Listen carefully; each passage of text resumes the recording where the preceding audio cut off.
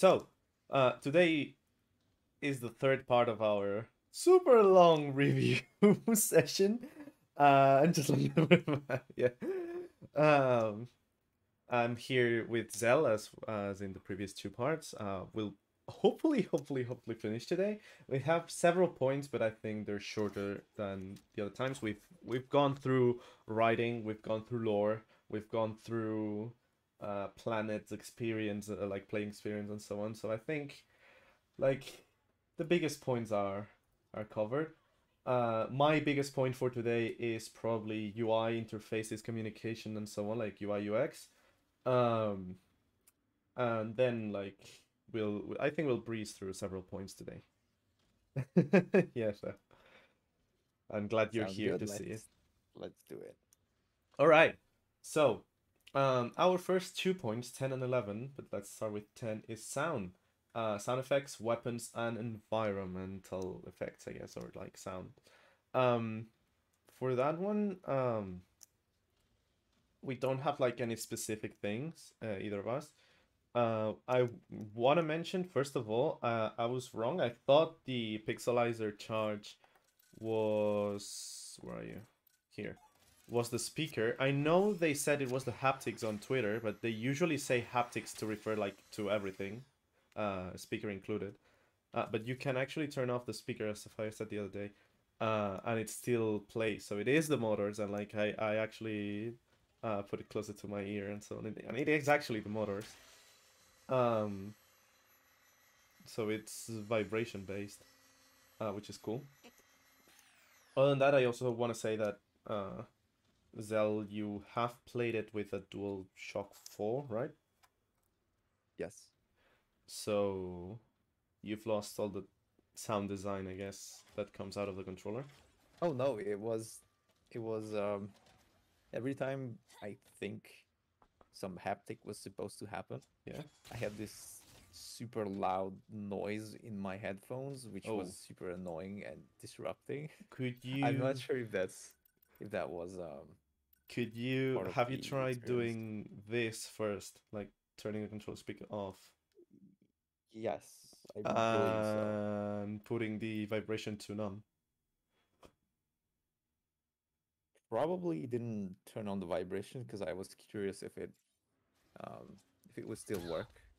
You know, it's not like the same haptics Yeah, technology. but like if you disable vibration, probably like all the sound effects and so on would probably be redirected to other means, or like I mean the pure vibration would be disabled, but like the sounds that the haptics produced, and they'll probably I don't know.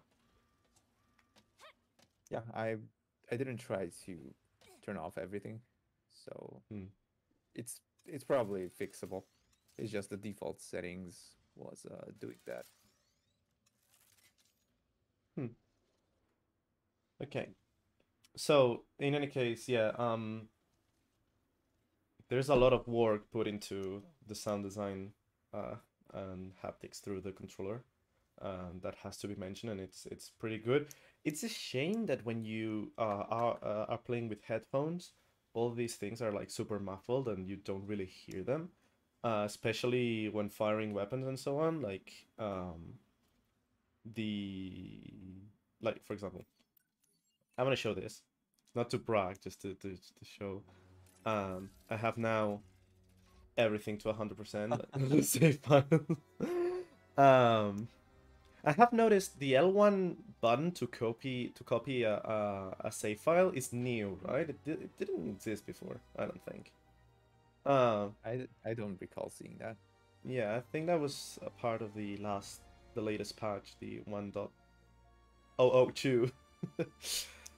um, but yeah, these two are range only, which are not technically not range only now, because now the tutorial where you had to fire the burst pistol, now you can uh, break those balloon ships with the range. So now it is actually possible to do range only.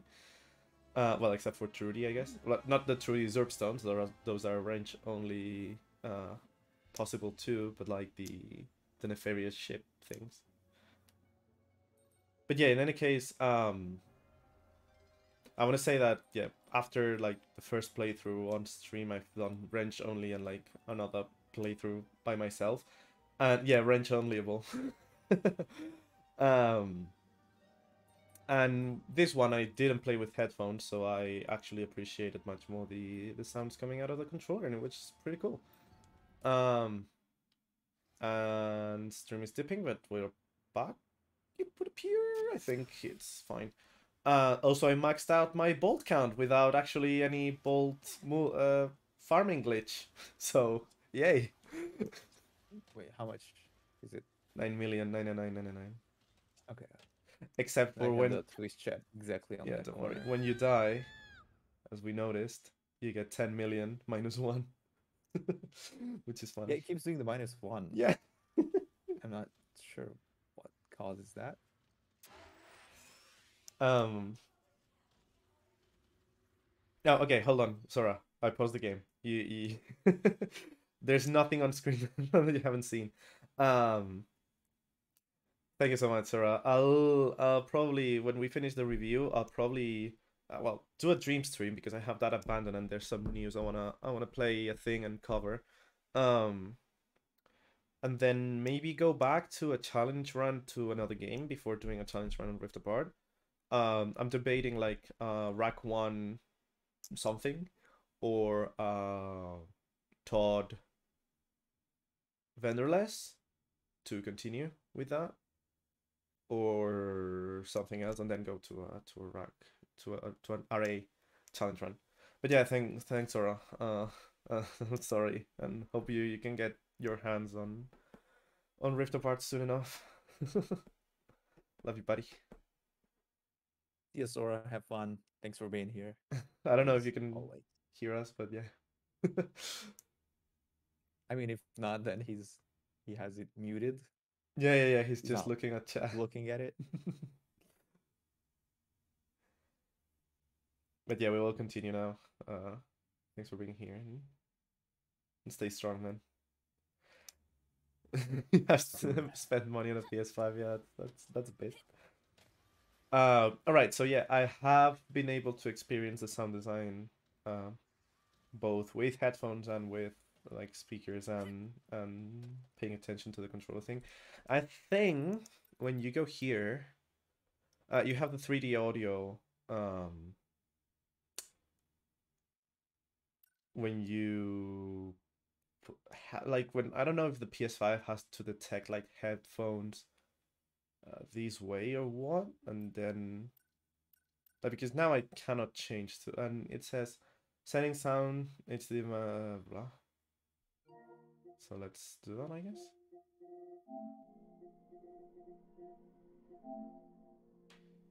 Sound. Is this about the 3D audio? There's no other option. It's weird. And if you can change that. No. Like if you don't change it automatically, maybe you can enable, because you know in headphones I have this thing, but I guess it's headphones that are actually connected to either the controller or like the PS5, so it's actually detectable by the PS5 because the headphones are of course connected to the computer, and like, you know, I'm capturing sound through that. So yep. So I'm guessing I'm not really getting the full experience with 3D audio because it seems to be off. Yeah, it can only be enabled with headphones plugged into the controller or USB to yada yada. So it has to be directly connected to the PS5, which is okay.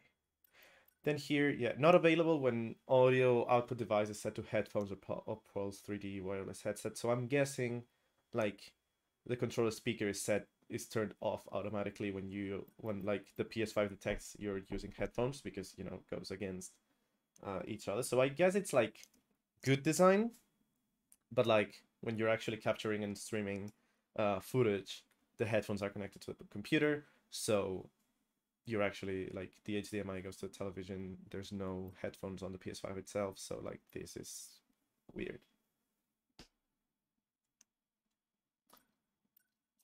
Just fine. But in any case, my only complaint, I guess, it's that the bouncer is not as satisfying as it used to be.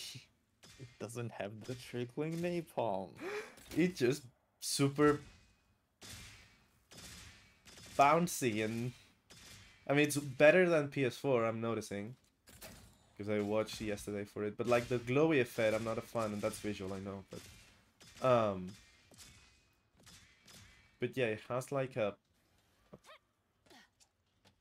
I miss the bass, and I miss yeah. like the chaotic, just like clanking of all the things. Like this is very like synced because they bounce like at the same time Yeah, almost. and like this one that comes up the ramp and so on. Like this one has, uh, and now they actually damage on impact on bounce, and then can still like you can see there's explosion on bounce, and the mine is still bouncing around. So that's what makes the weapon actually more powerful than the Going Commander or Ouya bouncer. Uh, but still, it's not as satisfying. Yeah, there's I miss the huge orb. Yeah. Like if these were huge, I think that would already help. But Yeah, yeah, but there's so few of them, it's not. But yeah, in terms of audio, it's not like the same heavy metal clanking sound that defined the Panzer and made the monkey brain go burr. yes, it's uh, missing the bass. When you shot it, there was that deeper sound, yeah. and that was cool. Other than that, like the majority of sounds and sound effects and everything is super cool. Like the charging sound. Also, like every weapon has its sound when you equip them. All the glove weapons uh have like an equipment, and like when the usual animation is like they both Ratchet and Rivet launch the grenade in the air and they catch it. Uh, and you can not only feel like there's a slight vibration haptic feedback uh, when it lands on the hand again there, it has like a satisfying, setting like when you catch something. um and it's super cool that it actually feels that way. But it also like the sound is perfect. um and then like yeah, again, like every weapon has a different sound effect and animation, which I think we talked about, but like weapon equipment animations are back and they're super cool. Well, except I guess these ones. But yeah, like just the ricochet expanding out like that seems like a plunge.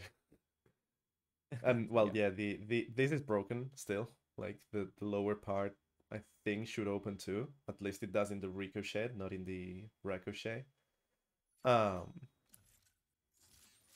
yeah, the boss blades seem to just pop up. But yeah, all the other weapons have their animation and sound effect, which is super cool that they're back. Like I'm glad that the PS4 has like received so much criticism in what it did wrong, apart from the story, like as a game, to have like a fully animated game, a fully uh alive game, and some of like the defining characteristics back, you know. yeah, Again, I I'm know really this happy is like about 3 years the of work feedback. versus like a couple of, I don't know, like 10 months or less, 8 months was the PS4 game. Which I completely understand why the PS4 game has like all these detail cut off for time, but and it's like a great game, purely gameplay wise, for like how much time it had. But like I'm glad this had more time, and this was the result. Yeah, absolutely. And I'm really happy that they they kind of listened to the feedback about the bouncer for one, Yeah. but like everything else, it really feels like overall this is the game they wanted to make, and Hmm. the PS4 was a game they were told to make Yeah. quickly, and yeah, Yeah, I don't think like I think they gotta justify like I mean they gotta be proud of what they did. And again, for the time they had, I think they should. Um but also, you know, it was a movie tie-in game. It was super fast, super rushed. Um, so you know, it had a lot going against it. So I think this is something to be much more proud of. I think they are as well. Yeah. Yeah, I say that because um I saw someone mention, you know, steering animations of the PS4 game, and like some Insomniac um tried to defend that and say that they were not like dead animations or so on, and it's like, yeah, I get it, but you gotta know deep inside that that's not on the same level as this one, for example, or like the previous ones. Yeah, and I'm sure they knew that as well. Yeah. And again, But like, on terms of the sound, uh, I have like one point about the weapon effects, which I kind of touched on. hmm, To just quickly insert here was I th- I s- from what I heard, they kind of moved away from using a lot of deep sounds to not clash with some other audio layers. hmm, So a lot of the weapons have like these higher frequency, more wet sounds, if that yeah, makes any sense. And it's missing some of just bass, either because the music or some effects or maybe explosions or conversations would, clash with the frequency range. hmm, And this isn't specific to Rift Apart. I think Doom Eternal had this same thing. hmm. Personally, I'm really missing a lot of punch from the weapons Yeah, I because many think of them feel like taser guns or like these laser blasters, like, in terms of sound, and not enough like bass or like hard hitting sounds, I guess. yeah, I think I mean that goes it's not only sound. I mean, I think it contributes to the feel of like everything is shiny, plasma, uh and like it has like a code of more fiction than you know, the science fiction is more like fictiony, like lasers and energy and so on, instead of the metal, real material heavy weaponry of the originals, um, which we were talking about yesterday. But I think the audio also contributes into that. But like, if that's the direction they're going to, like, the weapons in this game are crazy good. The only thing is, it reminded me is when you said the wet sounds. I also wanted to talk like the lasers. I know this is not audio but visual again, but like all the energy beams look super liquidy, like fluid instead of energy, you know? It's a water jet. Yep, basically. Even the red one from the drill in Blizzard looks like red water. I like the Negatron. I love the Negatron Collider. Don't get me wrong, but like the effects look like, yeah, a water jet. It kind of like if they gave this effect or gave this weapon the cold front effect, so it's a Hmm. frost beam with like cold water, I would totally buy it. I would like it wouldn't feel off at all. Yeah, and like just had it. This one. Like these effects are really much more electric, but I guess inside, if you look closely, this effect here in particular could look more watery, but like it's super thin, and it has some sparkles going with it, so it looks like this is electricity. Oh, hey, Riven. Like this is actually like an electric gun, and again, I really want to love this gun.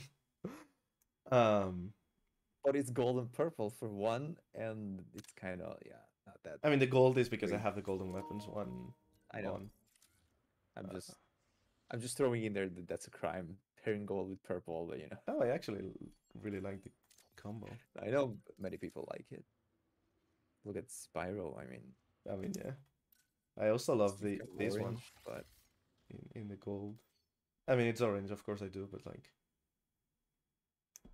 I just think so few things go well with gold that eh, are not neutral colors. Uh, but it's it's possible to make it work. But yeah, Yeah, we're on so sound. yeah, I'm not a sound expert. I know basically nothing about it, but I just can say that it feels great. And playing without headphones, because you know the config doesn't detect the headphones like this, uh, made it even better, and I appreciated a lot the sounds coming from the controller. Oh, I just want to take a moment to appreciate all the sound filters that I heard them use, Oh, like environmental areas where you have reverb or muffled things, or when you use a even just helmet, yeah. basic equalization. Yeah, when on Blizzard, when you're outside, for example, Hmm. it's space not only will not feel more echoey, but it will obviously just sound like nothing Yeah. in real life. But the fact that they have like these kind of wobbly echo sounds on the open space part, Oh, it fits so well, even though it's exactly against yeah. what would happen Yeah, in a yeah. vacuum. Yeah, But of course you will hear like sound bounce out of nothingness. yeah, No, but but yeah, yeah, it's really cool that they made it feel like it fits, even though it's like completely not logically. It doesn't follow, and it feels whole. It feels okay. um, And the same with like pocket dimensions. yeah, That face. bunny. Same with the pocket dimensions and the when you're in like caves and stuff is crumbling and like the footsteps on all different surfaces. Yeah. It's nothing like new in terms of video games, but it's new for a Ratchet and Clank game, Hmm. kind of, and it was Yeah, really nice to hear what you're walking on and that kind of thing. it's So I really appreciate that, it's a but I further amount of wanted more base. detail that Yeah, yeah, yeah. It makes it feel more real. yeah, that But again I'm like just this collecting comes with effects, please. having the enough time to actually go into the minor things that you wouldn't just ignore if you had to go like to the main focus of make this game playable and functional, you know. Feel out of 10, yeah. I watched the whole 4 hour, 5 hour long presentation of the sound design of Overwatch, Oh. like another game, and how a simple thing like if there's a sound source, you ray trace to the camera, and if it collides with something, that means you have like sound occlusion, like there's a wall. Hmm. And based on like a million things, even sound can get so complicated to make it feel and sound like realistic. Like some sounds are muffled, some sounds are like um, equalized differently, and yeah, there's so much. Like if Rift Apart had again 10 months of development, you couldn't even get into these things. They're such small details, but they are so complex still that yeah, the audio team did an amazing job with all of this. Yeah. Um It was my TED talk on no, game audio. no, absolutely. Like you probably know way more than me in this regard. So I don't know. I'm consumer level as well. Um, okay, so the second part about sound is point 11, which is the music, and I think we also don't have any specific points to mention here. I think we talked about the music when we were going through um the thingy here, the digital deluxe bounce content, the soundtrack itself. Um, but like I think huh, interesting. Oh, it's a floor. Okay. Um, I think I think it's. I mean, it's definitely the best. I would say it's even better than Acid. Um, even though it's like since then it's the more orchestral, orchestrated feel um, I like the games are also like oh it's a Pixar movie, so they want to go with Oh my god. this yeah. Um, No, not the Pixar movie. it's like playing a Pixar movie. Yeah, since 2002, we cannot get rid of that, I guess. um, So, um, so again, I think this is the best we could have gotten with that. Like, for example, tracks like again, Blizzard Primed and Ready, the Savali Time Trials, Cascading and Tropic Fisher, the Clank puzzles theme, the glitch in the Matrix, which is the glitch challenges music. These bring back like some percussion, and then there's like some guitars, synths, and so on, which really makes you go back like not fully to classic Ratchet OST, but the funky beats and so on are still not there. But it's as much as you can do still with orchestrated music and memorable melodies, and you can tell planets apart. And like a lot of, for example, Sweet Home Sargasso, Molotov Means Paradise, even Blizzard Prime and Ready, um, like all these tracks that are level specific have first like a calm section and then a battle section, which goes hard, uh, and it's super cool to listen to alone. And then when you're playing, you also feel like when you're actually okay. So I gotta say that the bass, the default audio mix is kind of bad because you can barely listen to the music. So I have lowered everything except the music now to actually be able to hear it a bit, and it's actually it feels good.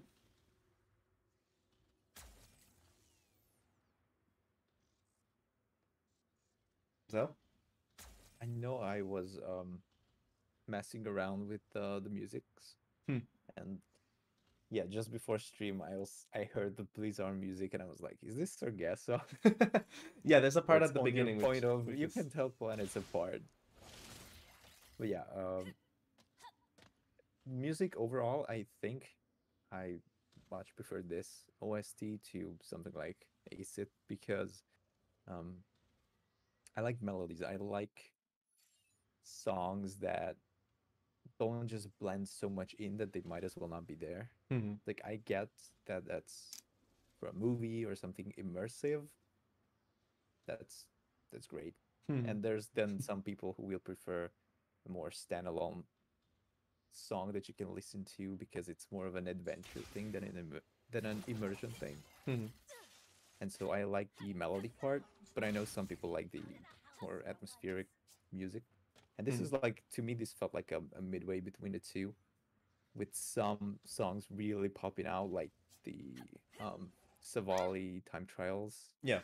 Like that just suddenly kicks in, and it it it almost makes you think like, was there a soundtrack in this game before? Yeah, Because nothing popped again, out like like this. the first time playing, I had the default mix, I think, with all at 10, and that's one of the few moments where you actually hear the soundtrack and like, whoa, wait, that's a Bone Zone worthy track. You're jamming along, Yeah, it was such a joyful experience to have that and kick in. and let's say it again, like, is this a Crash? It really felt like the new Crash um OST with where you have classic platformer tunes, but like with a more like diverse feel to it that adapts to the level, and it's also dynamic between like in this case combat or like just exploration and peaceful and so on. Yeah, I know some songs, and I think in some pocket mentions mostly. Hmm. It straight up just felt like Crash 4 music started playing, which was it's really a unique flavor of music, I think.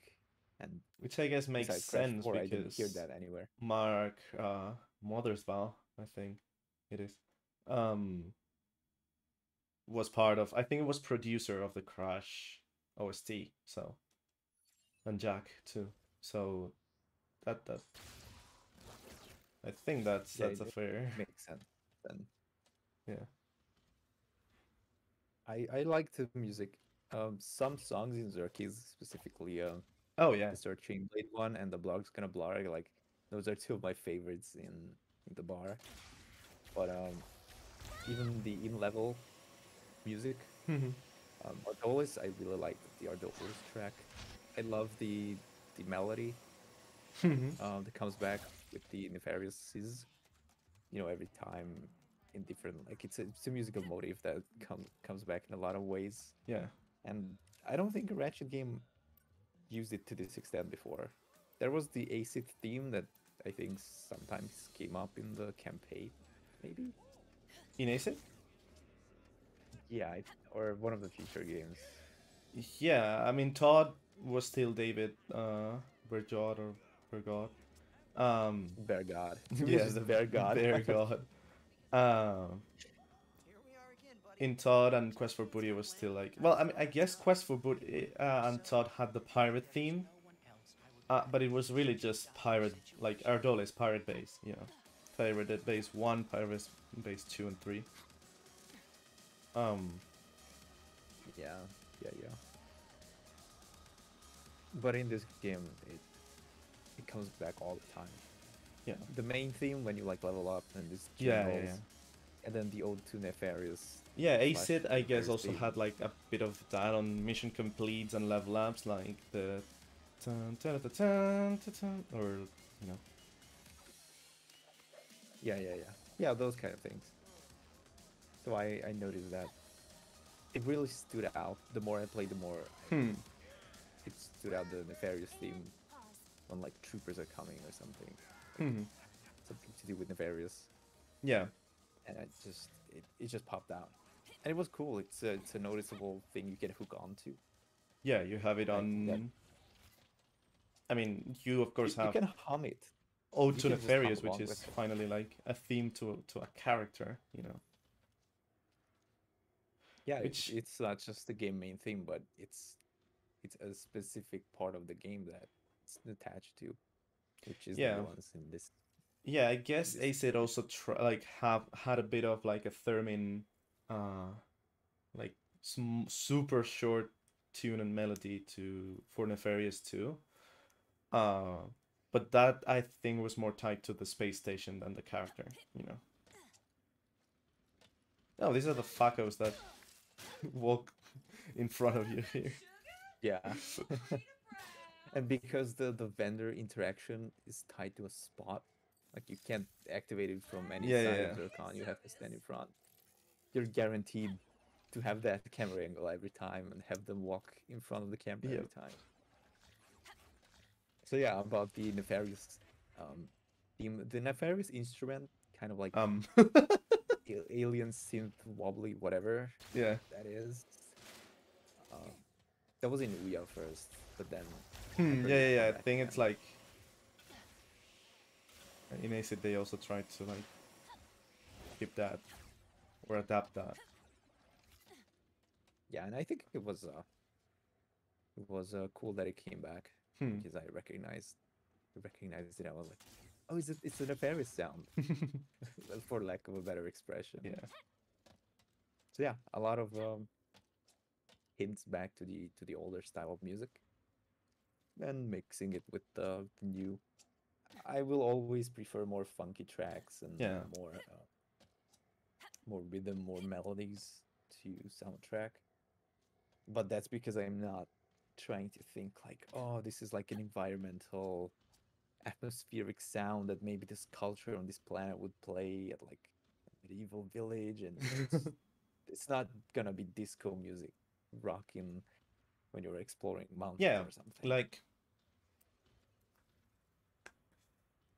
in ACID you have like the fungoid planets have like a different style of like songs and instruments and like tunes than well the Agorians and Nefarious and so on. And here you can also like Blizzard Prime and Ready has more um I don't know, like a field that also kind of fits with the mining facility uh feel. And again with Molotov it's more dry and heavy and so on. And our Joel is of course is piratey, with a touch of French. um, Yeah, the I love the French mix into the pirates or Pierre mostly, I guess. Yeah. I mean, yeah, because like Pierre is just the first mate. I thought it was gonna be the captain, from what we had seen before, but no, that captain is still Quantum, or like, yeah.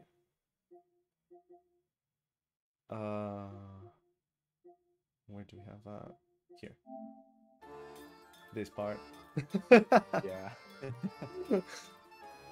It's literally like a French harbor, like a It's restaurant like, on like the riverbanks. yep. We go into the Or- palace, and then suddenly, Oh, this was so cool, like the chanting. I know the pirates were not really threatening in this game, or in yeah. any of the games, but the music kind of paints that image.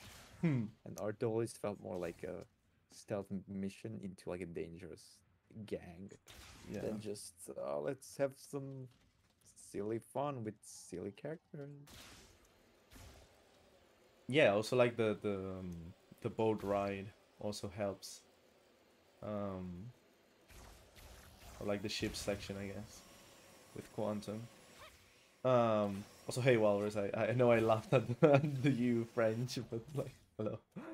Uh, welcome. Um, yeah, I think if like this is the trend of like Ratchet games with the story being more cinematic and so on, the music they'll also want to fit into that feel. So I think this is the best we can have, and like a blend with some more percussion beats in the mini games and tension moments and so on, and like fitting with the planet, but a dedicated track, not like generic music A, you know. Yeah, it felt super nice to have some longer tracks for each planet, Hmm. but they were like recognizable. And to me that was real nice to see, to Yeah. hear. Also, some And of the the club nefarious and some of these sound effects, they're not really like level music, they're just locational hmm, sound. But like the nefarious city beat was really hmm. cool as a song, even though it's not in the OST, I don't think. No, neither is the Savali Trials. It is on the jukebox Yeah, though. I don't know if everything's in there. yeah. But some of those like really nice touches to some locations as well. Hmm. Like top three moments when I heard like music Hmm. was probably the Savali race for Hmm. sure. Hmm. Um, I'm not. I think the glitch section music Yeah. was See that? kind of more like electronic, like more like a standalone music. Yeah. So those two, and then the Pocket Dimensions, which felt very Crash 4. Hmm. Yeah, some of And all them. three of those are not actual Planet music. Yeah. They're like kind of like unique tracks, but those stood out to me the most, Hmm. probably. Yeah, I would probably add like a couple of songs in the jukebox in Xerxes and Blizzard Prime and Ready, probably on at the end, and when you turn on the drill, which is what we were listening to at the beginning of the stream on the starting soon screen. Um, but yeah, I also wanted to say that in Xerxes in the arena, um, you actually like in because it's all combat segments, and like if it was only because the music in the OST in Xerxes is Meet Me at Xerxes. That's basically cat for it's background music for cutscenes. Um, but it's super calm. Um, because we also have to consider that in the original games the cutscenes had absolutely no music, and here they do. Um, so in the arena, there's depending on the challenge you get like again Blizzard primed and ready, Molonoth means paradise, Yardolis, on the combat sections of those songs, on the actually uh more hard sections, which are the combat ones, the action one. um even if they're not in the planet. But they try to, you know, if the challenge involves pirates, then you get Yardoles. If you have like more robots and so on, you might have like Molotov or Blizzard. And if you have goons, I think it's Blizzard and so on, which is cool. Like, Yeah, there was no Metropolis theme because there's no Metropolis in this game. But imagine if that it came up with on Megalopolis. yeah, on Kind of Megalopolis you have first visit trial. Festival of Heroes, which is really and it also Festival of Heroes, the action part also plays in the arena. Festival of Heroes, which is, you know, the more upbeat and like it also feeds with the parade and so on, and then, you know, with the parade under attack. And then at the end you have Culmination at Corson 5, which has like scenes, well, the fight section until like the cutscene at the very end that also has music, so it also has to cover that. And then of course Join Me at the Top. The new Quark opera, Yeah. I guess.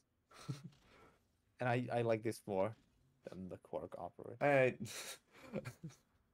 I love the silliness and like the fact that, you know, Quark sings about saving a town in multiple ways, and then like when a lawyer comes to save his neck, to save his skin, he just snaps the lawyer neck. It's, you know, the over the top and ridiculousness of the Quark opera. And Carmen, the opera, the music is really good too. Uh, but yeah, Join Me at the Top is top tier too. But yeah, What a joke, ladies and gentlemen. that boost pad really gave him a boost. At least there was a joke hidden in yours, not like the other one, which we're still confused about to this day. Writers. Where do we talk about voice acting? Because I don't think we Oh, really touched on the um, voice actors. yeah, we didn't mention anything about that in characters, I don't think so. Yeah, let's throw it in here. How do you feel? Elephant in the Room, the new Quark. How do you feel? I mean, that's a real life issue, and it's super saddening to know what happened behind the scenes, and a character that has been consistently voiced by Jim Ward since 2002. Um, it's sad, and yeah, the new voice. I mean, it's not bad. Like all the voice acting in this game is great. But you know Quark, and how he sounded, so it's still jarring, and I get why he just had such a side role in this game, which led into Captain Quantum, which is a great character, uh, and I think it's a good thing that they tried to focus more on Quantum than on Quark in this game, and it led to, you know, Chat Quark, and as Sapphire said, but I think we all call him Chad Quark and Chad Nefarious. yeah. I guess there's Clank now as well. Yeah, they did what they could. I think if Quark, I mean, he will come back because it's Quark. It's a recurring character on the Ratchet games. Um, we can get used to that, but still, it will always remind us of what happened to Jim Ward, and it will be a sad part. But I guess we'll have to keep moving forward and carry on. And this is, you know, Quark will always be Jim Ward's legacy, and um Tim, I don't want to butcher his or their nickname. Let me go to here. Where are you? Party Moal or something like that. Mentioned, I think I have a screenshot of that. Mentioned how in the credits you have, maybe I don't. Bad game, broken game. Maybe you have Maybe I don't have it. Um, it was recent that I discovered that, so I probably don't have it. When you have Quark and Quantum posing, um, there's a Quark statue, um, of Quark holding a microphone, um, and it has JW in the mic, which Oh, I can only assume is really? in honor of Jim Ward. Yeah, absolutely. But yeah, having it like, of course, it, it, you can't mention it in canon because it, the game doesn't know Jim Ward. The Quark is not the person behind the voice, but it's it, it's a cool way to have some recognition to the man. Yeah, I think the new actor did well. I'm absolutely like willing, of course, to give them a chance and learn to like them and their work, just like with the Jim Ward. It's not gonna be the same, obviously, but Yeah. Also, it helps that Quark is now more friendly. yeah. Plus, with the whole alt work thing, it was a bit. It went by a little easier. Like it Yeah, didn't yeah, yeah. stand out as much because In this game, I most of think it was Quark's solved voice actor was not perfectly. speaking through Quark. Yeah. Yeah, So I I think it's think a that was. different guy, the Quantum voice actor, right? I'm not sure. I'm that like I was that okay with it that I'm not actually sure. I think they are. I mean, Pete and Pierre, I think they're different. Um, because apart from the French accent, I think it's a different guy. Also, Pete's voice actor also changed for some reason, and we don't know anything about that. Um, but again, Pete has like two lines at the beginning. Oh, he's both. Okay, okay, okay, okay. Um, as much as I'm into the fuck the French meme, I love Pierre's voice and how he's portrayed and all the Rusty. Mon Dieu. Oh, I love the new Pete. Like he's literally like favorite three characters in Rift Apart style for me. And I was the guy that hated the pirates with a passion. Yeah, Like, and I didn't like old Rusty Pete because, well, personal taste thing. Like yeah. the voice actor was doing a great job. I just didn't like the direction that was his character was written in, Understandable. obviously. But Pierre is like more serious, more competent. Wow, I guess this is a But returning he's element. he's I not like competent really characters. like he's coward. He flees from Yeah, every but how he fight. presents it, Yeah, he's not yeah. like I mean, presenting like he's stupid. He's he's just I don't know. It's a different kind of no, yeah. It's joke it's character, it's I guess. like kind of like original Quark without the malice. He's just cowardly and like letting everyone fight besides himself and like pretending he is like the big like pirate extraordinaire, gentleman extraordinaire, and then he switches sides again. So that's yeah. I no yeah I know Walrus. Don't worry.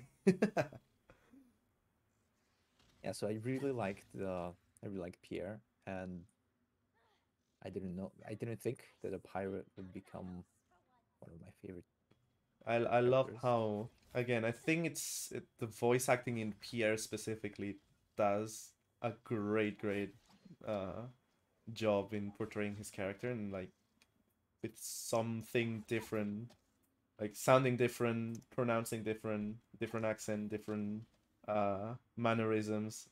It wouldn't be as good even with the same writing. So so kudos to Raphael something.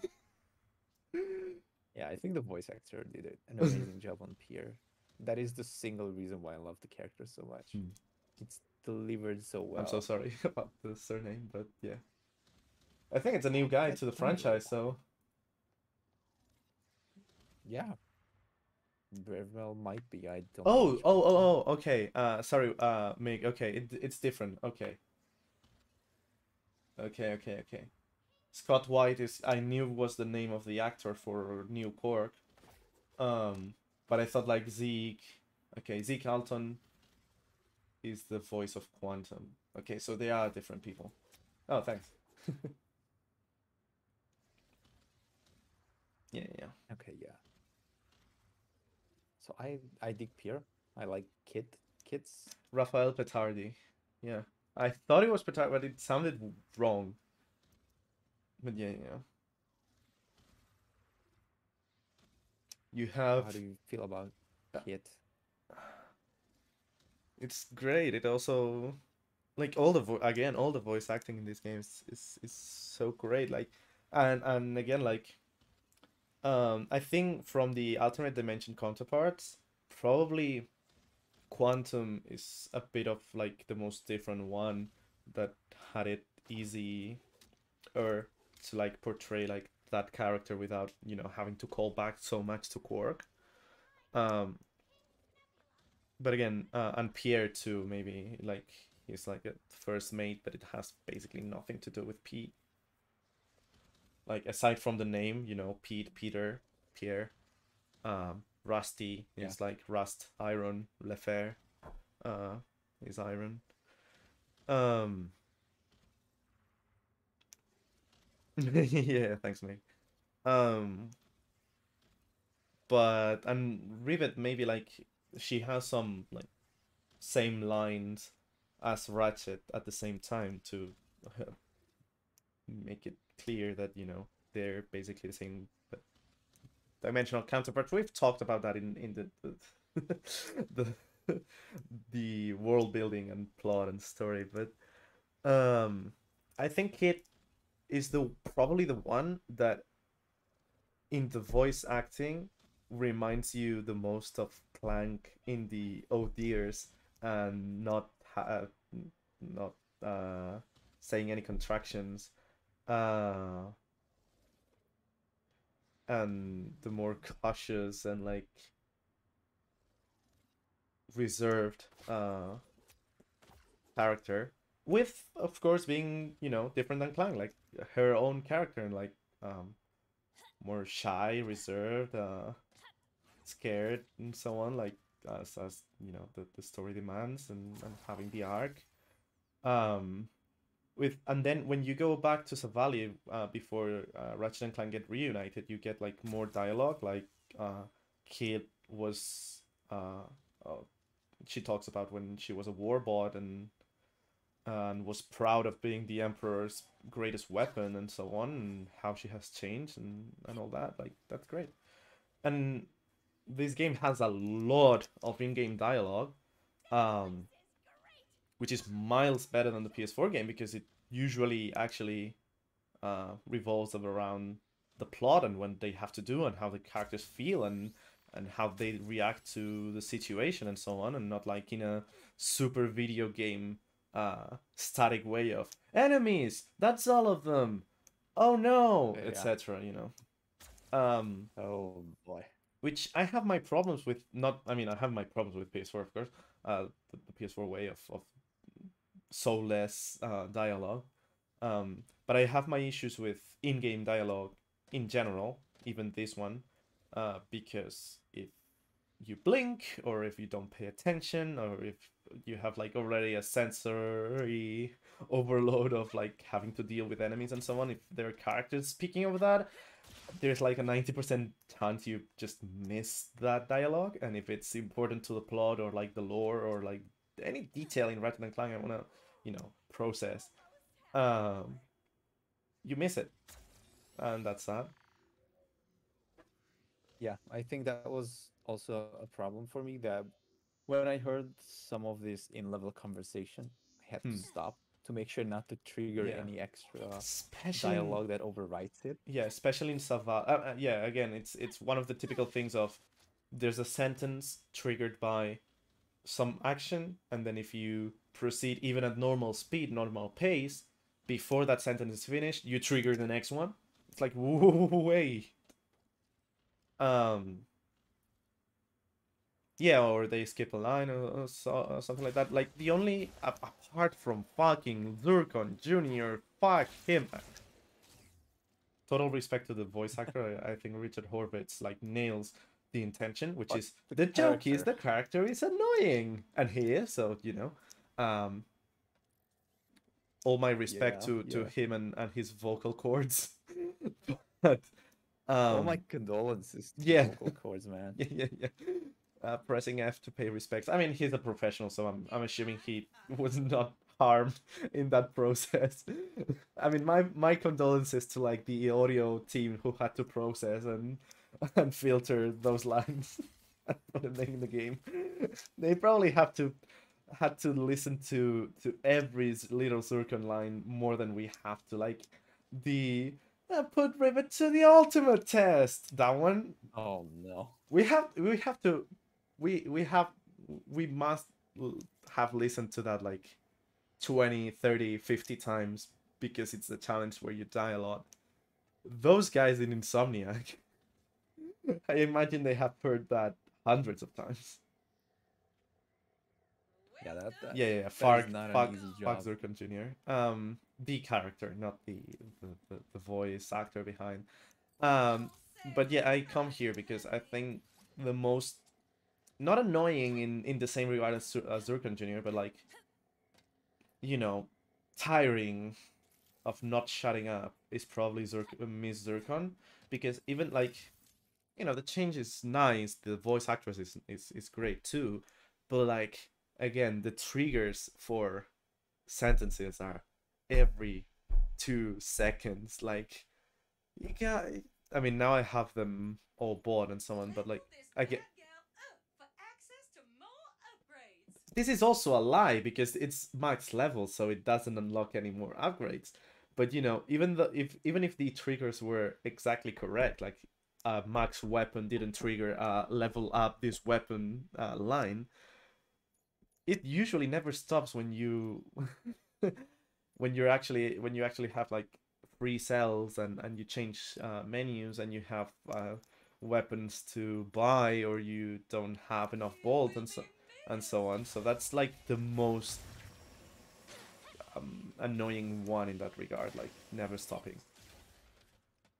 Aside from her song. Yeah, I guess some things don't change much in this series. The Zircons or the vendors or any combination of the two. Yeah, Yeah. all the time. But hey, My biggest problem.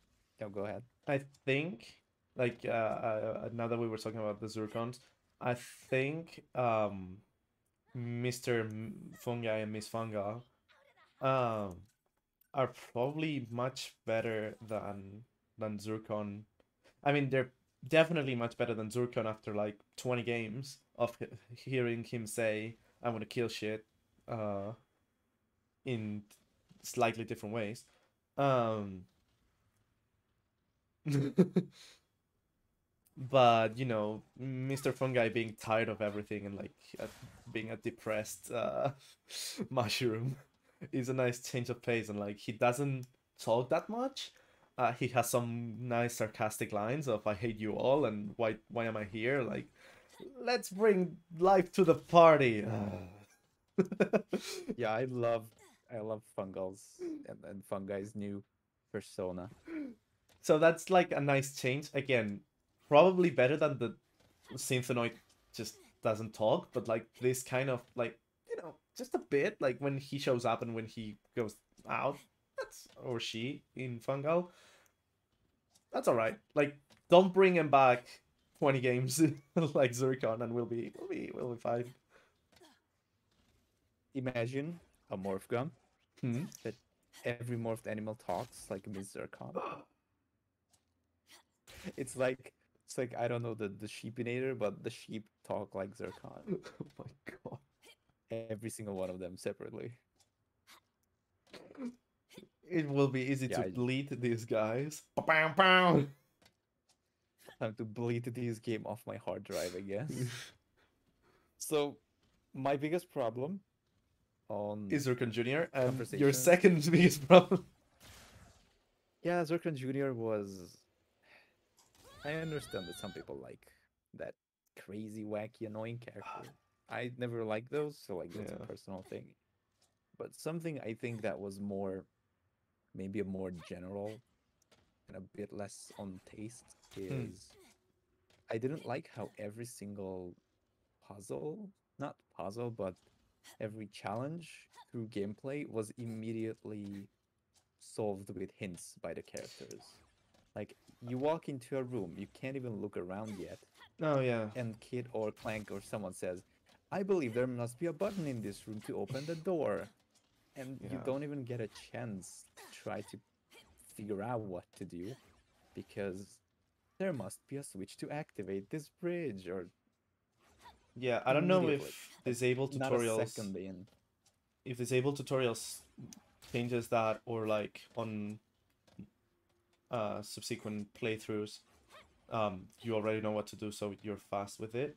Um, but I haven't noticed that as much on the new ones. I only notice it when, you actually go your way to do it non intentionally and you die a couple times, and then they're like, um, that rift might be. Oh no, actually, in Zordoom, a platform falls, and immediately Clank is like, you can't tether onto that rift," and I'm like, "Yeah, I'm already pressing L1, Clank. Shut up."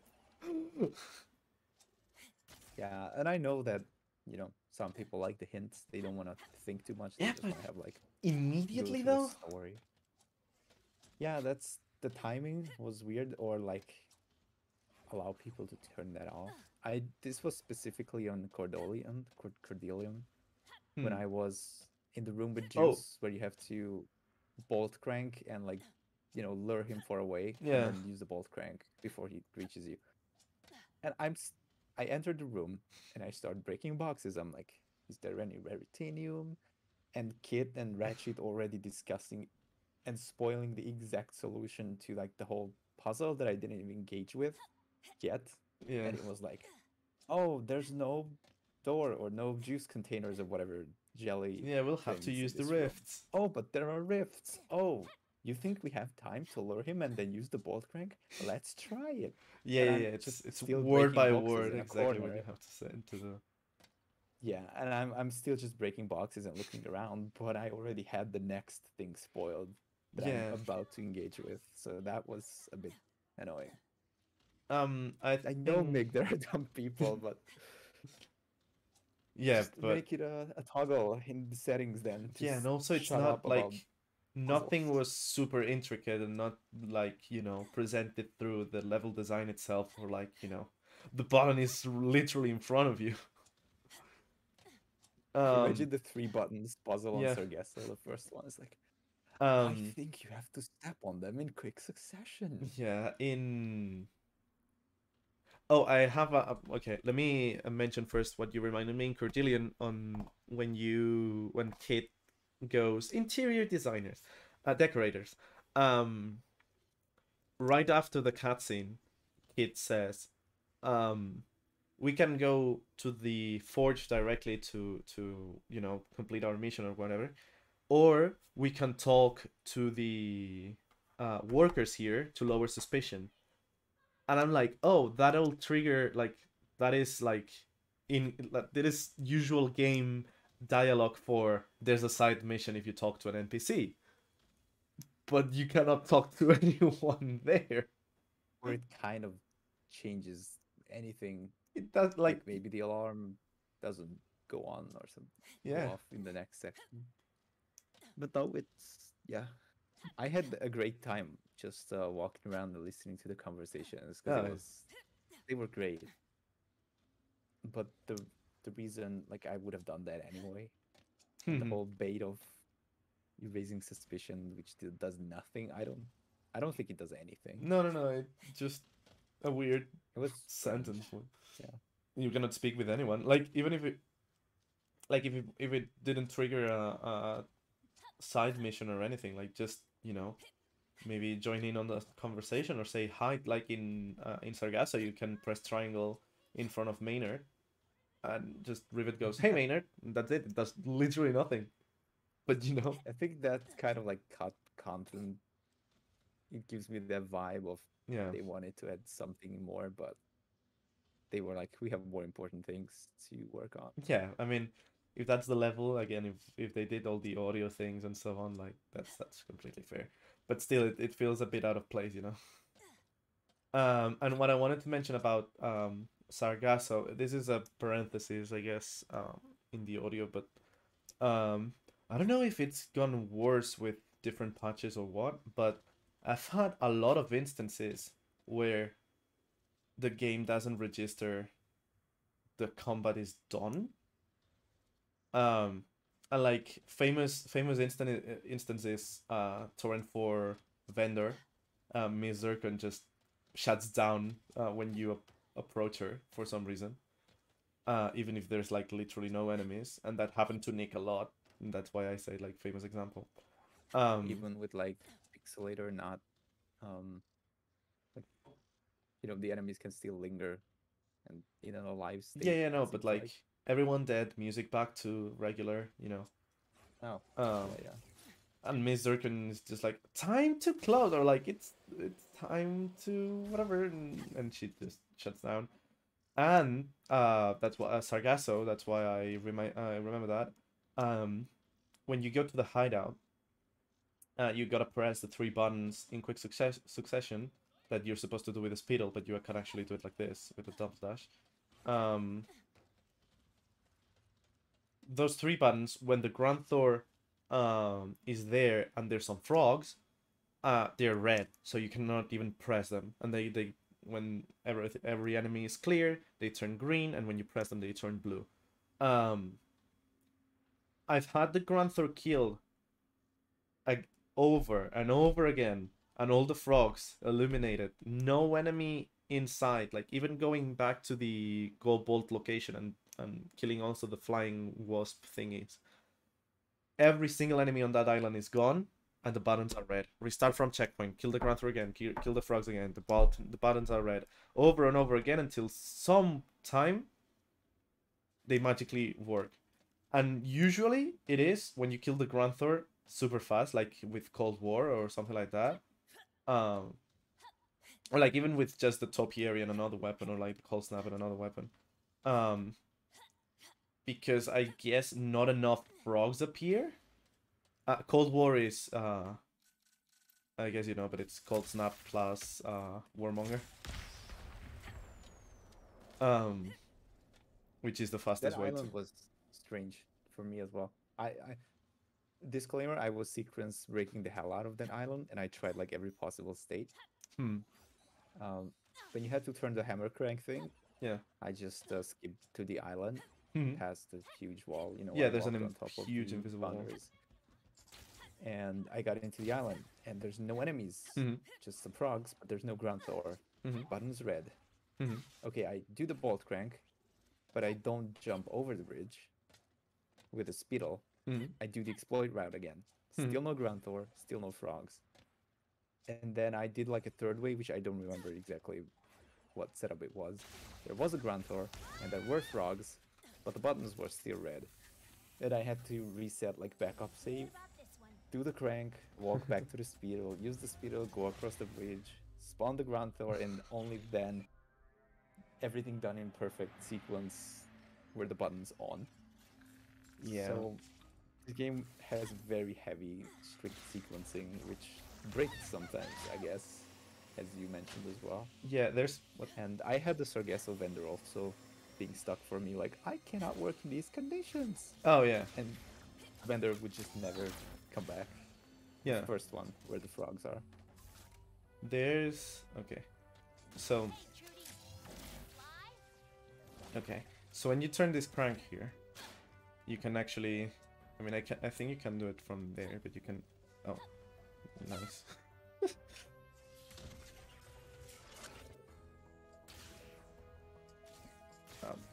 Come on, Rivet, work with me here.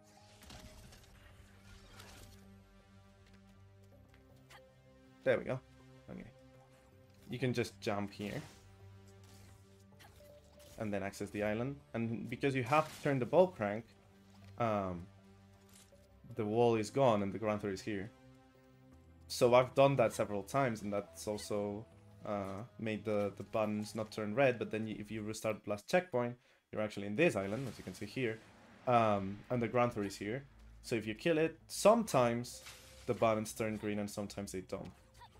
And then that's because you didn't do the speedle. Because yeah, the bolt crank despawns the huge walls around the island. But if you make it to the island still with no walls, but also without using the speedle, then it's a sequence break, kind of. No, not really, because I know speedruns do the jump that I just did, and I have like I have activated the buttons without writing the speedle. But I don't know if it's like get back to the factory island first. No. Okay. So if it's random, then maybe I just had it stuck a few times. I don't know if So I assumed you need the speedle. I don't know if there's like a different trigger that when you use the speedle, it always, you know, triggers, and if not, then you have to, I don't know, walk like, I don't know, through a certain path here. But then when restarting checkpoint, I think you spawn here. The Gran is here laying, and the only difference that I found like is consistent, like a couple times, not anymore, but like, is if you kill the Grand Thor super quickly and just like the already existing frogs are there and you kill those two, then you don't get the buttons to activate. But if you wait and there's like 2 or 3 waves of frogs, then they do.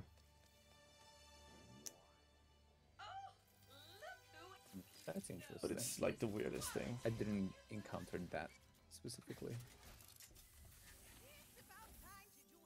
But yeah, that was like yeah, we were on sound anyway. Yeah, in voice acting. We got into sequence breaking, so I guess. So. Yeah.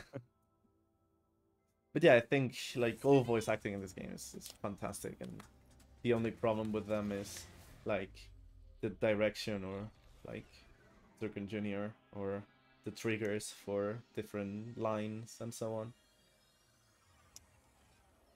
Yeah.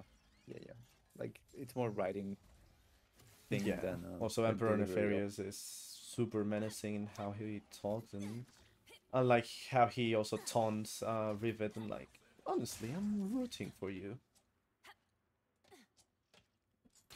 Yeah, there's a couple of interactions where it's weird, where, you know, it looks like Nefarious is doing Dr. Nefarious is like joking around, and the Emperor is gonna be like, oh please, but then he also laughs at at the Doctor's joke, and then he's like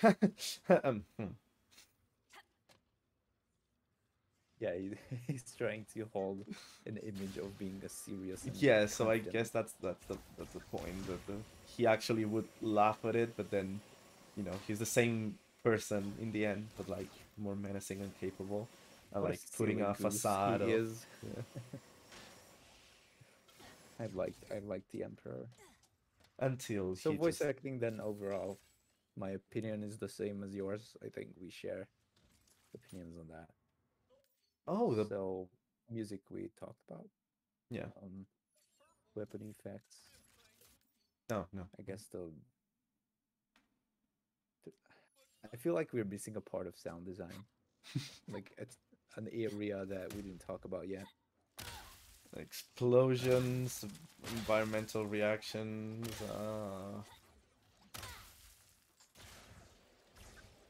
Oh, I know what I wanted to mention here, which it wasn't a huge point to write up, but the Doom influence I feel from the arena. I know I probably mentioned this before. Oh, of Zircon Jr. saying "rip, tear, shred," which is the rip and tear thing from Doom, basically. Oh, and the same exact instrumentation when a new wave spawns with the same metal and drums and the guitar. It's give me heavy Doom vibes. Okay. It shows cool touch. But then it's just randomly inside the arena music, which is a totally different style. Hmm. It's like guitar riffs and drums in a Valley of Heroes, or what was the Valley of Heroes?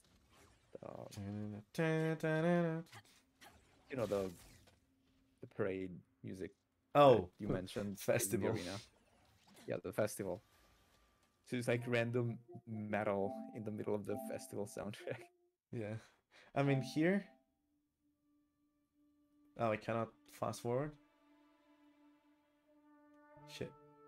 Oh, never mind. Hmm. There's a section Quality on of life. both like Festival of Heroes and Blizzard Prime and Reddit where there's guitars and drums. Again, it's like the fight part and it's used in the arena. And also Yeah. like in their So respective levels, you know. oh yeah, obviously. So I think we touched on almost everything that is to touch on audio and stuff. Nice. So before we go into UI, UX, and interfaces and communication and so on, um, last time we didn't mention glitch or Clank puzzles at all in any regard. Story, characters, gameplay, anything about them. So shall we do a parenthesis to touch on that briefly? I think it's gonna be quite a large parenthesis, but yeah, absolutely. Yeah. Okay, so with voice acting, I think Glitch's voice actress has done also a great job. Again, I would rack gloves. Yeah, Insomniac loves it and their gloves. Um, I think maybe there's a bit too much dialogue for Glitch again because you know you're shooting and moving around and trying not to die, and meanwhile you get the no no no no no no no oh oh oh oh oh no no and it's like a bit Yeah, too much it was all the time. yeah.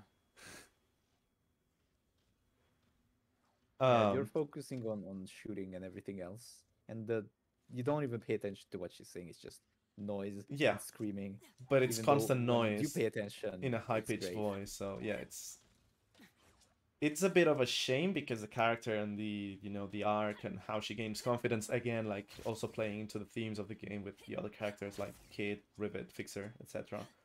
Um, it's great. Um, but and I totally get like she is like she speaks a lot but to herself and so on, like you're just basically hearing her think, which is nice. Um, but yeah, the mini games are like too action based to actually let the dialogue and well, not dialogue, the inner monologue shine, and it comes out as especially like subsequent playthroughs where you already know what's happening. It's a bit of background noise and too much. But other than that, which is great as a character. Uh, Voice actress great again. A nice addition, super cute.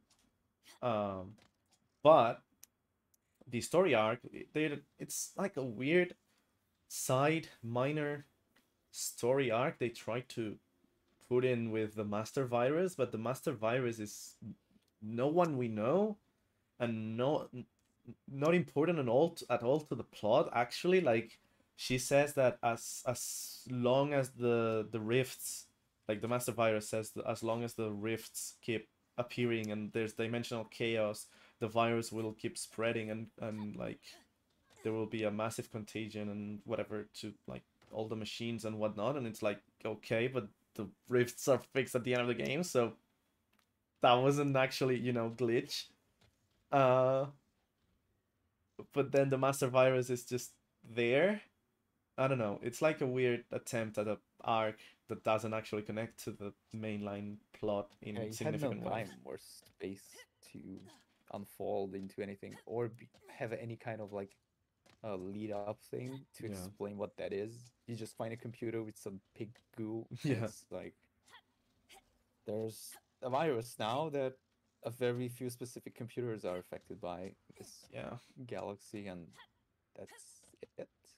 Like it was a parallel storyline, Hmm. but it had no ties or links So it wasn't on the story branch. It was literally just a parallel line in the void of Yeah. of the whole game. Like it tried to latch a bit as like a couple of throwaway lines of like, yeah, if as long as the rifts and will keep spreading and this will be a disaster and so on. So like Lich is like, they don't know this is so much bigger than they think and so on. They think it's just a regular virus and so on, you know.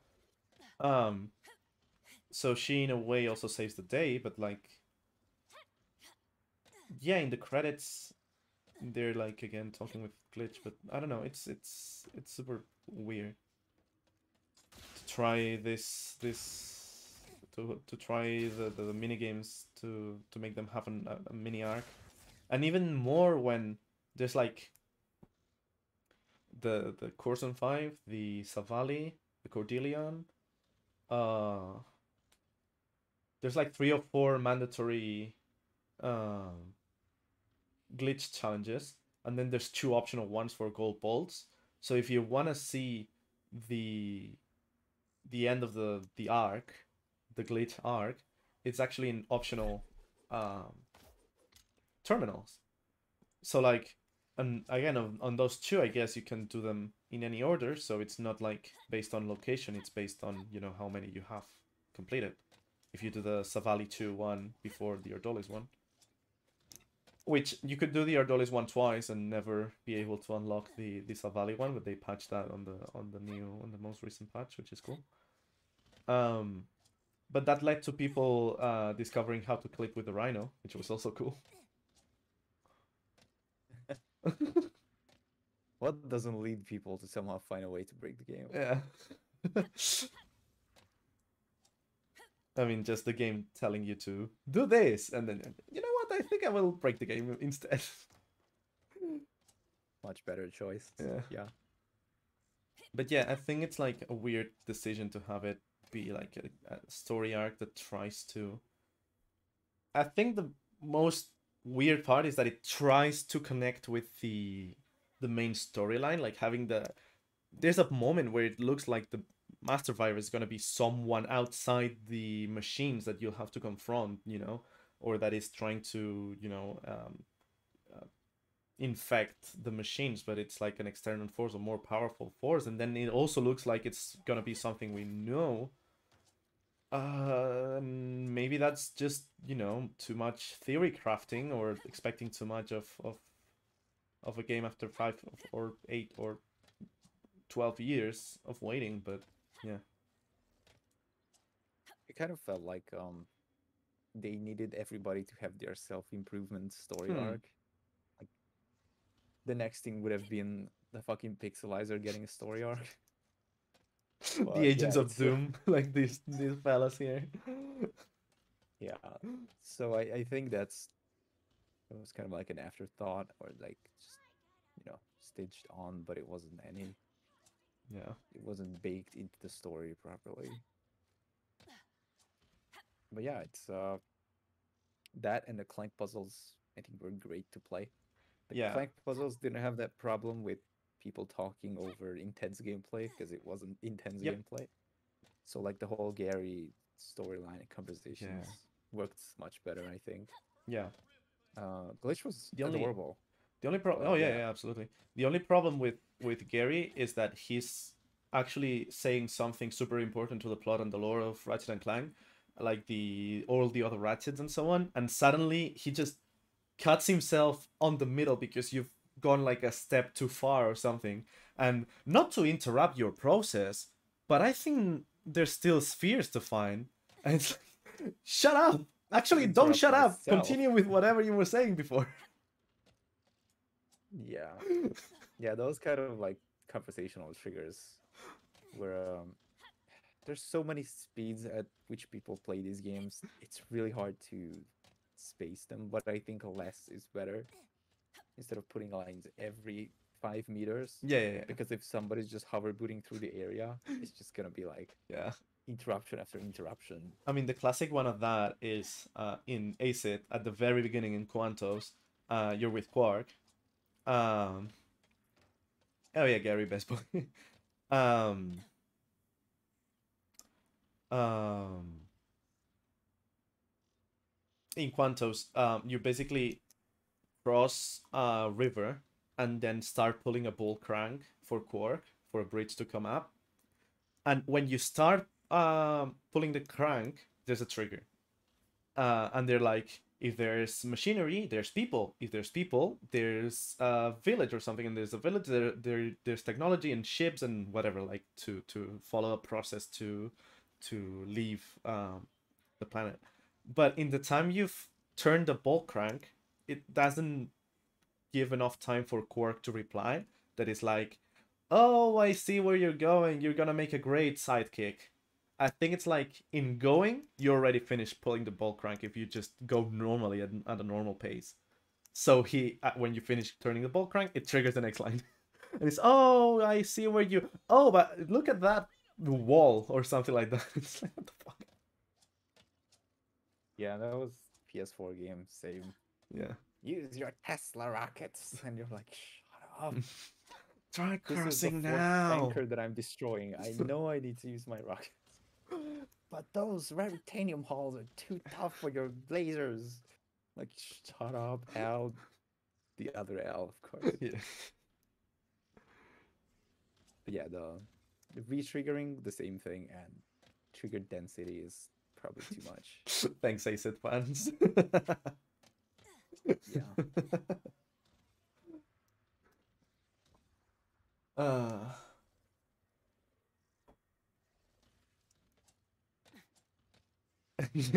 bless you. So yeah, I think the Clank puzzles are probably, for me. I know I mentioned that at least while playing. I think the ACID ones are still my favorites because of how you have to multitask and take into consideration what will you do or what have you done before and time everything up for synchronization. But these ones are probably like second place, because they're sweet, they don't overstay their welcome, they're fast, they're logic based, and they're actually just based on the puzzles. I actually really like. I think Nexus would be third. I actually really like the PS4 ones, but the Clank sections on PS4 are not only the puzzles, um, especially in the Phoenix, they're tied with the Slowy von Kainem for shit chase, which at the time was the best thing to a new Crash Bandicoot we had, but now we have Crash 4.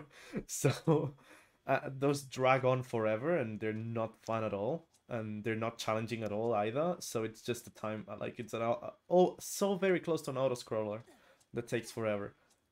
So the Clank sections overall in PS4 are not that great. At least they got rid of the orcs on one Clank section, but I guess they're replaced by the Phoenix one, so it's not that great either.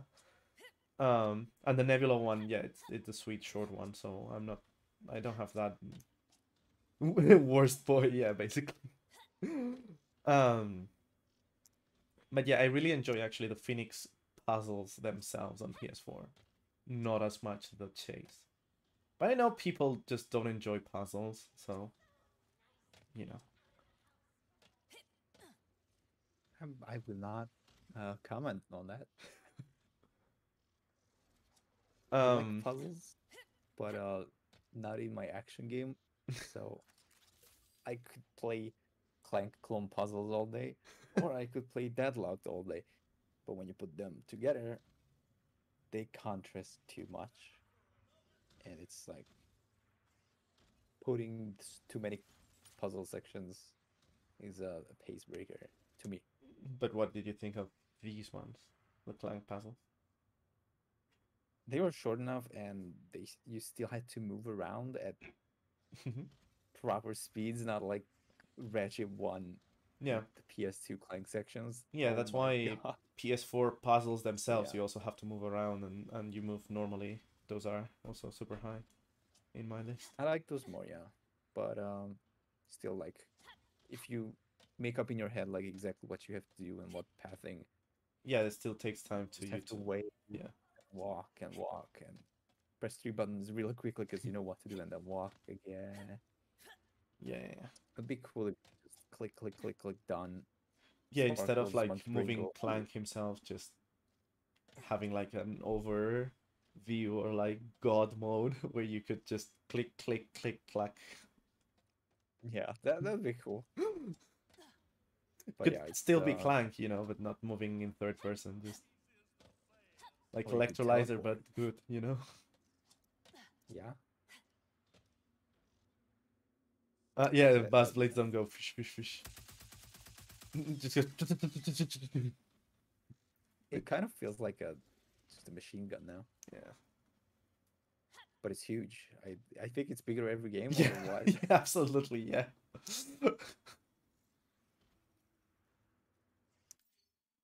I like this. I Rivet, like where are you? this. Where are you grabbing that?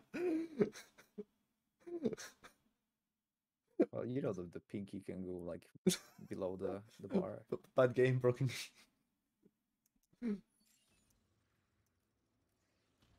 Also, when she looks the other way, there. No, fuck. Wish? Hold on. There. It clips with the eye. With the eye socket. That's what I like to see in Ratchet game. Weapons too big. Yes. But yeah, overall, I think clank puzzles are like super great in top tier, fighting for first place with acid, and only losing because of personal preference on synchronization and having to actually think about everything that's happening and you've done and have and will do at the same time as you're doing the thing, because in these ones, like you throw the ball, and if it's the wrong ball, then you just recover it and throw another one on the right place. That's, you know, you don't have to actually think about the pace uh at which the possibilities are moving and how many possibilities. Like, it would be different if you had to, you know, I don't know, move 7 possibilities to the right to activate a button at the exact enough time for like the button to lower a platform, and then the rest of the possibilities to go there, um, but not too much time. So I don't know, something else happens, but no, like not enough time. So, you know, not enough possibilities to go through, and so on. But right now it's just what first of all, find your way to get all the balls, and second, find like the combination of placements to lead the possibilities to the end, which is fine. It's fast, it's cool, um, but once you know how to do it, and even the first time, it's not as challenging as the acid ones, and not as, you know, active, I guess. Yep. And the glitch minigames, They're a bit confusing it's just, to me apart at from first. like, yeah, all walls and ceiling being like, the Well, level not that. design is I not mean that, the shields and the things you step on yeah. doing different things. You um didn't have time to look around because you were chased constantly yeah, also you by die in the like fires.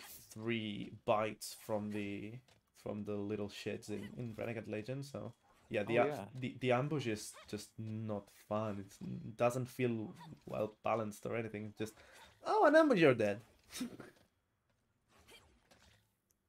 Yep. It was I think my problem with the combat in the glitch sections mainly was the fact that Yeah, also you there go was from, no feedback hmm, on being hit.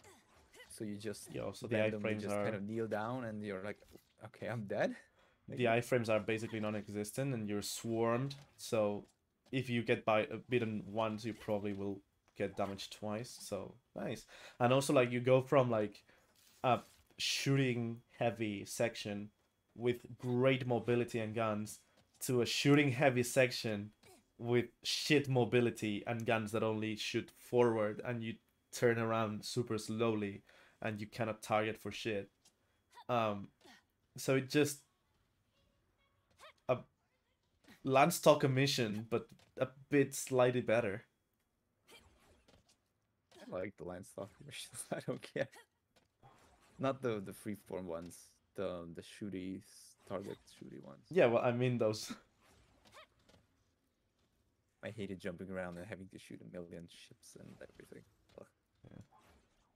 I don't know. I mean, I kind of liked them the first time around. Like, it was like, you know, hacking minigame that was action-based.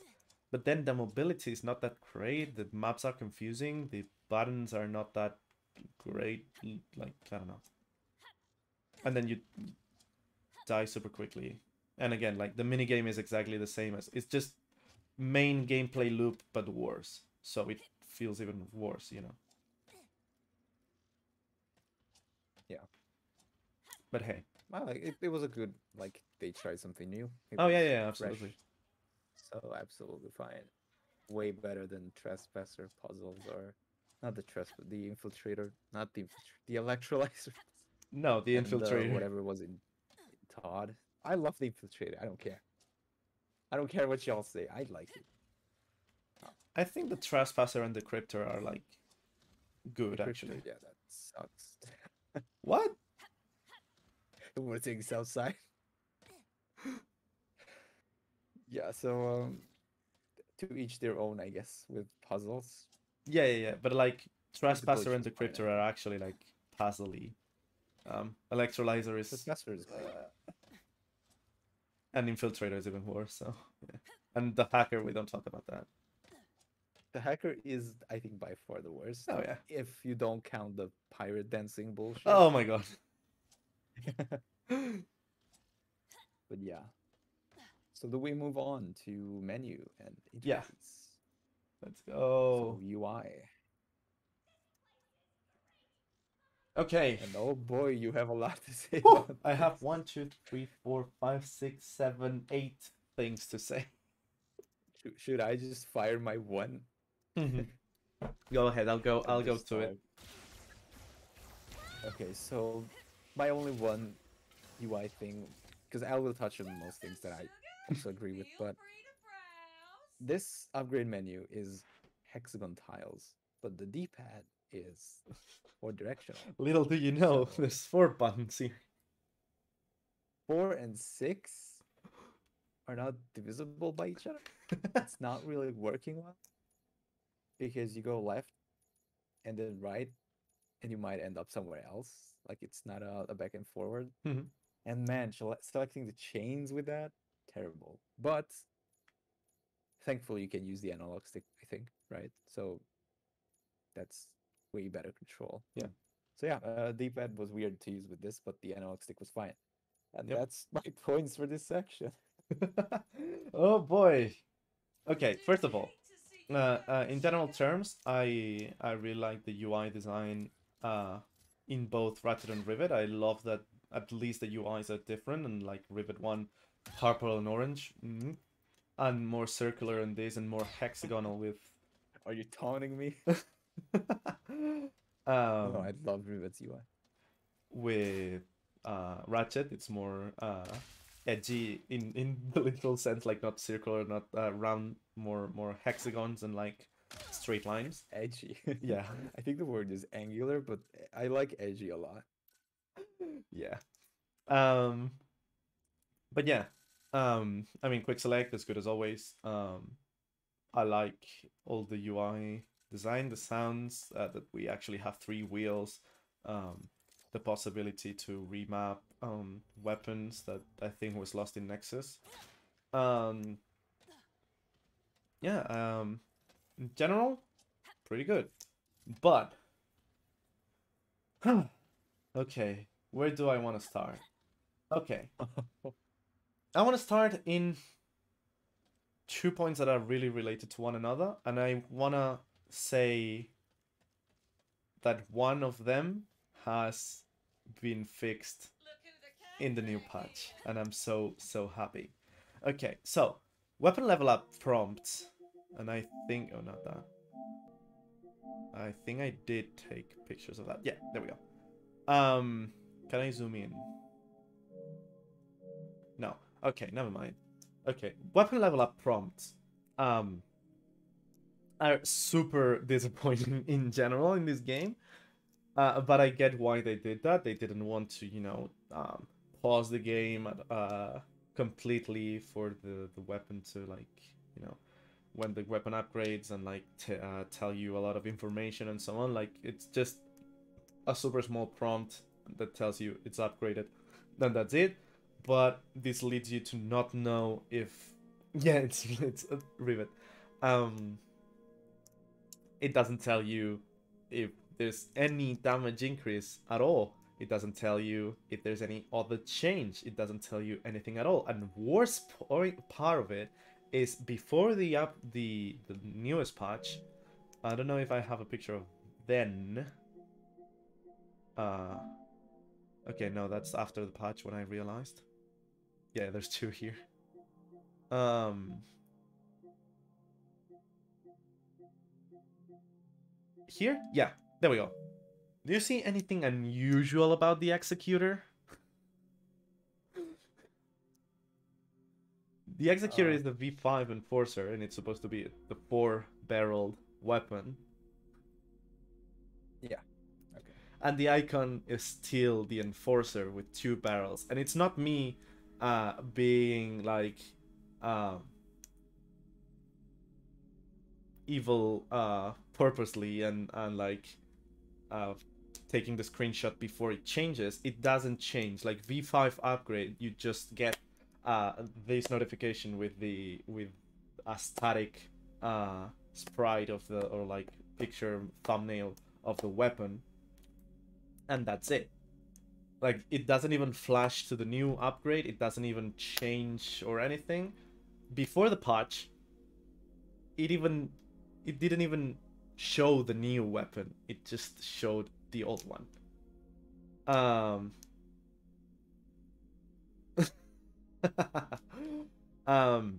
and if you purchase the Omega version, again the same. It's not just, you know, from 4 to 5 it showed the old one. No. 6, 7, 8, 9, 10 also showed the base weapon. Luckily, this is well, I love I love the headhunter, by the way. um Luckily the new patch has changed that, and you can see here this is the lightning strike with the 4 pointy thingies. And this is the blast pistol with the 3 barrels. And again, here near the top I had the Doom blades, which are super long in comparison with blast blades. So this has been fixed now, which I'm so very glad that it has been. But still, the weapon upgrade prompts are disappointing because there's nothing. And now with the new patch, you have the option to completely disable them. Not only disable the like you have 3 levels. You can have them by default with slowdown and the prompt. You can have the prompt with no slowdown, and you can have nothing. So it's even worse now that you can completely disable it if you want.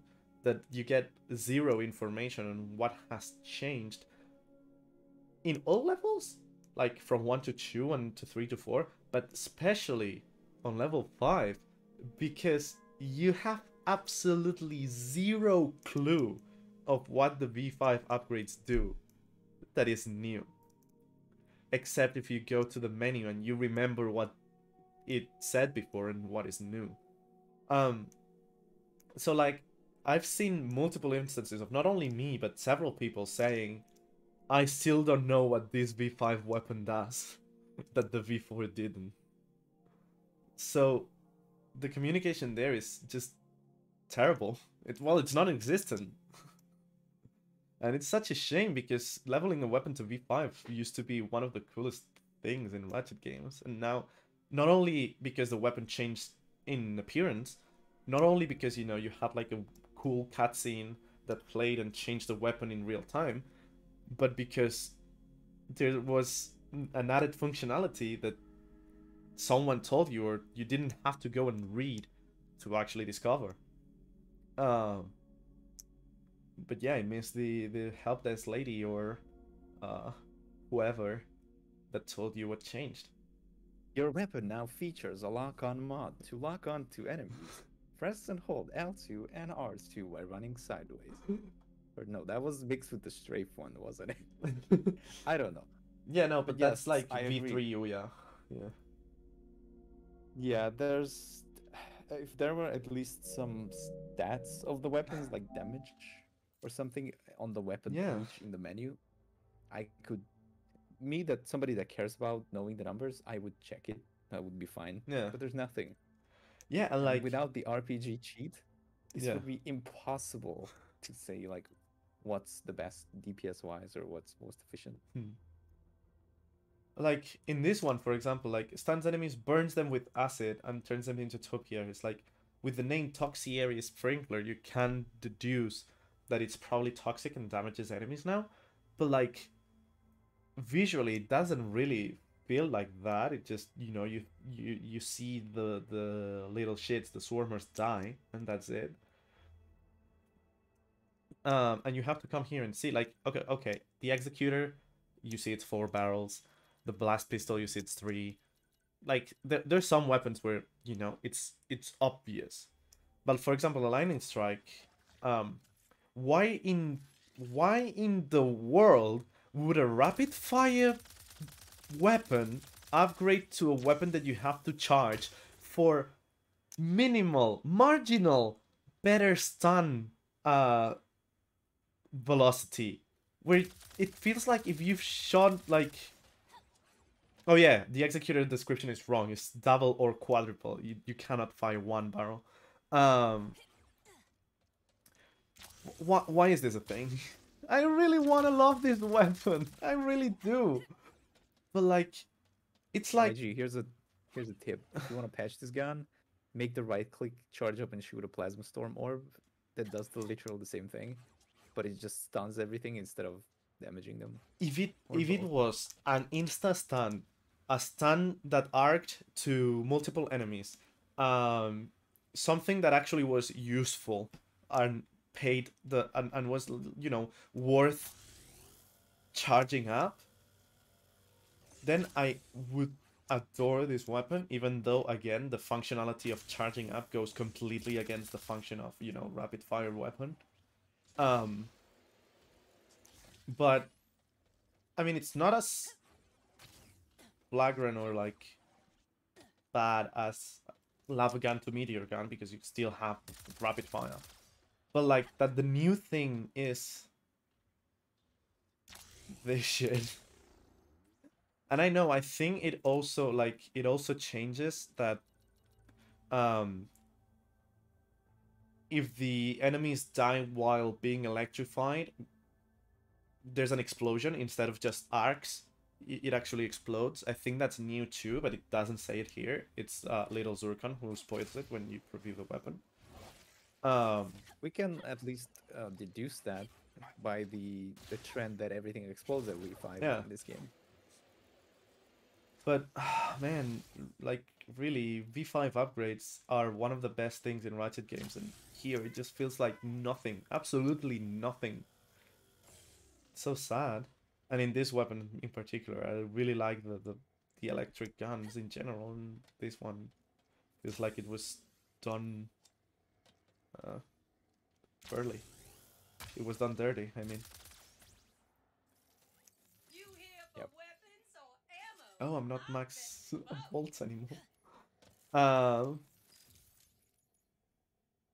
but yeah, also like the sliders here of power, range, speed, area of effect, or different things like ammo, or like you know, they don't really feel like exactly what See, they the are. Toxiary has no power, but it does damage now. The topiary So doesn't, but the toxiary does. And like so here, either it's it's so negligible compared to the other penetration, ones. and here's whatever that is, bludgeoning. Some of these were just poking fun, but they're so arbitrary at this point that you can't use them as metrics for anything. The only shield, defense 5. Yeah, thanks. It's hey, it's a better shield than the pistol. And here too, the cold front when upgraded has the ice spikes, which absolutely destroy rooms when chained together. And power 0. Collateral damage 5. What? You even had to reduce the font size for that one. It's Yeah, those are a bit strange. Yeah, the first reveal when I saw those metrics, I was yeah. thinking the same things. Like, you can't compare them based on that because they are different on every weapon, and they appear to be inaccurate. Yeah.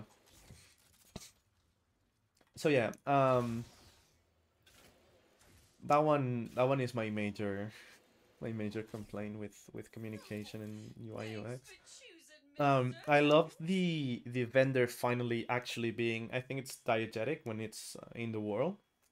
It's a bit of a mess of colors and like shapes and so on, but it's cool to actually because from basically from the very first game, the vendor is supposed to be actually in the world. The Gadgetron vendor flips to show the screens and different things. Like the Megacorp vendor also has the Megacorp shaped UI, like all going commando. Ouya is the most in the face one, I think, because it's just screen, but it could be a screen in world.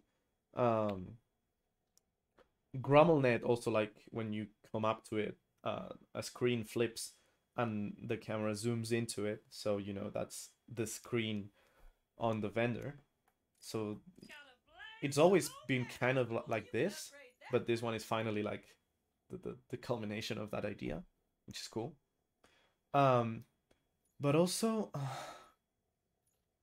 well, down here, okay, two things about the vendor that I cannot show here because I have everything bought, but I guess I can show it in the arena.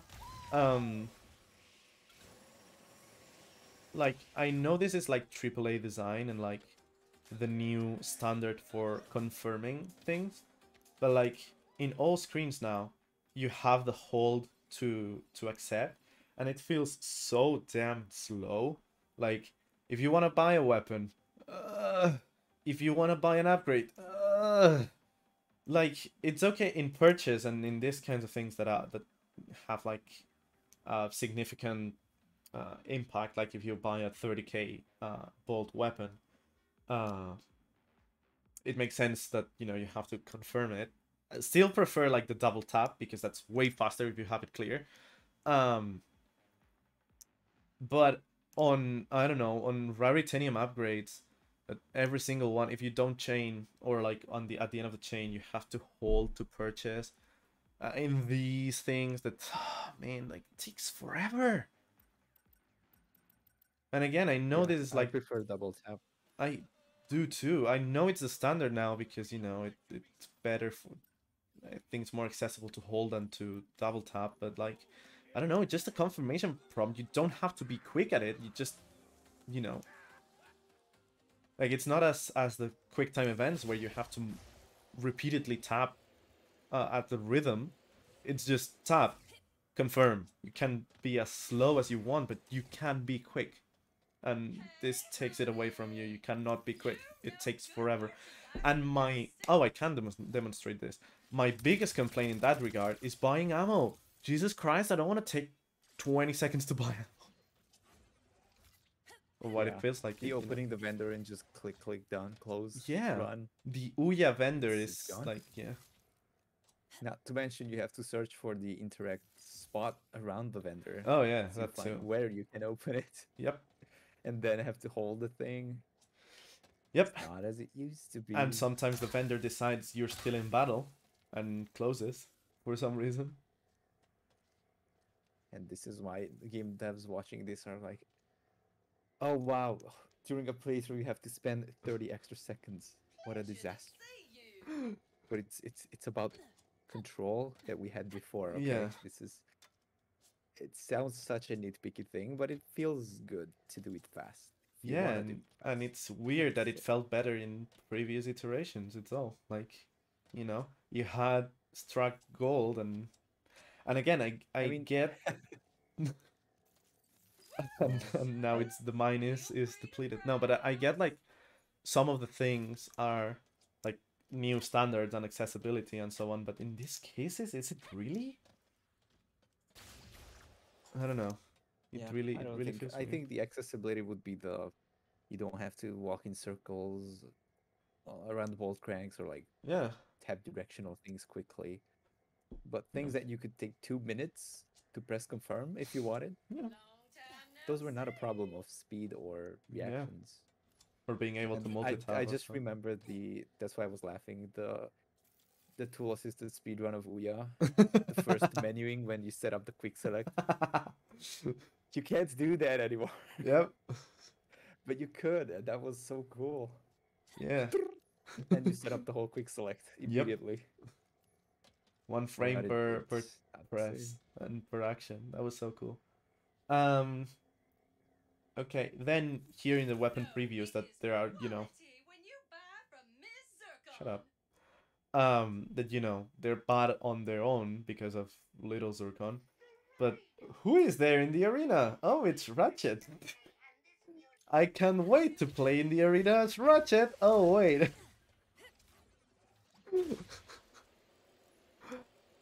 Well, are you gonna show the thing? Yeah, I mean, I don't know if they patched that. I hope they didn't because, you know, it doesn't really, you know, make anything worse. Rivets. The Lombek's head still clip into the map. But let's try it. I showed this several times. If you quit here. Yeah, okay, it has the ratchet icon, so it should work. Yes, nice, thanks. Please never patch this. Woo! Broke the game. Okay. So yeah, it's sad that you have to do it like this. Because, you know, it would be cool that at least the arena you could choose. And they would have like the perfect opportunity. Because Ratchet is there. Like, in the game, okay, you can only play as the intended one, but here you come up to Ratchet and you're like, switch, and Rivet is here sitting with Clank, and you play as Ratchet for the arena, even if it was just at the end, but that would be super cool. But Al, if you change armors, does it change on both of you? In theory, yeah. Or is Ratchet's armor like loaded in when you land and that's it? No, it's not. It is loaded in when you land. Because you can't switch Rivet's armor when you're with Ratchet, right? No, you can only change the So it armor. probably reads Ratchet's current armor. But this menu is never supposed to update Ratchet's armor on this level, so it's not checking Yeah. for it. Interesting. Oh, you can have two Ratchets Yeah. looking different. Oh boy. You can you can make it, you can you can put the Oh, ow. Android what? If you big head one of them. Oh no, only one. Only one. Also in cutscenes, only your um So can we have a Ratchet, the two Ratchets without helmet, but one has a big head? Also in cutscenes, it's sad that only your playable character has the big or tiny head. Like, I would love if, you know, both Ratchet, Rivet, and Clank had the big head on cutscenes on when they are together, and Kid, I guess. But there's some cool things when you do this and you're with Ratchet in Xerxes, like when you complete the first arena challenge and you get the cutscene where Rivet fixes the communicator, fixes Clank's communicator. You can be Ratchet actually, and and she's like, Eureka, she's done it, and it's Ratchet. Oh. Yeah, hold on. Not that. And what happens with the voice lines? It's Rivet. Oh my god. Yep. Hold on. This game is broken. Oh yeah, I also had this happen when hitting a Blizon literally once. Whoa.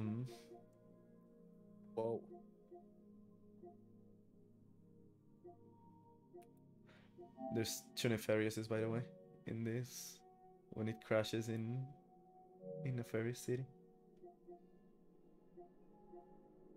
Is it this? Yes.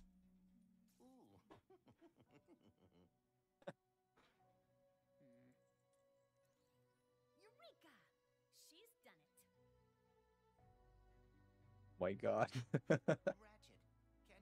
Yes, I'm in front of you. Wow, another lump. Wait for it. Also, yeah, the pilot helmet strap thingies glitch. because Rivet doesn't have those. Yeah.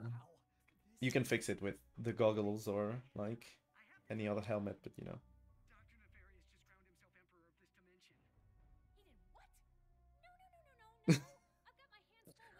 This is super cursed. We have Kawaii Ratchet. The actual emote. I think we have to build a new one. I met a prophet from Savali named Gary. He would know what to do. I'm only a few sectors away from there. I can go check it out. What can we do? Do you have the planet Blizar Prime in this dimension? Yeah? Why? We can locate the phase quartz used to power the Dimensionator there. If I am right, we will be able to recreate the device in no time. I guess we better get started then. Dun, I'm glad you're okay, buddy. You too, Ratchet. Be careful out there. There you go. Let's build this thing.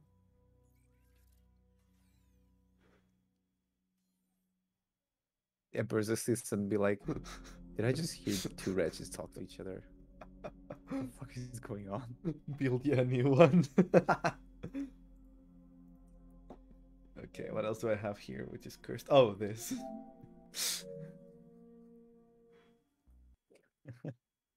Oh yeah.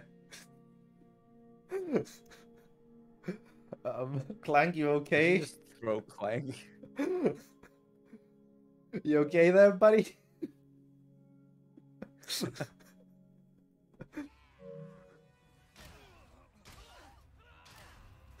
Look at Clank.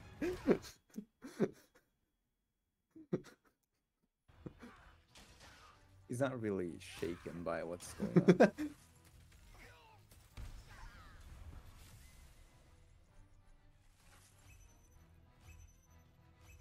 He's just vibing. Mission, protect Clank.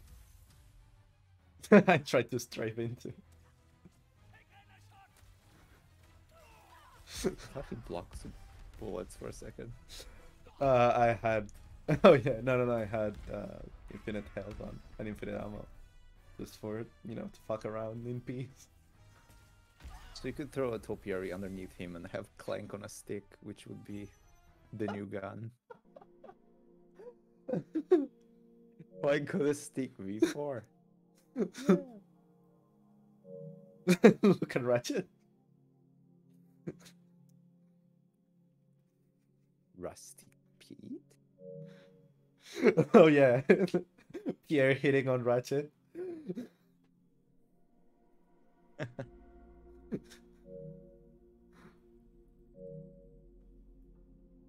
Oh yeah, if you kill the Juggernaut in...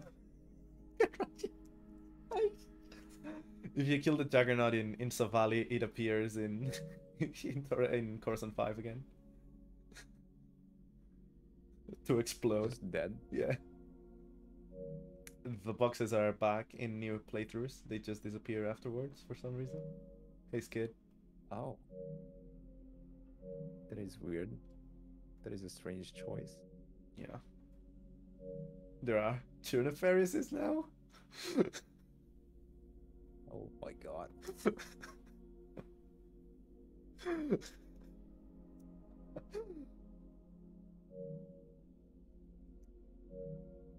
Oh yeah, Clank clipping on Megalopolis still.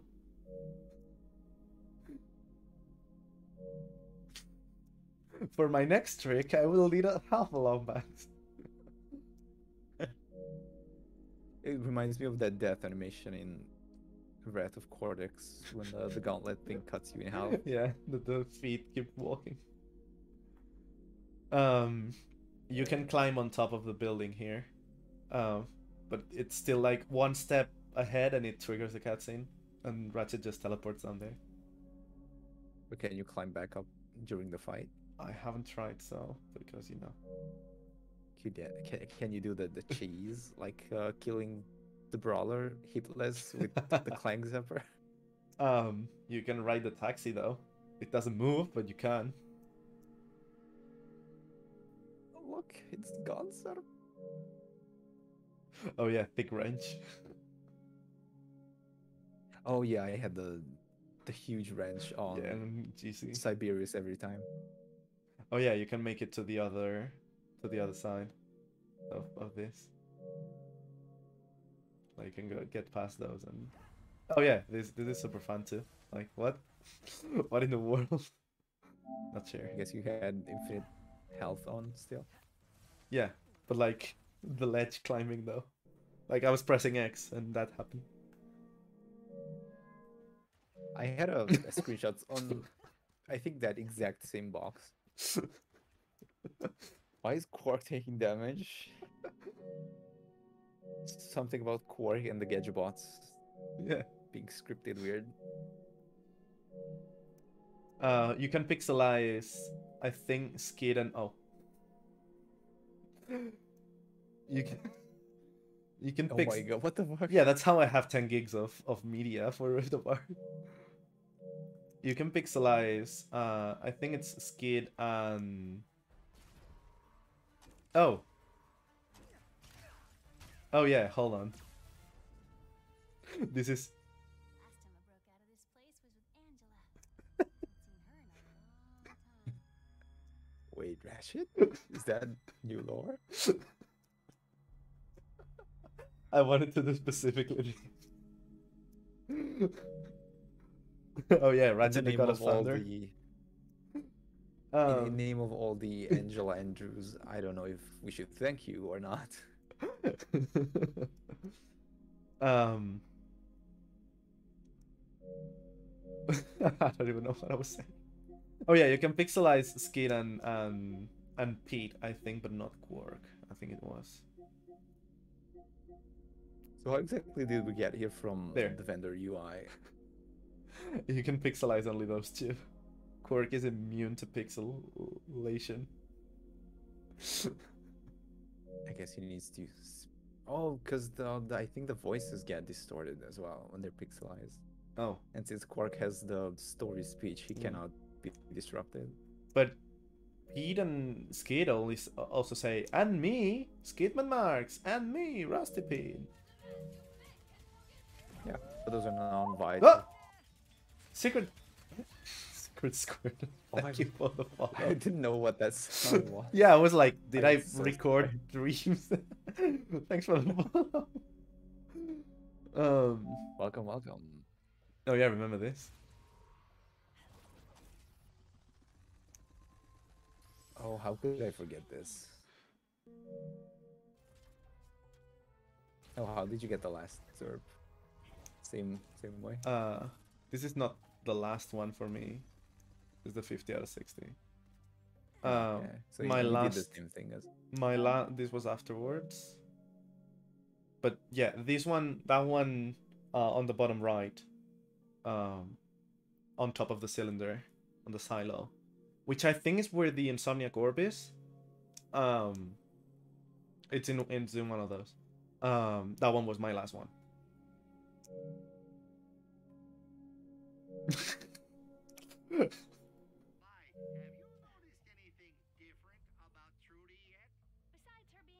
Oh yeah, that's the last one. That's the last of them. They invented lemonade that Yeah. erases your animations. I don't know what this is. Oh yeah, this is me getting it. Okay. Probably.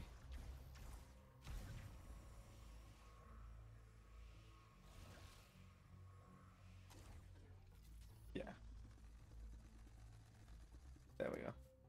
That was lucky, but there we go.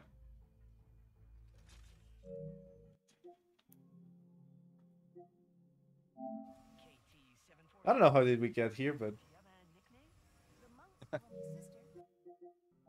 Sometimes I stop questioning that. oh yeah, look at this. Look at this one, though. And you're fucking dead. Did the game just not like your methods? I also love this one. I'm missing 1 ammo for the topiary. I'm 5 out of 6. The ammo drop is lit up, but it just doesn't come to me. I think if you leave and go back, you can pick it up. I think this is another one of those bullshit deaths. This was when I was trying like death. Yeah, there we go. Imagine losing a run, like a deathless run to that. Yeah, I was trying like see how many times I died, and I died I think 4 times on Savali, and the two I've just shown were 2 of them.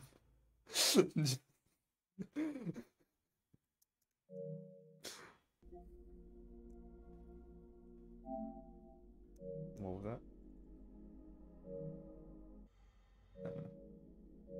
Oh yeah, I love this. Your save data was restored due to corruption. Thanks, game. And yeah, this was You have my been revived due to death. my comment from before, the liquid lasers, the water jet lasers. This is the red one. It also feels like water. Water. Partially because it's slow. Like lasers travel at the speed of light, and ignoring the fact that you can't see it from the side because all photons move vertically down and not into your eyes. Wait, where did I die there? Because it's a shitty laser, I guess. Another one of those ledge deaths. There we go. Or not really a death here, but you know. Nice one. And Miss Zircon really didn't like I moved from Torrent 4 to Savali because Miss Zircon was just shutting down consistently, and she did it again here with 0 enemies.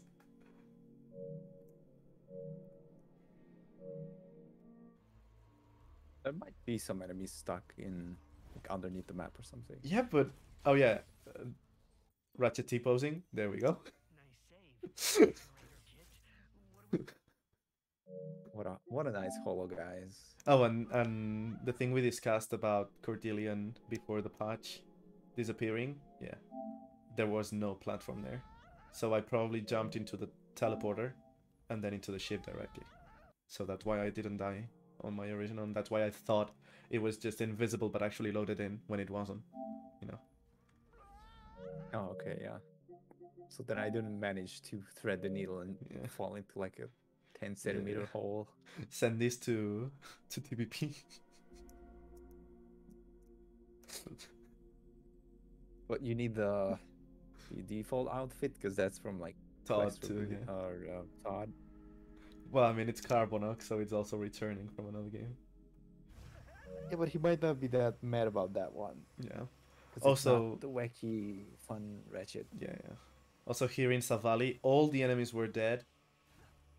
That wrench will take us inside. Come on. Yeah. I didn't even trigger the bone goons.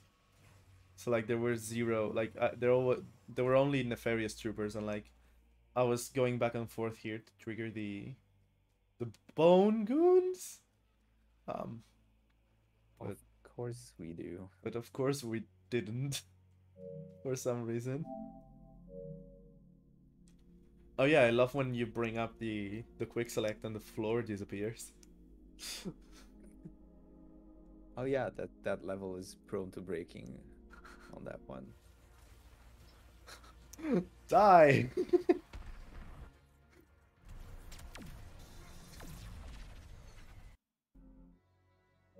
Oh yeah, and the stars here, like all 4.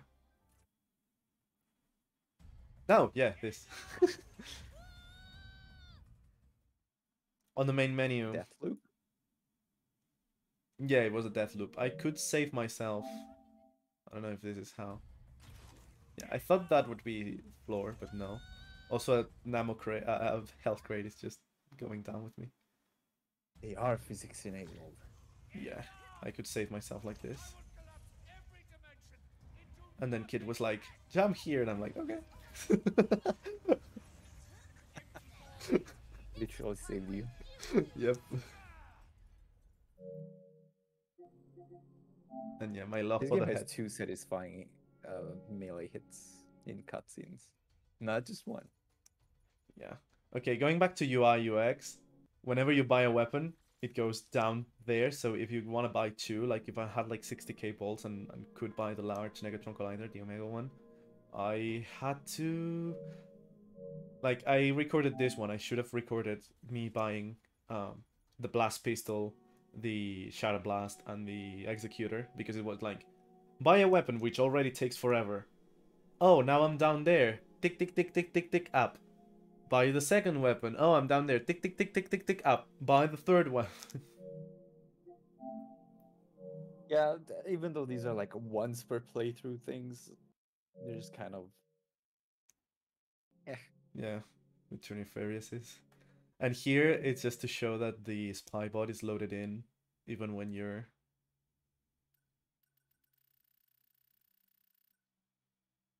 when you're on the 2D platformer section. When you're with Ratchet. All the ears, how they flop down.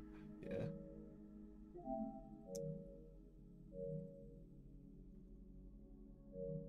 Oh yeah, this enemy really like that wall. Oh.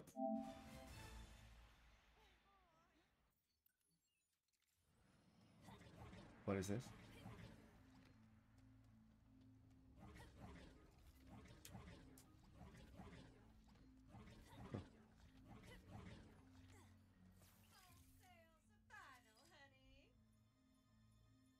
Oh, oh yeah. Oh, this.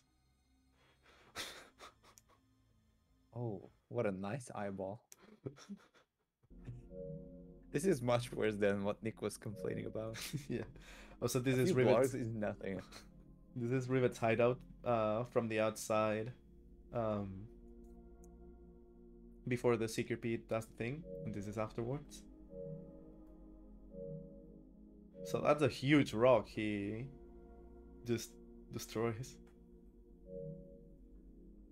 And it looks like And he's actually... surprisingly, there's flowers.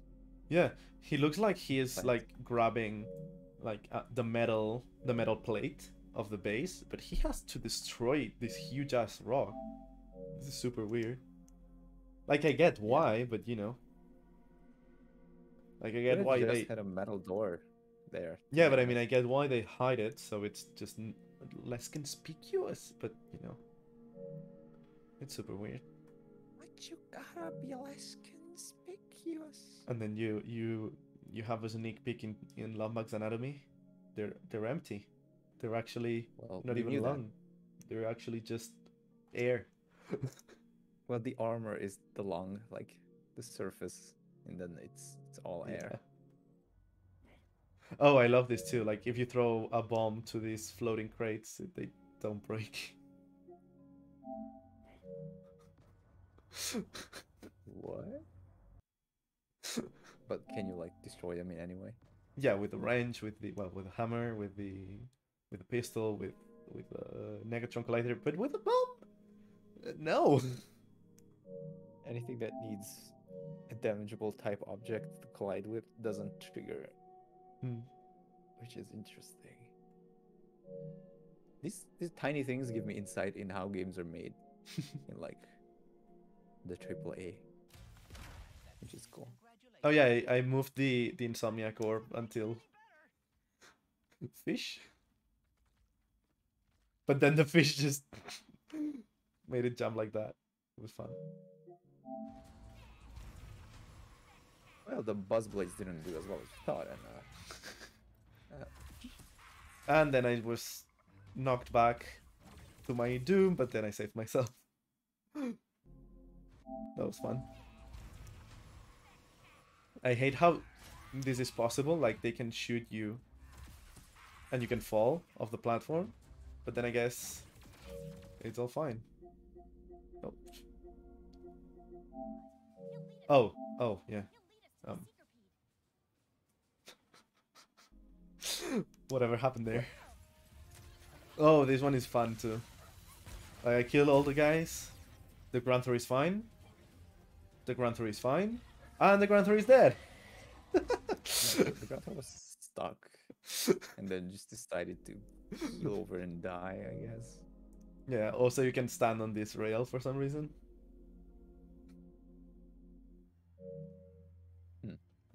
Interesting. Oh yeah, these lights here, these fluorescent thingies are slide surfaces for some reason.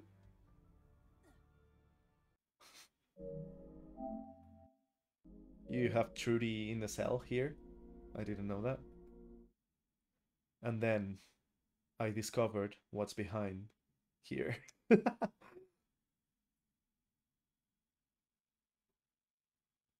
It's a room with nothing. Nothing. It's like the spiral one gate right at the start. There's this massive gate and it's interactable, Yep. but you can't open it, and then it has nothing. Yep. I really love the headhunter, how it just destroys and it creates a hole there. But the fucker still shot the bomb. Look at that.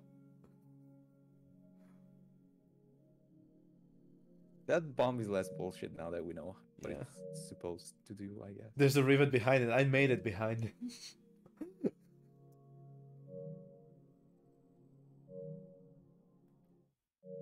We'll see.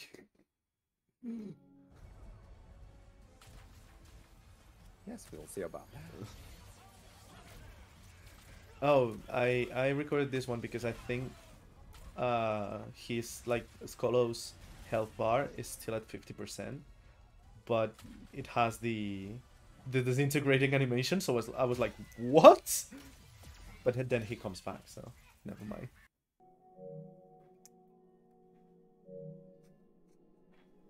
Nefarious likes ice. Not even ice cream, just ice. Oh my god, that Hmm? tiny head. Yeah. At least it doesn't clip with the butt blades like this. This is the size of weapons I want in this game. I really like this one. This might be like a new wallpaper for my laptop soon. It's cool, but the planet is like very. Is this Nick's new banner stolen? True, Yes. true.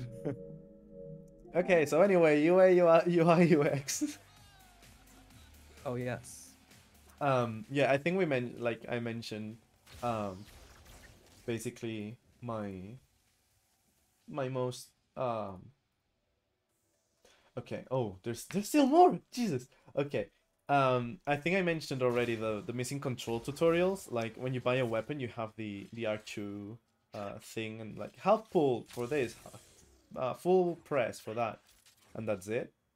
But like when you fly for the first time with Trudy, you don't have a prompt if you do it before the Battle of Sargasso, or in the opening cinematic bit, more cinematic feel bit with the portals. I don't know, like with the drill hound, it doesn't even specify you can lock onto multiple enemies at first. There's like some communication missing, and I think I already mentioned that with going through the weapons and like Trudy and so on. So yeah, weird. I don't know. I hope they actually improve that sometime soon.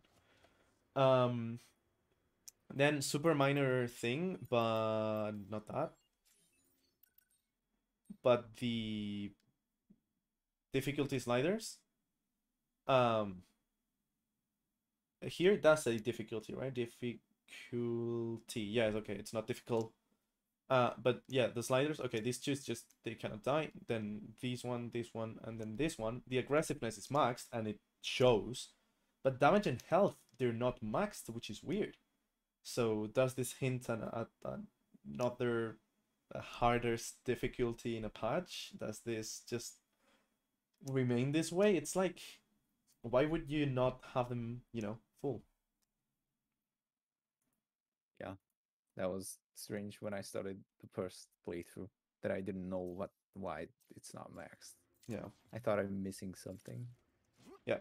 Then the last, not the last one. Okay. Let's say this one first.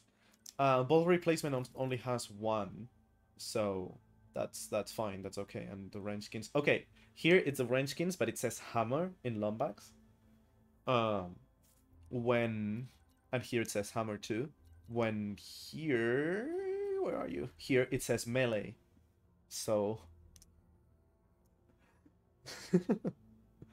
why? Why it says melee here, but it says hammer on the wrench? This is not a hammer. And wrench has the same letters, right? Yeah, it's the same characters. It would fit. I don't know. But yeah, no. My complaint wasn't just that. It was that in these ones it says ship. In these ones you have like 2 packs, and the first one is just Rebel and Galactic Ranger, and the second one is Wasteland and Bubblegum. But here you only see the picture of what you've unlocked on the first pack. You know, so it's confusing because you go, okay, Rebel, Galactic Ranger, wait, what? How do those look? Okay, I have to go to the second pack. Oh, there we go. And in this particular case, they're inverted, so Wasteland is the first one and Bubblegum is the second one instead of how it's shown, which is weird too. But hey, but for all of these, like Hammer Swap pack, there's 2. So Goon Sword. Wait, which one? Oh, there's a sword. Okay, it might be that one.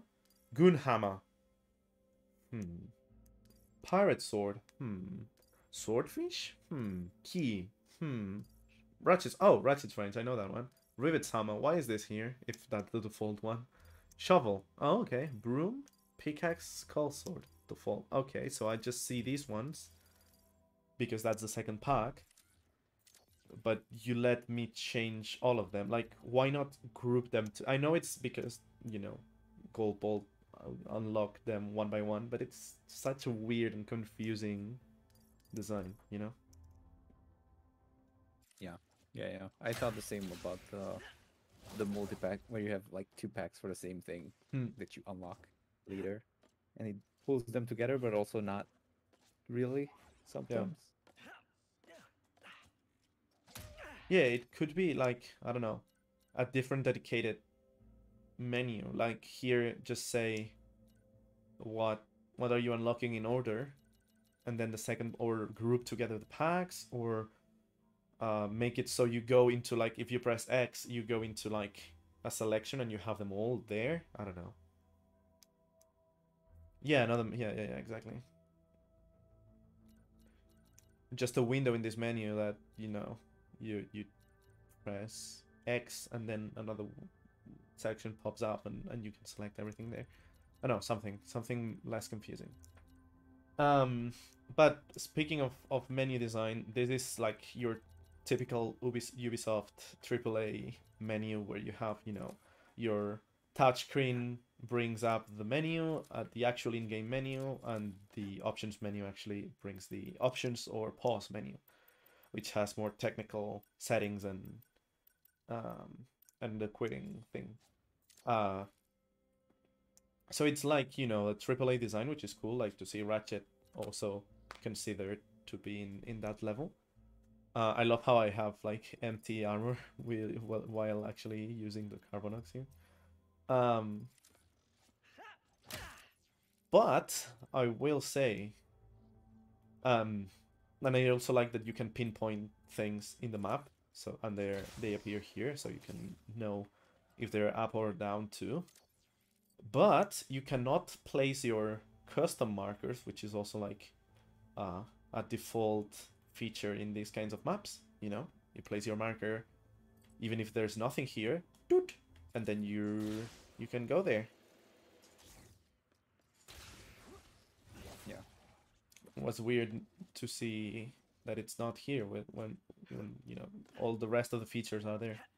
But hey, super minor compared to the weapon communication things, and like even then that's like, you know,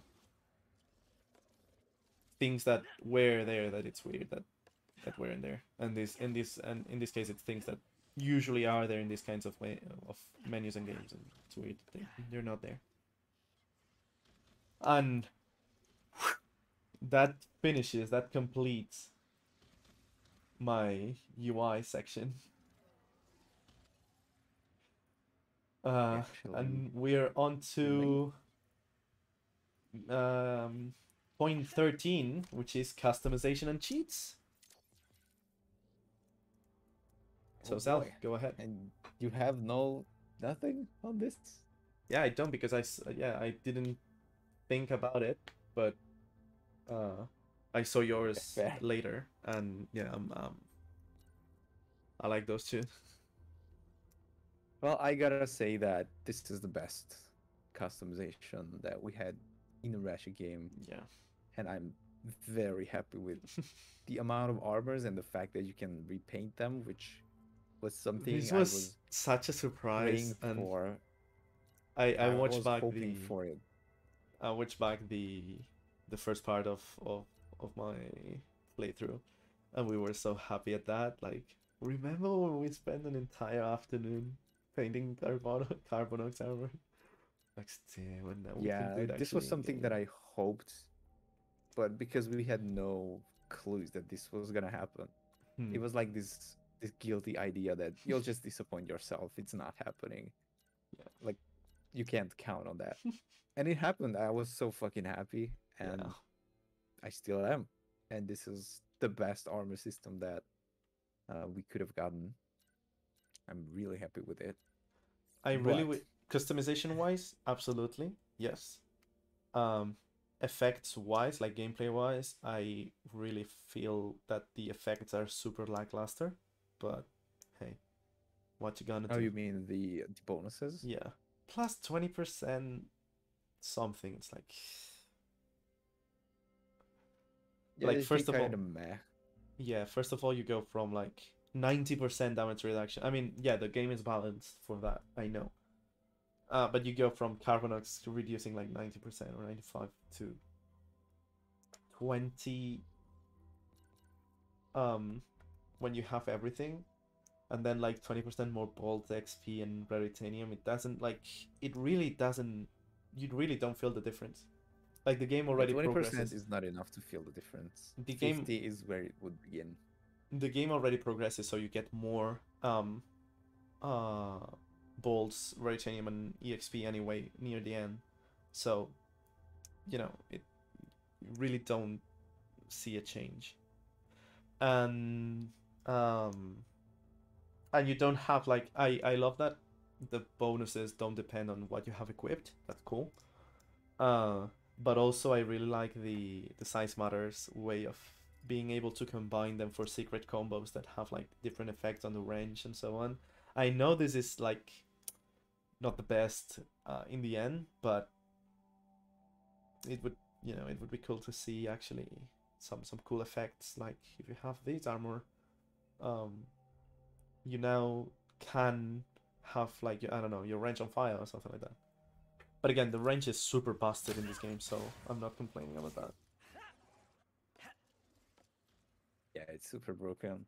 So yeah, the armor bonuses, I agree that they don't feel much, especially when you first get 5%.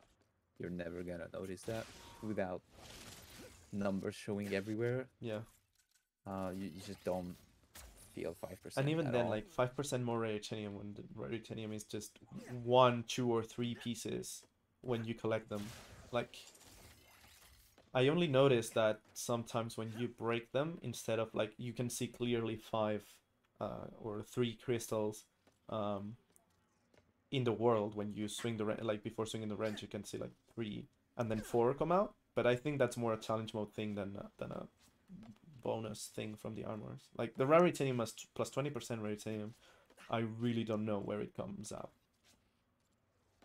Yeah, in the PS4 game, I know that was drop chance Yeah, was increased because anything could drop Gravitanium. yeah. But So in this game, I don't know if does any enemy drop raritanium. I think only the big ones, like the Grunthors and etc. Yeah, so I'm guessing it's like a chance to have like instead of three, four raritanium on those ones. Yeah, which is weird. Yeah. So yeah, the bonuses were kind of passive and invisible instead of making you be able to do something new or play in a different way. Mm. Like let's say, uh, I don't know, shots from airborne enemies is less, or but Hmm. even that is kind of the same thing, but something that would change.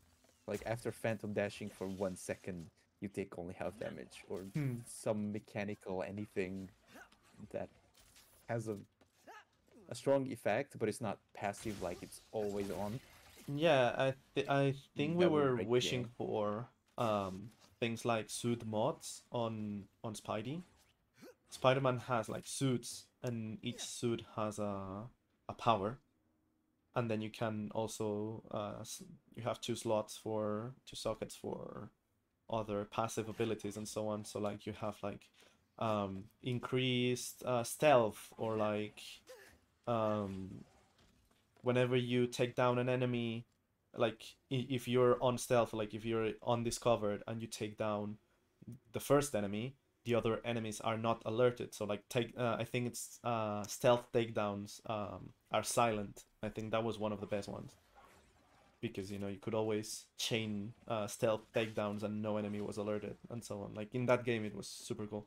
And then you had like other like more active powers and so on, like uh, I don't know, but in Spidey PS4, it was like more like final attacks, but others were more um like also helping with stealth, helping with melee, helping with ranged enemies, helping with uh different playstyles. And you could only activate one, so it didn't depend on what you had equipped. So it was still um um not depend like you could customize visually however you wanted, and then equip like your favorite power. So I think at least I saw other people think that would be like the armor system, but then we saw the state of play or whatever with the different set of armors to mix and match, and we could see this menu literally like this, like with the whole collection bonus for all armors, so everything we knew everything, and it was like, okay. um so yeah, since then it was pretty clear there was no active or different bonus more than the holo cards from PS4. Yeah, that was a bit sad that we saw everything, but we'll touch on that Yeah, later anyway. yeah. Well, But yeah, the bonuses could have been more with a lot more magnitude, going hmm from like 0 to 200% extra bolts, and have of course the game be balanced around that. But yeah. then again, it's people who don't care about exploration and they don't do the pocket dimensions. They'll miss out on a ton of bolts, and that's Well, not but fair. And those that's when we get people to also will probably not want to 100% the game, so they will not need that many bolts. I don't know. yeah. But I mean, if the late game weapons would cost like the backcourt storm would be 150k to you know uh to account for the Yeah. increased bolts, they'll never get that, and they get stuck, and then they think the game is shit, and then whatever. Like I understand that the more we streamline games so that Yeah. everybody has everything and there's not much difference between two people's experiences, that takes away that will make the game more consumable to a wider audience, Hmm. but it makes the game more boring, Yeah. and it would end up with the gray goop thing of video games where Yeah. everything you're gonna have one combat button that does the thing, and you will have the one enemy in the game that is the enemy, and then the game is over. There's no nuance. There's no specificity to many things. That's like a very very long term projection, but I wish there was more to people that want to have the experience be more Hmm. dynamic. It's not just from start Yeah, to I think finish. you You can use can. the same weapon. Yeah, Your you health can. scales, the enemies scale, everything scales, and you can beat the whole game easy. Yeah, you can consider like accessibility and difficulty. Like you have difficulty options. You have a lot of accessibility options. I think for people that want more of the game, you can still have those more intricate and like more expansive and deep systems that Yeah, but you can't reward those players because then the people who need the accessibility will be punished, which is against the purpose. Yeah. So it's like you eventually, if you do accessibility, you only end up punishing the people that want to engage more deeply and have like a more skillful engagement with the game or whatever. And it's gonna be either or. Like there's no way to get out of this. Every single game struggles with this. So like, of course I understand. But I wish there was a bit more benefits to engaging with 100% of the game. And that's where the cosmetics came in, that Yeah. they don't affect much, but they're pretty cool bonuses for people that want to engage. Yeah, So and I mean, I'm very like, happy with that. full gold bolts is like the most accessibility. Well, I guess 23, 24 is unlimited health, unlimited ammo. Like, it's god mode basically. You cannot get hit. You just plow through the game. There's nothing that can stop you, and that's the best reward for like discovering everything. Yeah. And that's Yeah, not an I think the cheat system was really generous, and the fact that you had something for every single gold bolt was something I did not expect. Yeah, absolutely. Because I got the first bolt and I already got like a cool cheat range. Yeah. I was like, no. Yeah, and also no it, way. it incentivizes you to actually look for the rest of the bolts because you don't know what the next cheat will be, and you will have probably some more customization, which would be cool. Yeah, the cheat system on, well, the collectibles in general. Even the spy bots reward you with some lore, but yeah, on the gold bolts part, I'm still a bit sad that there wasn't skill points. Even the trophies were few and didn't feel like much of an actual skill challenge. Um, I'm a bit sad that there's no skill points, and those actually were tied to the cheats. But I think like without those, that's the best thing. Like one cheat per gold bolt. Let's get it. Yeah, that was super nice to see. I was showing how Amount. now there's a new option to remove the phantom dash effect in photo mode. And also you have the option to remove the armor in photo mode.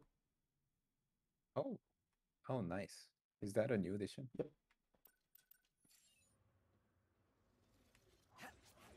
Which is cool.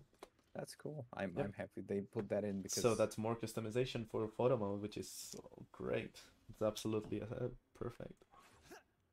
speaking of that, photo mode was, I think, a really cool addition. Oh yeah, absolutely. It's just this. I know it's not super hard to make a photo mode, but it needs work. Yeah. Plenty of work. And a to photo put it mode into a game. this deep and like flexible, and like, for example, look at this. I mean, yeah, but even placing actual lights in the world, Yeah, but yeah, and modifying I the just directional light, like the sun, yeah, is you like, have first what? of all, like, you can put new lights, but then second of all, you can actually edit the natural light. Like, you can make a night planet look like a day planet. Well, I mean, and vice versa. It's crazy. You can do this shit. Yeah, I was really impressed with when I could rotate the sun on any level and Yeah. see the level in a completely different like setting, basically. That was really, really cool to see. Wee.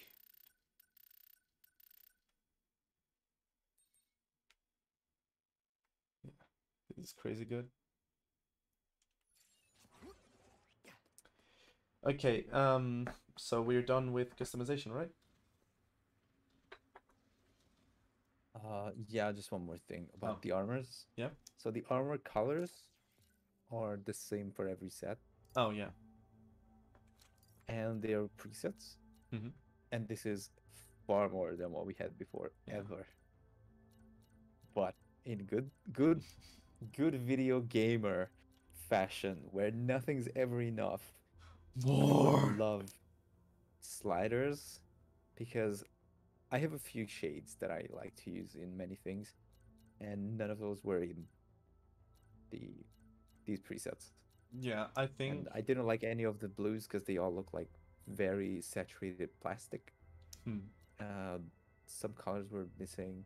There was no browns, no golds, no. I wanted to make like a camo suit for Hmm. Sargasso, Yeah. and I couldn't.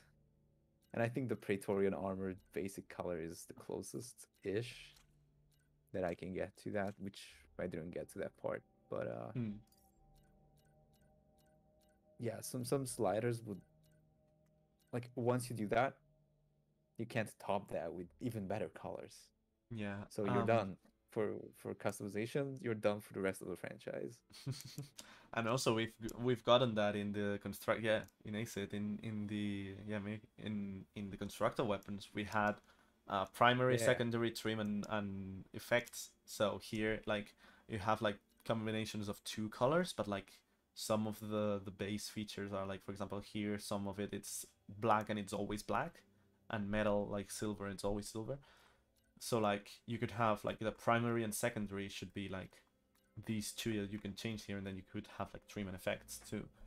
Um, yeah, like, and we've already had some of it in the franchise, so that would be like a super cool step that would make it feel back to like the top of what we've had, which was the acid constructor weapons. And if we get like constructor back in another game, with armor, also with sliders, that would be such an improvement, and like the best you could do. Yeah, that would be the peak. Like, you can't get better than that, except if you want to go for materials too. Mm. Like, you can have wool carbonox or chrome carbonox or plastic or whatever materials, but Yeah, I would understand that. with PBR shaders, that's not super difficult, but the designers will lose some artistic intention of, Yeah, we wanted this armor to be metal, but then players will make it into rubber, and you they will will play a shade weird in Sackboy. cutscenes. Yeah. So I understand that part, but simple sliders Yeah, would solve pretty much everything. And while we're at that, if armors can have it, I mean, we don't want weapon skins or different models, because modeling these weapons and animating them already is enough work. hmm. But maybe some color sliders here and there, Yeah. maybe Again, like customizing the shot color or something.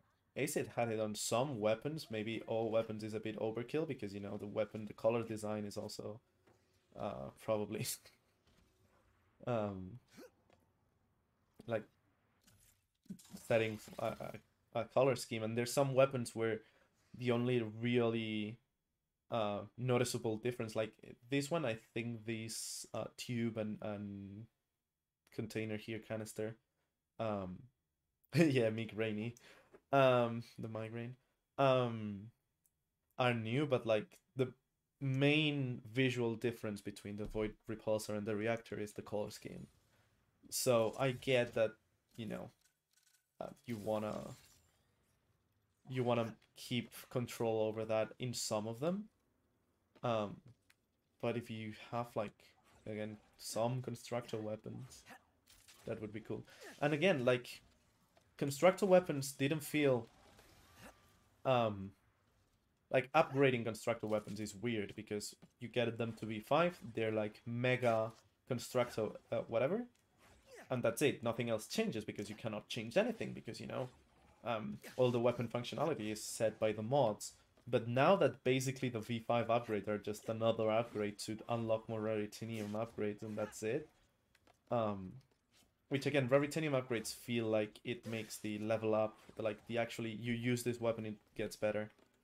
A bit underwhelming, disappointing, but I don't know. I'm fine with it, at least if the V5 is somewhat different. But if some weapons have like a lot of different mods that you can choose from and you can find in another collectible, and they also can, you know, get customization in painting. If the V5 is just a damage increase, so be it. I mean, it's not much different than the Doom Blades, which are there, or the Ricochet, or I don't know, the Migraine. If you don't count the triple bullet, is basically useless. So yeah, You and I really said like, didn't like that. huh? You really didn't like that. I mean, I tried actually to check if like shooting triple bullets cancel the knockback or staggering animation, but it doesn't. Like the second and third bullet never deal as much damage as the first one if you actually nail a headshot with the first one. The second and third, if you're lucky and the enemy moves just a bit, it just hits them in the body or randomly, and you get like 9999 followed by 2K or something, you know. Yeah, that's not the best. That's kind of shame, but yeah. But yeah, it's, we've each had try. weapon customization before, so again, the bouncer to the heavy bouncer, like, difference is in the originals it was more the size of the thing, but the size of the thing here is just small anyway, so here it's more the color scheme. So I don't see why, like, I could see why not on all of them, but some, again, constructor weapons, which are like basic archetypes where you don't have to, you know, the V5 upgrade is not gonna be something super different, then would be cool. Or again, if it was like a cheat at the end, instead of like having here golden weapons, to have like color slider and like woo, and this way only like a few amount of people will get it and use it, you know. Yeah, but not even that.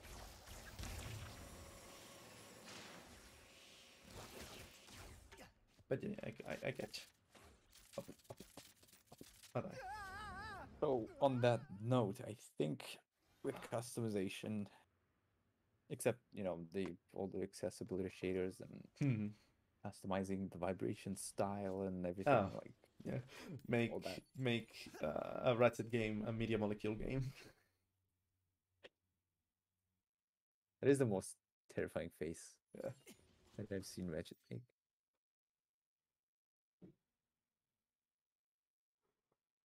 Beautiful. Yeah, Clank not giving a shit. Clank never gives a shit. Yeah. His charm comes from his expressionlessness. His charm comes from his oh dear. And Which has evolved. So yeah. Okay, so let's move on to the last 4 points, so 14 categories. I think we can go to 14 and 15 in tandem. What was a good idea to cut and what was a bad idea to cut? My only point in good idea to cut was the Clank puzzles being perfectly sized, like PS4 type of puzzle without the PS4 shade of Clank sections. So I think it was like a perfect trim of what Clank gameplay should be, like super just puzzly logic based, a change of pace for like not that long, and that's it. Yep, I agree that the Clank sections were not like Clank section. And also you can skip them. They were still cool. Like Yeah, that was big. Yeah, like anything, like every Ratchet game has a section that you're like Ratchet 1 has, well, every Clank section, but especially Orcs on 1. Ratchet 2 has a bit on the beginning, and then I guess Nivlak, and the Clank section in Aranos 2. Ouya has all the Ranger missions, some, well, not really the arena, all the hacker puzzles, Hollow Star, um, Deadlock. I guess it's the more focused one too. Todd has, I guess, some planets that are not that great. You know, it's still like, I guess, some arenas and some shielded enemies, and the decryptor is nice. Oh, Clank sections too, like all the Clank sections in all the games. Quest for Booty is Quest for Booty, like it's 3 hours to 100%. If you want to play it, you play it. If you don't, it's just Quest for Booty as a whole. Acid has some, I guess, the Clank sections between puzzles, especially in hardcore, where you have to deflect the projectiles and the enemies die in like 4 or 5 shots that you cannot hit them with the Chronoceptor even if you jump up to them. They are immune to anything except their own spit. And also like some battle plagues and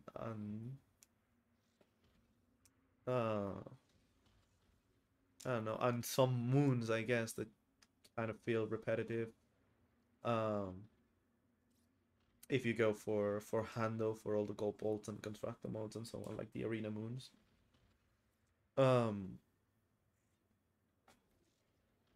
But yeah, this one is just, if you want to play just as Ratchet and Rivet for the main jump and shoot, you just can. You can skip everything else. Yeah, I really appreciated the option. It's just an option, so that's good. Yeah, like again, I love the Clank puzzles in this game, so I didn't skip them in my first playthrough or in challenge mode. But then for the So when range, do you think? Oh, go ahead. but when for the range only uh playthrough, I just skipped Glitch and Clank because they don't pose any complication. They're just not rangeable, so I can skip them. Yeah, I wonder when the glitch challenges, Hmm? like the line between what's a puzzle and Yeah, what's an arena mission, will blur, and eventually you can skip the arena challenges the mandatory ones. and then skip like infiltration sections, magna boot sections, grind rails, and then skip the whole game. Maybe. I don't Well, know. I guess Probably not. the main gameplay loop uh with Ratchet and Rivet is like clearly defined as a different thing than these two mini games. So it says skip puzzle, but like glitch sections are not puzzles as much as a haka is not a puzzle. It's a mini game. So yeah, if it said skip mini game, it would make probably more sense. But like, it's okay.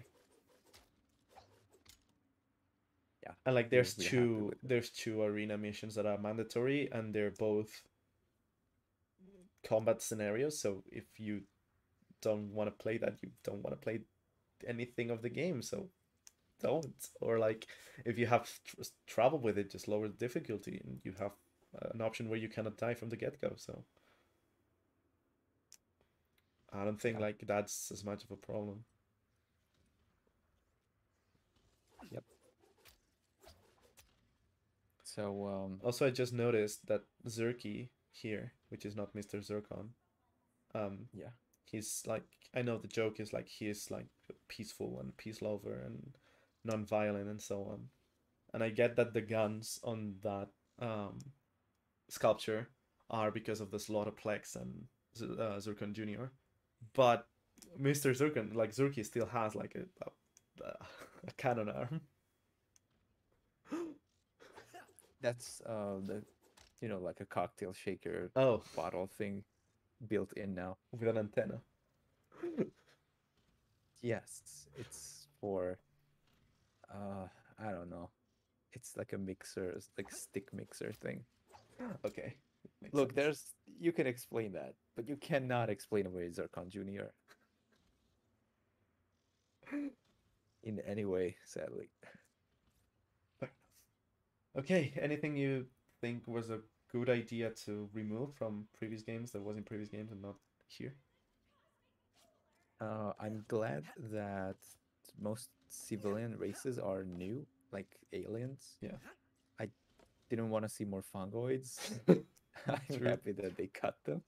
Oh yeah. I don't know if People speaking with weird ticks and like again the joke is that the voice is annoying thing, just little zircon, and that is it, luckily.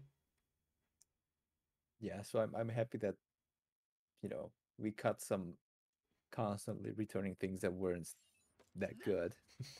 Yeah. Um, the armor vendors, it's cool that now you find them. Hmm.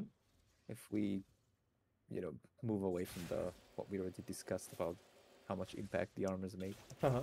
Just the fact that a lot of things were moved into exploration was a cool addition or change, I think. Hmm. And I was kind of hoping that we'll have a different, like they'll just cut the whole Revitinium upgrade system for weapons and have like a more choice-based one of select one or the other, but you can't have them both. Oh wait. I just realized. Hold on. Keep talking. Okay. So yeah, I was hoping for a new upgrade system, kind of more akin to Deadlock style, where you picked different alpha and omega mods, and you did not have everything eventually. It's just you pick which order, but you also don't really pick which order because at V2 new things unlock and then V3, so it's like choose between 5% fire rate or 5% attack range. But you'll likely do both before you get to the V2, which is 5% more attack range, 5% more attack speed. So the weapons didn't feel customizable at all, Hmm.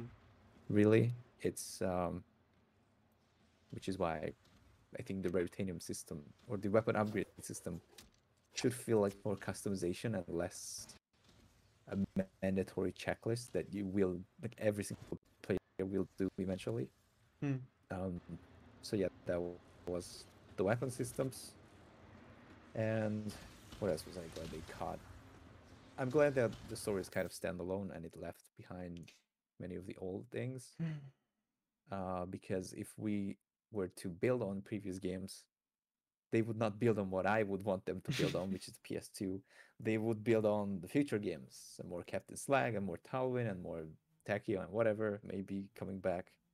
And I'm happy we don't have that because that's been done for, like going on for 10 years and it's time for something new.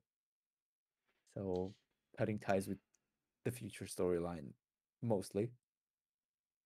I I think feel was a good like thing. it really doesn't cut with future storyline in like. I mean, I'm glad that we're continuing with that because there's still a lot of unsolved and unfinished uh plot lines. So I'm glad they're kind of continuing with that without having everyone like forcing everyone to play those games. Um, but I feel like there's some things that carry from the future games that could have been dropped, and some other things that were dropped that I I get it, but I'm kind of sad that they. Ow. Is it any better now? Oh, it's much better. Nice. Okay, now that we're like 70% through the last episode of the No, I guess in previous episodes it were was better. Yeah. Hey Meg, hello.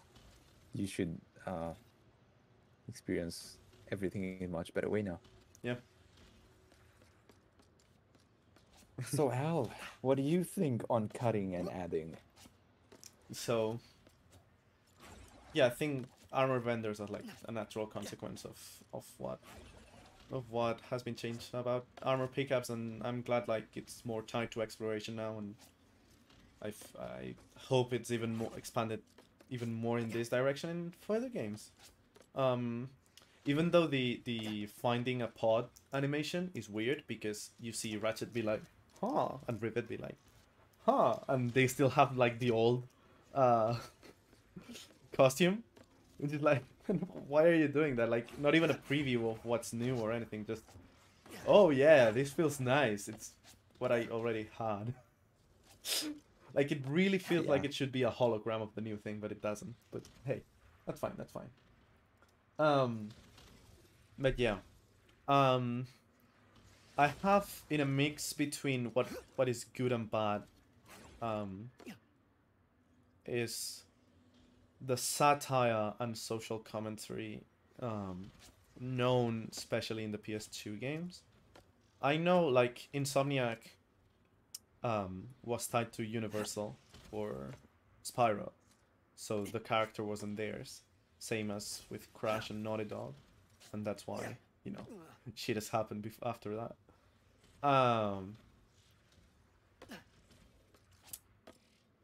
So in the beginning, they were like a small company that saw a lot of like movie executives and like this kind of world and like greedy people. So and that translated to their games, like you know Drek and like the consumerist satire and social commentary and so on. And I get it that you know it doesn't need to be always like that. Like we already have like several games touching on that, so it would probably feel also like tiring and old very quickly if all the games had the same exact um, satire and social criticism and so on. But this game was a perfect chance to have some critique on, um, you know, fascism and like uh, the empire and brainwashing and like these kinds of authoritarian systems, which I guess it has a bit of it at the beginning with the brainwashed and protesting droids in Corson 5. But it really feels like it could play a bigger role in the whole game, and it doesn't. Like, for example, when Rivet is fighting Emperor Nefarious, you have the now the people will see you as what you really are, and it's one, and it's like, first of all, you're in Ratchet's dimension, so their Emperor Nefarious always loses, and people already know Nefarious by Emperor Nefarious, so like this doesn't change anything on your dimension. Second of all, I don't think this changes anything. The Emperor is fighting you. The only difference is that you will win. It's not like, you know, it wasn't shown that he was authoritarian or like uh, self-centered or so on. It's just, There's no exposing him for anything. yeah, it's like Because he was a criminal. Yes, he was an emperor. Like again, like ruled with an iron fist. Yes, he was brainwashing people. Yes, everyone know that. What's the difference now? He lost. Okay, it's not exposition. It's just liberation. You know what you really are. What we already know you were. Okay, but now you're a loser. yeah, finally, I guess that's something. If you could reverse all that in the Emperor's Course on 5, people Yeah. would be like free from the brainwashing.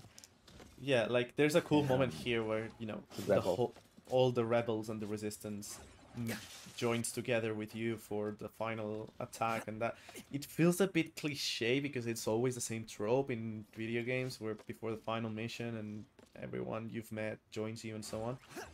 But it's cool, like in a Ratchet game, to have like some previous enemies join you and so on. That's fine. That's a bit more deadlocky, where you know Dallas and Juanita now cheer for you and so on. That was cool. That was earned. Yeah, Because for 10 hours of the game, they were constantly like slandering you. exactly. That was the change. Now it's like, okay, and again, you've gathered all this team of like Captain Quantum, and like again, that's why I feel like Klatchkey and Moidoy would have felt also cool, because you know, a mission where you have to go and, you know, I don't know, they're tired of they're tired of losing with the resistance. They're retired. They're, I don't know, something, and then you go as Ratchet and find them and convince them, and then you have like all these members that you've gathered, and now you have like a real fighting back, a real group to fight back, and you have this theme of fighting for what you believe and hope and the resistance and so on. But the whole resistance fight looks like it's just there. It's just there. It's just to justify that there's an evil emperor and we have a heroine and that's it. I don't know.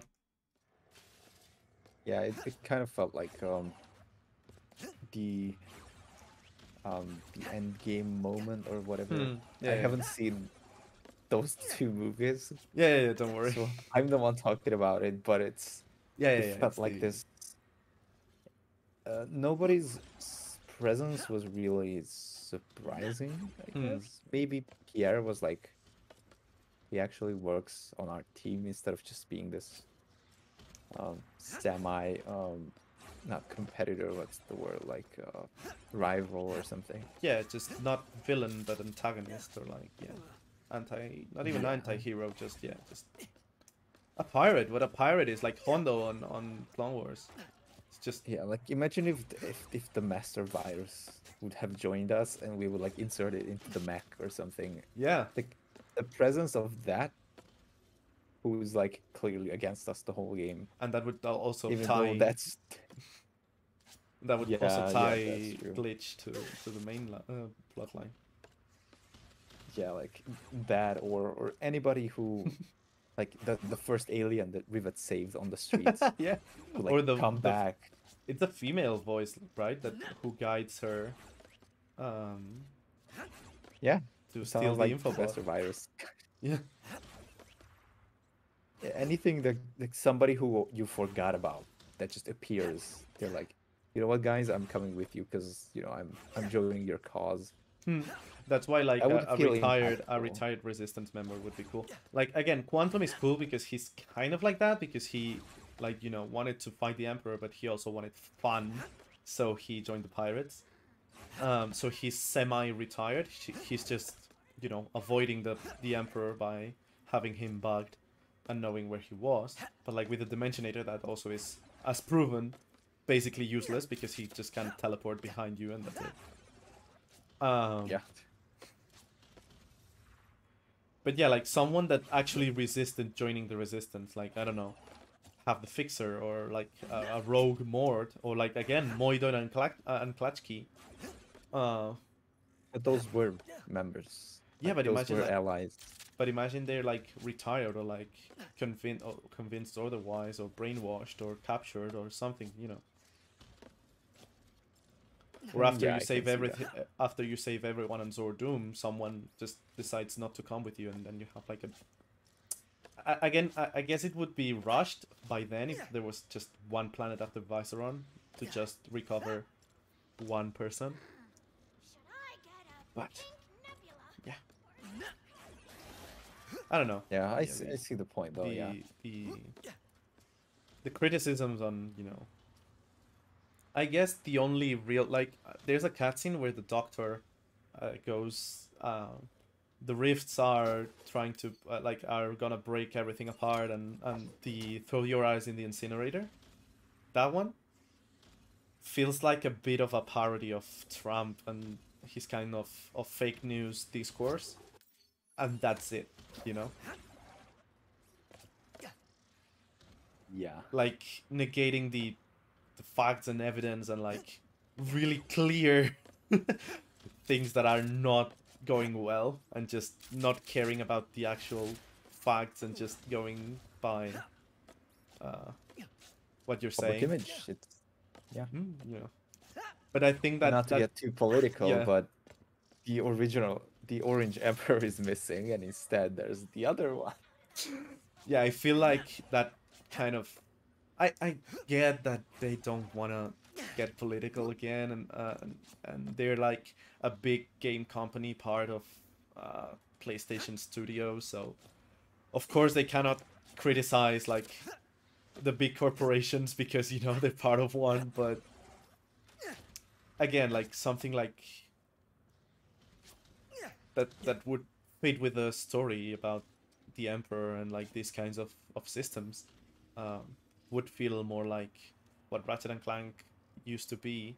Same with Ratchet actually saying something when Rivet leaves Kid behind and have some more punch to the character. I love the big brother Ratchet, as we discussed before, like helping Kid and being this kind-hearted new hero that fits with the canon of all the games that came before, but is still downplayed by the fact that this was basically Kitty Ratchet on PS4, and everybody hated that.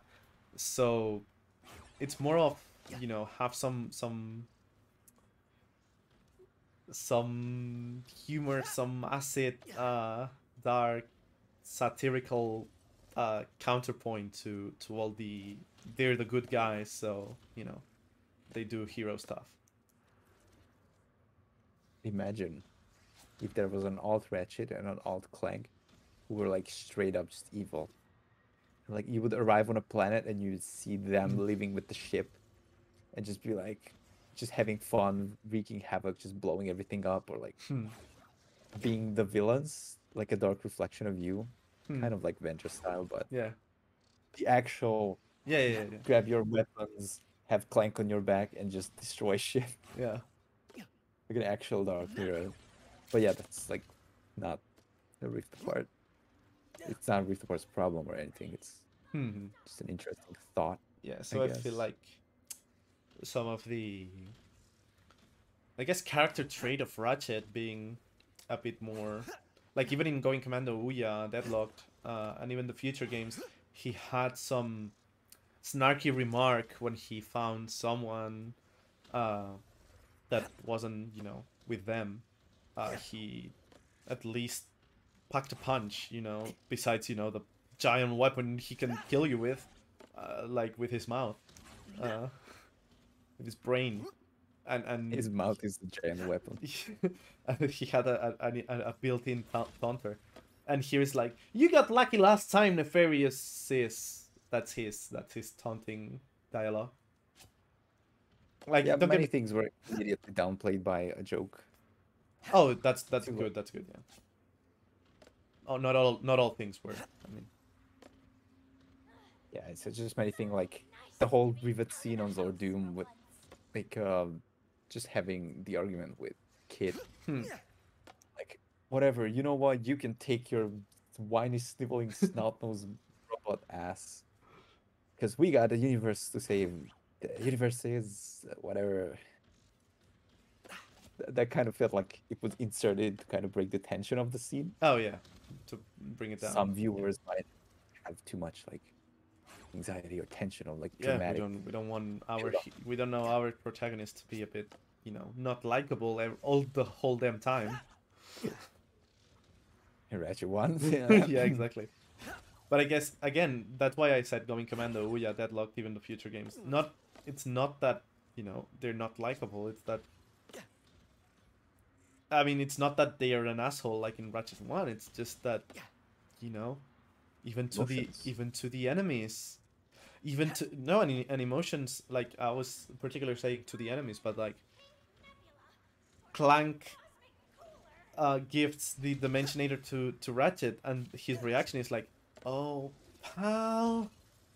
Like, yeah, you're supposed to catch on like his doubts and problems with actually having a Dimensionator, and Ratchet actually thinking more than Clank for once in the saga. But his delivery is just, "Oh, Clank," and then pal, and then let's just problem is Nefarious takes 15 extra seconds to Yeah. get here, so like draw this out. yeah, it looks like he has no reaction instead of being conflicted inside, you know. And again with Rivet, I have Clank, and Ratchet is like 3 seconds. Oh, buddy. And that's it. That's your reaction, Ratchet. You're supposed to worry about him, you know. Like, what the fuck? Let's fix you. We still gotta fix that arm. Yeah, though But the worried hesitation bleeds over into like a non-reaction sometimes. yeah. But other than that, yeah, at least it's better than well, it's again, it's a low bar, but better than PS4, that's for sure. But yeah, a bit of punch with Much better. yeah, a bit of punch with Ratchet and a bit of satire. That again, it doesn't have to be always the same because that would, you know, that would get tiring super quick. But if the story presents itself with like what to criticize and what to go deep into, it feels like a wasted opportunity not to get into it. And that's again what we talked about in the story segments. So yeah. Going back a notch into just what I find missing, gameplay wise, you have the helipack, but you don't have high jumps or long jumps.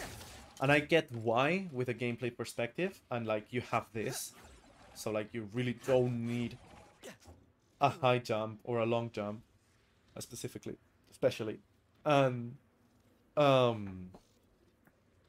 you need to have like a consistent movement and traversal and all traversal options with Rivet alone, Rivet and Clank, Rivet and Kit, Ratchet alone, Ratchet and Clank, Ratchet and Kit. So I get why they didn't make it so, you know, only with Clank you would have some extra movements, because then you go back to Sargasso with only Rivet, you don't have them. You go back to Corstone 5, now you have a bit more, but at the cost of Savali, no, Torrent 4, also you wouldn't have Clank, etc., you know. Or at the end of the game, you would have to share Clank between Rivet and Ratchet because Kit is out of the picture. Or give Kit a pack, which would have been great, but it doesn't really fit with the story, you know. Yeah. So I absolutely understand why, but I just missed it. So I have to bring it up. It's super weird not to be able to, you know, R1 and X, or just R1, or, you know, see the helipack helixes and not be able to have any kind of extra movement with that. It would have been a cool thing. Like I think it's the best decision they could have made to make Ratchet and Rivet exactly the same. Because if not, then you will have a favorite, and then for half the game you will not like it as much, which is a shame. So I think a lot of people are saying that they're disappointed that Ratchet and Rivet played the same. I think it's the best decision. Maybe a slight difference in how the wrench or the hammer plays. Maybe a slight difference for the robot arm. Maybe that can come into play for subsequent games. If Kit gets something, some pack upgrades or so on, they could be different from Clank's helipack and thrust pack. But for the introduction of Rivet and Kit, and, you know, the Phantom Dash and so on, I think them both playing the same, even if it's not perfectly explained how all weapons upgrade at the same rate, and how Rivet has the burst pistol from Ratchet's dimension and so on. I think gameplay wise it's perfectly justified, and I don't think I really missed a long jump in gameplay, having again hover boots and Phantom Dash. High jumps maybe a bit, but you can wall jump to Phantom Dash, so that's fine too. You know what I miss Macaron is, I don't care if, Oh yeah. if they're slower than most traversal options you have. It's just like the slide spin of Ratchet now, Yeah. where you just miss if it's not there. Yeah. And other than that, I think we mentioned that on exploration, but I really liked how in previous games, you couldn't access, like, you had that Metroidvania style of, there's a gadget that you get on planet number 4, and in planet number 2, there's a whole ass section you cannot access because you don't have it, so you have to go back afterwards, and that's completely exploration and optional, and you don't know what's behind there, but you know it's a cool secret, and it's probably a gold bolt, but oh well. In this game it could be an armor, a gold bolt, whatever, you know. yeah, Metalis, you have like all the polarized thing. Metalis is like a Clank level that you can go back as Ratchet, and you have like a whole section as Ratchet. Like the majority of the level is a secret section. Or like the gold ball in Quantos that you have to go back with the hover boots. Like, I get why it can get tedious, like backtracking to just get a collectible. But again, it's just a collectible, you know?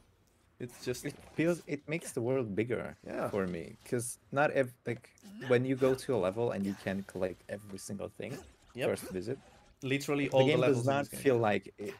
Yeah, the game does not feel like, or the worlds don't feel like they As are more expansive. than your like first introduction to them. Like there's anything more to the world than what you can already access. Yeah.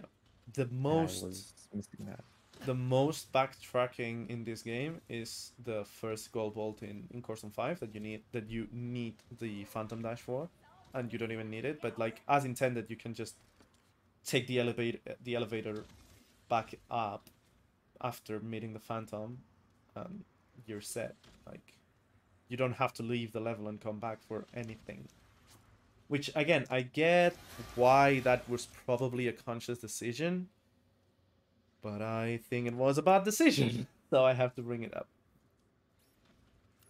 That's fair. Yeah, I can see your point. Yeah, so again, that's just a subjective thing. So I'm probably like, if they did it like that, I'm probably in the minority. So like, Insomniac has noticed that everybody, like, well, everybody hates backtracking and this kind of deal. So they opted for this approach, but I think it's worse.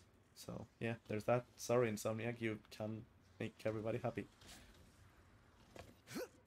Yep, you can scoop as much as you could possibly try from the bucket of gamers, but you'll never scoop all. You'll always find a fucker that's nitpicking the Yep. shit out of this for 15 hours.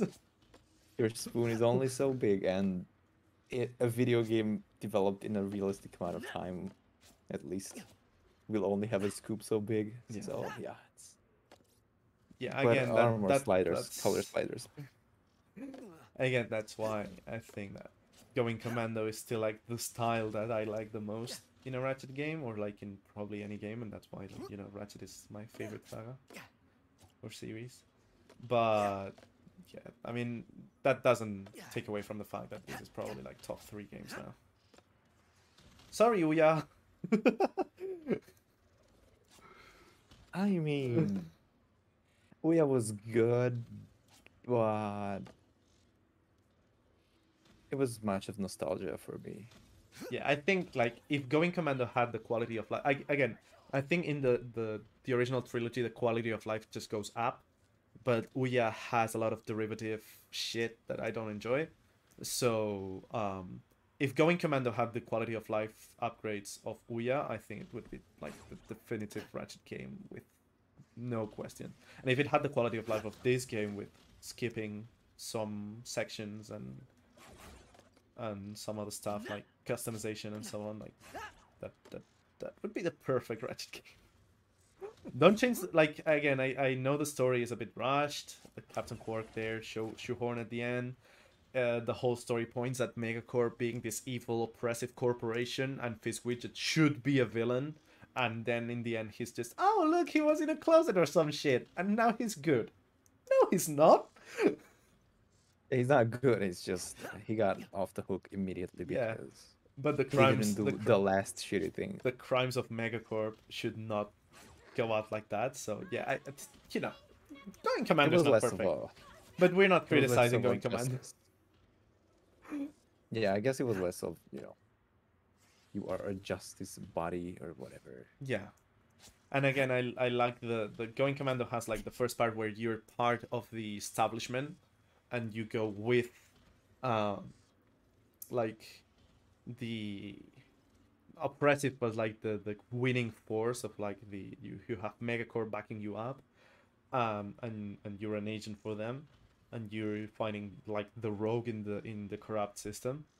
You think it's for the right reasons, but then it like the change is that it's not, and then you have the second half where you're against again the establishment. It's so cool to see the change and how you're against the galaxy again. So that's a really cool point in Going Commando's story. Shame, you know, the twist in the end doesn't fit in as well. But again, that is because of time constraints and like wanting to bring Quark back, and I appreciate Quark being back and being like a full-on villain with a plot and so on, which now gets erased because as much as he messes up, he's always there when it matters most. And I'm like, yeah, in Drek's side or in Protopet's side. But Sinzu, yeah, that's probably been the case. So yeah. CMX, sorry, I wasn't paying attention. Yeah. See you later. Enjoy dinner. Yeah, mega. But yeah, we weren't criticizing Going Commando. We were criticizing and reviewing Rift Apart. So yeah, I think a bit more immersive exploration, having to go back to like there's few planets. They're more expansive, but there's few of them. So cut a path until later, so you have to go back to it. And now the load times are instant, so it doesn't really feel that bad. Like you have to backtrack for Trudy's side mission, but that doesn't feel like, you know, getting an unlockable. It's just a side mission that is arbitrarily unlocked when you finish the next level after Sargasso. It's not even half the story. It's just go to Xerxes, and when you finish Xerxes, you can go back to Sargasso. Yeah. So less arbitrary, like story-tight shit. Not like Sargasso 2 or Savali 2, you go back to those levels, but like, you know, it's just story-related and more like freedom of exploration. That's always nice. Even though I was really happy to see we had 100%ed Blizzard on first try, because Blizzard can get overwhelming with all the dimension changing bits and hidden collectibles through dimensions, not being able to change maps. Oh, another thing that I don't like that was cut was being able to change map. You're stuck on the map and on the planet and dimension you're in. Oh yeah. That was the you could like flip book through the whole game. Yeah. See what you missed. It was super cool. And the map-o-matic actually felt like it revealed whole areas, and here it's just, oh, Titanium here, here, and here, Spybot here in this island you already know existed. This here and in this island you already know existed. Yep, and you're like, oh, okay, so Yeah. what is there for me to find for myself? Yeah, I mean, don't get me wrong, it helped me on the Spybot on Cordelion, but that's just because it was in an upper ledge and I didn't even see it. But you can get it in the first try, so in the first visit, so yeah. That's all for me. That's all my part. Do you want to mention anything that was good or bad? A good or bad idea to cut? That was loud. I don't like from the top of my head. I can't think of anything, but you know, I'm sure that like in literally a few hours, I'm like, oh shit, that thing that I wanted to, or that I thought about. But I mean, that's fine. We can't cover everything, of course. Yeah. So yeah, I think we can move on. Okay, can you talk now? I changed something from the audio. Oh yeah, sure. Okay. Is it working? Yeah, because the game was too loud, because like I couldn't reduce the volume of the game separately now. Like everything was loud instead of just you being louder. Now I think it's fixed, or it should be. So it was like more than a sound capture thing. It was a Discord thing that it changed to the same channel as the Elgato capture card instead of sound capture, instead of the mic and headphones being separated. So yeah, Discord being Discord, I guess. Okay, now it's better. So this is not, that's not as loud now. Perfect. Yay. 4 hours in now. 3 or 44 hours in. Um. Okay. So that was 2 points out of the way. We're just missing two, and I guess like a final conclusions or something. References and Insomniac Games Museum, or how there's no Insomniac Museum. I mentioned about like the Savali Fountain and like Insomnia Corpse maybe leading to a secret, but it doesn't seem to be the case. And yeah, the rest of the references and the final point, which is like more external to the game, like dev management and PR. So references. Zell. Uh, how do I how do I say this? Um, so there has been like kind of a trope, especially in popular culture, but like in the last 5 years, let's say, that started kind of bleeding over to many games, and it's a form of like audience involvement in the cult. No, just stop dabbing, please, for the love of fucking god, stop dabbing. Why is there dabbing in every game? I predicted this. I You said did. I And I said wasn't, about a and I year ago. didn't say you were gonna be wrong. Yeah, sadly, not many people were disagreeing, but I said somebody is gonna dab in Rift Apart. I mean, to be honest, we thought it was gonna be like a main character in I story thought it wise. was gonna be Nefarious or Quark, but Yeah. mostly Nefarious. But no, it's the Nefarious Troopers, some of them. And also, pirates and goons can take selfies. Just Oh, if you great. didn't But know. at least that's like 15 years old and super outdated now, so it doesn't bother me that much. Yeah. Yeah, I think you Luckily, were. nobody flosses, Yeah. but there's dabbing. Yeah. I thought another taunting animation would be flossing, but we just didn't find it yet. Like, hadn't found it yet. No, yeah, I think Hey, Phantom. Sorry, 1 second. you were onto something in the, you know, pop culture, like bleeding into games. There's some cool references, like I didn't get the one with the dog having the key to the cell on Ardolis. I think that's a Pirates of the Caribbean reference, but I think I watched like a couple of those movies way back once, and that's it. Um, so I of course don't know.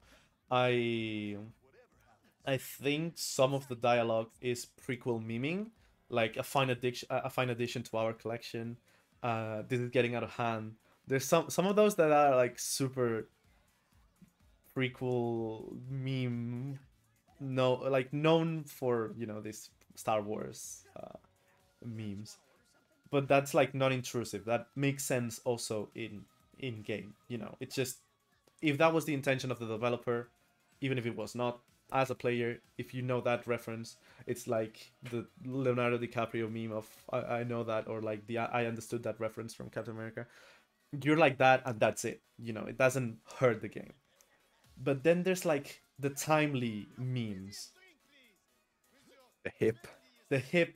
Oh yeah, I know that the youth is doing kind of shit that Full Frontal Assault was all plagued around, which not Oh my only dates the god. You just games. reminded me of the whole thing. Oh my god. LOL. Um, The Trollolo yeah. song. Oh my god. Not only dates the games after the fact, like right now you can see like Full Frontal Assault and even 2016 has have these kind of moments that you can tell when they were from.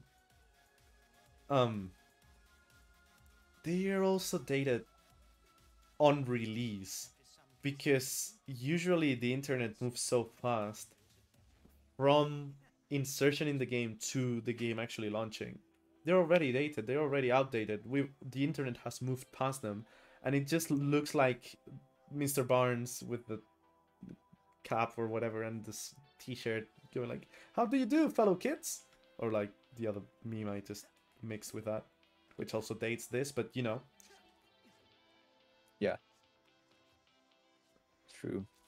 It just Yeah, it feels like, oh yeah, we know our target audience. The kids love their social. That's why I think the kids love their social media, and hope for the love of Mort of the Zonian Orvus that the kids love the social media was intended to be a meta joke.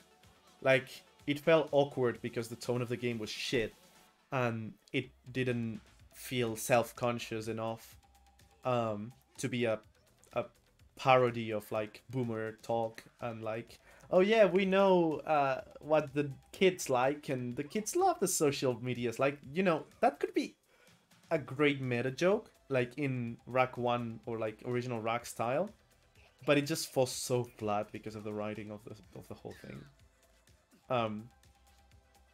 So yeah, everything feels like unintentionally like unironic. We know our target audience and the kids love the social media kind of stuff.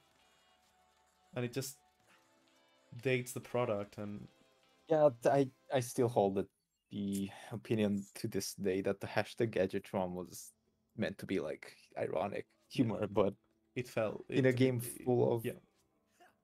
irony of how self-unaware it is, it was I didn't want to like I couldn't believe that that was ironic, Yeah, but I think it was. yeah, I think like the initial idea was to be ironic and then it just fell flat and didn't land because of how everything else was and the rest of the writing and the movie tying in and so on. And the I'll never be a ranger tone. Shut up, Ratchet! Stop whining. Yeah. Shoot something up. Yeah.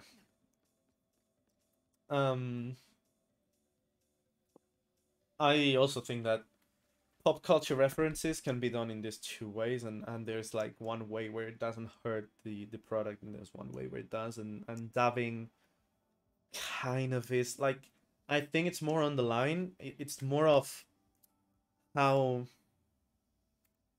I sent you that tweet from Sumo Digital, right, on Sackboy's A Big Adventure, because Sackboy A Big Adventure also has emotes or poses, and one of them is dab, so you can dab in Sackboy. And of course there's a lot of people. That sentence alone is so wrong. Yeah, you can dab with Sackboy. That's, Yeah. I mean, you kind of could, because you could move the arms in Little Big Planet, so you kind of could move them in a way, but yeah, it's an actual pose now. And of course there's a lot of people tweeting at Sumo Digital, because let's remember, Sackboy is not Media Molecule anymore. Tweeting at them like, as we were discussing, like, stop, why is this here, you know? And then they were like, because it's really funny to see like reactions of people to like all the wide array of reactions to this thing, and that alone already justifies, like, makes it worth it to have dabbing in the game. So I think that's more on the line of, it really doesn't hurt that it's an enemy that just moves the arms like that, because if you don't know what a dab is, you probably don't notice. It's just a tone. Yeah, this is emotional pain. This is not about it's just, you know, being hurt by some animation. The humor of, please, I'm tired of dabbing, and dabbing is just, no, it's just flossing. It's just like flossing and so on. So I'm glad it's more on this line, than on, you know, Full Frontal Assault old memes line. But yeah, hopefully, like, you know, real world references stay on the down low, or no. Sure can hope so, but hope is often not enough. Yeah. But yeah, in my references notes, I have, well, first of all, Talwyn actually gets a name drop in, wow, I wish Talwyn was here to see this, in Savali. Even though Talwyn only appears in the credits, not even mentioned anywhere else in game. But poor old Lawrence doesn't even get his name in the game. He's just my assistant, a paternity leave, and it's like, dude, it's Lawrence. Come on, what was the problem with mentioning the name? It's like changing Cernox shard to face quartz. What was the issue? Like, what was the damage in maintaining a consistent thing? You know, same as I guess as little references to the previous games as possible. but then why mention Talwyn by name? I don't know. That's probably more of a popular character than Lawrence. I would assume they're pretty much One is there. literally the main character's girlfriend, and the other is like one of the villain's assistants. Yeah, but it's Lawrence. It's I know, it's but like the not recurrent- everybody though. Yeah, no, I know. But he was in Acid. I mean, you know, and Talwyn wasn't in PS4 either. So like, it's not a problem of, oh yeah, but that in PS4 was different. Yeah, I guess Lawrence was Zed in PS4, but even then, I don't know. Which still hurts me. Yeah, and the assistant in Rivet's Dimension is more Zed than Lawrence. But again, it shows up in like he shows up. Well, they also Talwyn shows up in the credits. So, what was the damage in name dropping him again? Like, you know, that was just damage repair to the old fans to know, like, thank you. Just speak a name and I'll be at rest. Yeah, Please. it's just pacifying. Acknowledge Angela. Yeah, exactly. But That they name dropped her. and that's more travel than it's worth. Like, last time was with Angela, and it's like that Cool. brings so many questions and so many problems and so many plot issues that Lawrence, like name dropping Lawrence, would not bring any problem as that. It's weird. It's just weird. And yeah, also talking about the credits, there's like several after story events, like the Fixer fixing Blizzard. Well, but that's not a problem. Like, that's cool. But there's like Dr. Nefarious going back to Emperor Nefarious's office and turning the lights off as if, and turning the sequence is he turns the lights off from Emperor Nefarious's office and turns to Lawrence and wife and kid with loving eyes and care. So it's like an epilogue of Dr. Nefarious turning away from this life of villainy into, you know, caring more about his friend, his assistant. Yeah, I didn't even remember that. But first of all, how did he go back to Rivet's Dimension? Second of all, why turn the lights off there? Third of all, you got crushed by a mech suit. How did you That survive? was fucking hilarious. Yeah, but it was hilarious, but it was like, oh, he's fucking dead. Of course, well, no, nobody's they, ever dead. Yeah, they always survive this, but you know, I don't know. It was a weird succession of events in the credits, and also during that, like, you're supposed to, the cliffhanger in this case is Rivet says our dimension would need a couple of heroes right now, or right about now, with them being Rivet and Kid.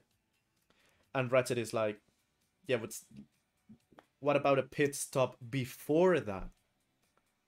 So that's supposed to be, yeah, Galaxy, not Galaxy Burger, the pizza thing, Galactic crust pizza. Or oh, I was thinking PS4. No, no, the sassy pizza cow. Yeah, so no, but like, in all seriousness, that's supposed to be the Lombax dimension. So that's supposed to be like a pit stop before going back to Rivet's Dimension, and the credits take place after the story, because you can see Rivet and Kid and Giant Kid pull the statue down, and you can see the Phantom and Zircon and Miss Zircon chase the female assistant that she runs away, and she's in the Emperor's office, and again the fairies turning the lights out. Like there's several things that happen in this dimension, in Rivet's dimension, that happen after the story and should happen after the pit stop in the Lombax dimension. But we don't get anything of the Lombax dimension, which would be like the final reference, the final tie-in to the next game, the final thing that I know, like I get that they don't want to corner the next writing team.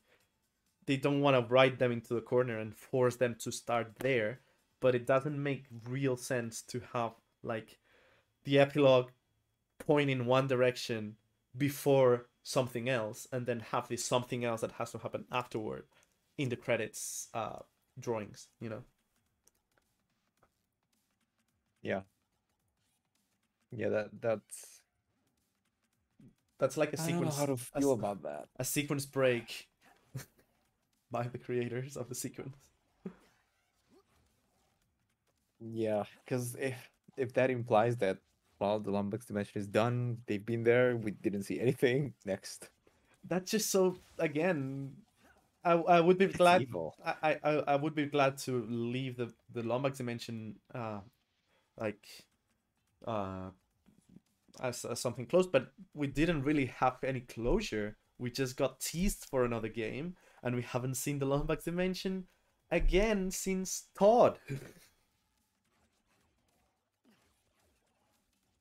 So Yeah, I get it's like it's- I get it's like the hook that now ties all the Ratchet and Clank games together since the Future Saga, where they decided that they wanted to go for a more cinematic and character based or whatever feel, which I mean Todd has a lot of problems with the story, and it has a lot of problems with it being the foundation of all the saga afterwards. It it makes the story have a lot more MacGuffin chases and like super high stakes that are not really that high if you think about them, and like cliches and cinematic feels that are resolved with like, you know, what you would expect since the beginning and so on.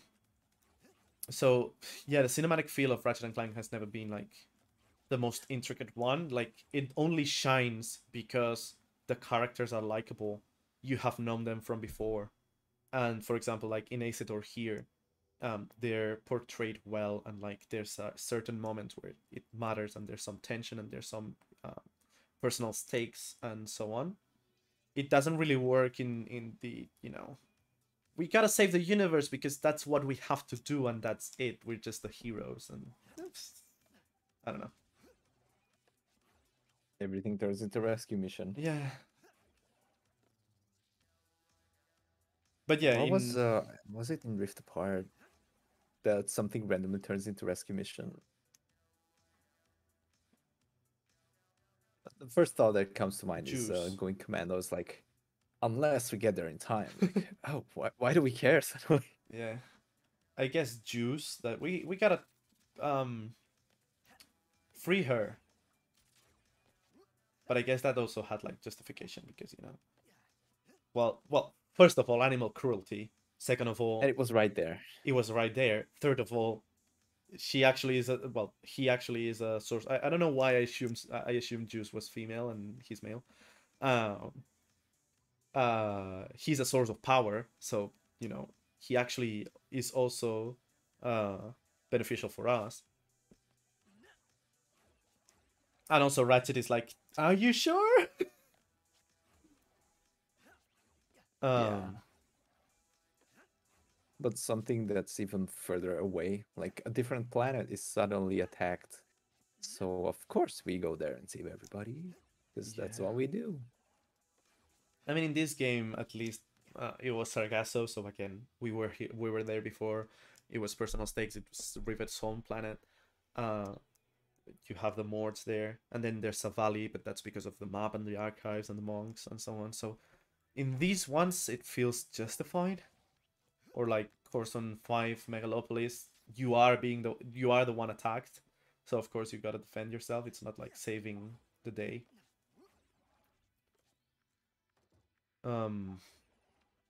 Oh, also it's appreciated how um well this also ties into the future feel of, I think in ACID they said they wanted to have every planet be like a mini arc, like, you know, Krell Canyon has the invasion and you repel the invasion and avoid it. Zanifar has the nefarious in the past and in the present, like in the containment cells, and how it all began, and you free them, and that's like a small story arc, and you can feel and you can see how it's also like this in um, Torrent 4 with a fixer, but that's super rushed. In Cordelion with Juice, that's probably the best one, I think, in this game. Like mini arc, like self-contained arc in a level, even though like it connects with the overall overarching plot, like the stuff with Juice. I think it's one of the best things. Savali, I guess, has a bit with Kit, but that's more overarching than Planet Arc. Um, and Viceron is a rescue mission, so What Vice from what? Yeah, though it's that one makes sense yeah, because they're there was no rescuing the main next Ratchet game characters. without Ratchet. Yeah. Yeah. So yeah, I think um I'm done with references, but I'm not here by chance. Wow, I'm so happy you're right there because even though there was no Insomniac Museum in this one, Xerxes, when I first saw a gameplay of it, I thought it's a cool bar, Yeah. and then just a quick walk around makes you realize the sheer amount of references. So it's I consider it like a semi Insomniac Museum. Hmm. It doesn't showcase cut stuff, Yeah. but it's like a gallery of everything that we've been through, kind of. And there's so many references and like so many nudges and hints to, you know, older games and even some Insomniacs themselves, like Dan Johnson, the legendary Dan Johnson. Yeah. There's so many. Every single shelf is packed with stuff. So that kind of makes up What the fuck? for me. Oh, because he's throwing the wrench. Okay. Oh, Yeah. I was just even Zerky is like, what? This is a Hey, he violence actually free has two zone. hands. This will not stand. He actually has two hands. So it makes oh yeah, Statue because slime. he does the namaste thing. So what the fuck was the sculpture outside? No, I was looking at, of course, Dan, and it says Dan, and it's a million bolts, um and the barcode is date of, like, year of birth to year of death. So this is such a nice detail. But no, I was now looking at Body by Quark, which is 9.99 instead of 150. And it actually says Body by Quark in this It's an dimension. interesting tagline. Who is Quark? I don't know. Why is there a Q Force logo instead of like the pirates or something? I mean, Quantum has the logo too. It's just covered by, like, you can see it here, Yeah, but yeah, it's covered true. by the pirate logo when he is undercover. But like you have the Keyblade here too. You have, I think a lot of stuff is just uh models that were already in this game, like the fish, the Agorian steed, that piranha, that all the fish is from Cordelion, the Snaggle Beast, the Keyblade, that monster thing from Nebula, the pistol from the pirates, um, the other pistol from the goons, the pufferfish, the other Savali thing, the Sun Shark, fish, more weapons, more Snaggle Beast, um, the Grunt Thor. So like a lot of these are things that are already in this precise game. The other things are concept arts from basically either this game or Awful 1. Like this looks like Ephemeris. That's Awful 1, I think. So there's some neat references. I think Jukebox is a reference to Sunset Overdrive, actually. Like those animals are actually from Sunset Overdrive. But yeah, it's cool to have like an Easter egg location, you know.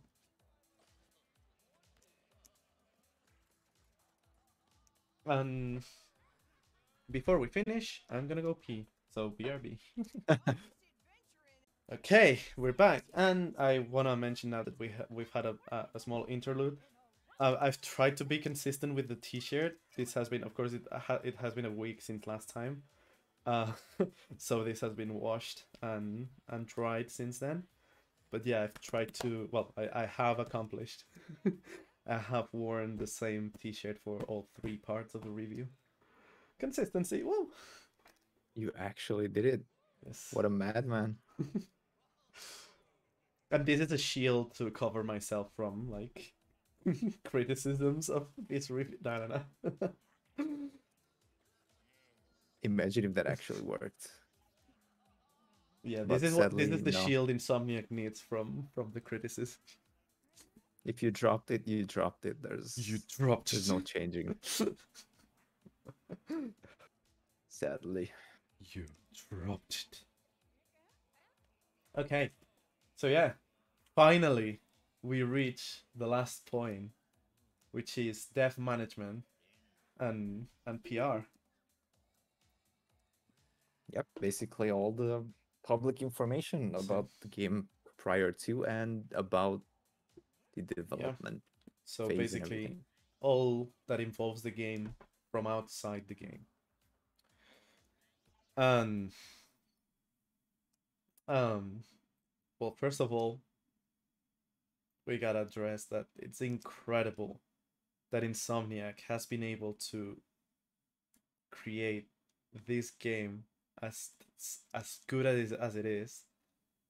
Not only like as a game and to be able to create it, period, but actually during a pandemic and working from home and with all the issues this carries with it.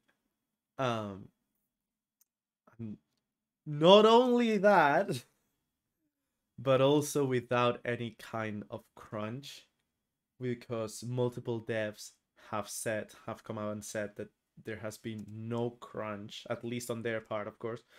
They say, I can only speak for myself, which is, of course, should be the standard and the default, and what like never should have been any crunch in any game at all. But of course, well, capitalism and the industry and like the consumer wants the games now, and like I'm already saying, like, I know it's not gonna be next year, but in 2 years if we can have the next Ratchet and Clank game. But like, really, if it takes like 3, 4, 5 years to get something like this without having anybody suffer and just, you know, work as human beings and like enjoy creating games, like the devs actually be, you know, actual workers, because the video games industry is also like super recent, so there's not like a strong union and syndicate and whatever. So Yeah, everybody's trying to figure out the best way, and regulations are not in place in many places. Yeah, and even industries that had like historically pretty decent conditions and again regulations and unions and so on are having all the conditions compromised too. Not even because of the pandemic, but more like late capitalism, as they say, which one can only hope, I guess, that it's actually But yeah, I don't know. At least it's just commendable, and your logic is command. No, it's just so good to know that the people and company behind our beloved franchise, um, the people are actually working in the best conditions and actually proud of what they did, and um, and happy to work in the series and work in that company, and the company is not pushing uh basically from actually decent working conditions to slavery and more. Hey, welcome back, me. Yeah, um that's I'm very glad that Insomniac, to hear the whole thing. yeah, because I'm also a fan of like Crash and Jack and Daxter and even Uncharted, so um I guess like we could say I was a fan of Naughty Dog and what they did, but then Naughty Dog is like the main company uh involved in this crunch fiascos, and like they won Company of the Year, and that carried a lot of controversy, not only because Last of Us 2 was already controversial, because of the conditions that the devs reported were inhuman. So yeah, I cannot say uh I can have the same appreciation for um the company as I can have for Insomniac after knowing that it's still good, it's still safe, it's still a nice place to work in. Yeah, that matters so much more than everything else. Like if Rift Apart didn't do as well, but I heard the devs being super happy with the whole process and the result, and they enjoyed working on it, I'd much more, like prefer that. I would Mm. take that any day over a game that made 1 billion sales and Yeah, like people burned out so much that they never want to make a game again. yeah, like That's Last terrible. of Us 2, I haven't played it, but um had like super crazy like cloth textures and animations and like well, also like character and facial expressions and so on. But like if that meant that some like not one person, even one person would have been too much, but like a whole team was working over hours, pressured, um probably underpaid, and like even just the amount of hours put into it in a shorter period of time, like not having worked there 8 hours and willingly chosen to some days work extra hours for like more wage, but like actually being forced, like having no other option other than being overworked and burnt out. um it's just not worth it. Even as a player, you kind of like, I don't know, you would think about it while playing the game, probably. And you would be endorsing that kind of practice. Like probably you would buy the game and then realize that. So, or like not even know if that happened. Like like usually don't know about all the background in these games, but it's always nice to see that the minimum is at least achieved in these cases. Yeah. And as somebody that's looking to get employed in the game making industry, I hear horror stories of crunch and inhumane burnout conditions, and mostly from the largest publishers. So Yeah. I'm glad that a first party of Sony did Yes. not go through that same thing. And I hear the same about Media Molecule, but Media Molecule is like this crazy happy place where everyone like, I don't know if you know the story of when Kojima was looking for a game engine for Death Stranding, what would become Death Stranding. um he actually settled down on Guerrilla. It's a Spanish word. um Guerrilla Games, their engine, But he said that I want this engine, but Media Molecule's kitchen. That's cool. Yeah, I love when people can like enjoy their workplace or like their team. yeah. That means more to me as somebody that is looking to get employed than any kind of perks or salary or anything. Of course. I want to be treated as a human and have fun on the workplace. And if you can do that, you'll never work a day in your life, How's else as you they want to say. be treated? You what is this revolutionary shit? I know, I know. Get I'll out of make my own my game studio. get out of my mul- multinational corporation lobby. No, I yeah, mean, absolutely. yeah. That's why What I'm looking to smaller teams, not hmm.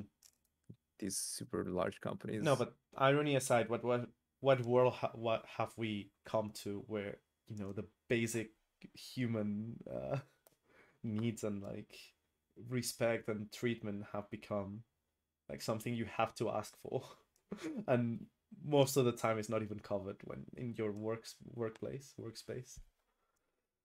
Yeah, the problem is there's so many like these controversial topics Hmm. of all these things that they drown each other out, and eventually nobody gives a shit because there's a new story every week of inhumane conditions, and Yeah. people are just like, we can't go protesting because now there's a new thing. We can't organize anything. We can't like make any regulations because there's a new thing again. Well, I mean, And in it's the a distraction regulations, tactic that sometimes happens on purpose, it, but unfortunately, it means there's so much of this. I mean, w- with the more it's uncovered, the more reason there is to actually regulate and be serious about um, these kind of things. Like it's not a couple of companies and a couple of teams doing games for fun anymore. This is an industry, and um, um, it's evident now that letting it be without any kind of regulation, it's not sensible. Um, so I think the more cases get uncovered and are not swept under the rug, the easier it and the faster some kind of regulation will come around, and the future Yeah, will be totally. better. Yeah. It's not. But I I mean, the mean, problem is that there's as a consumer, there's definitely uh you know every like same as with politics or whatever. It's like everyone's the same. They're all corrupt. Everyone's the same. They're all like do these kinds of practices because they're forced to, or in this case, like the consumer want the game next year, so the um, publishers or like the higher ups in the companies that are not actually creating the game itself um, just push for that, and then the game directors or like the company directors receive that pressure, so that pressure gets translated then into the teams, and then you get crunch, burnout, and so on. um but like I think inside the industry, um the knowing that those cases exist, I think like the more they're published, the better. So first of all, consumers first know about that, and it's also a thing to consider when they ask for games as soon as possible. Um, um, and second of all, like it's actually it has public repercussion.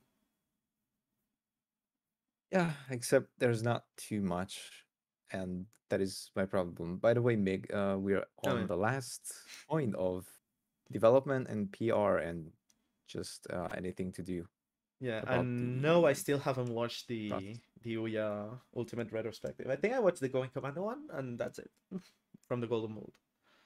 Um, but yeah, yeah. It's the last point finally, barring conclusions. Yeah. um, So my point about you saying that there's a lot of this being published and brought to public attention, that will help. But I think um, most people, like, numbers don't really show yet the effect of these. Like, people are mad and they're typing out on Twitter how shitty EA is, and then By the the majority game, just yeah. buys the next FIFA game anyway, or Yeah, I think whatever Twitter else. is definitely, or like any kind of social media is it's definitely a bubble that can become an echo chamber where you think that the majority of people know about these things and don't agree with these things, but then the majority of people actually are like consumer levels or like parents that buy a game for their kids, um, that don't know about these kind of stuff. Like you have to, I hate people. You have to do like a couple steps of digging to actually find these things. But at least they're published, and at least inside the industry, they are known. In general, like you're not part of your company, and like you're an employee that that the the other one sitting like in the desk in front of you suffers the same conditions. You also know like in that other um company the conditions are like that, and in this other company like in Insomniac, this wasn't the case, at least with Ratchet.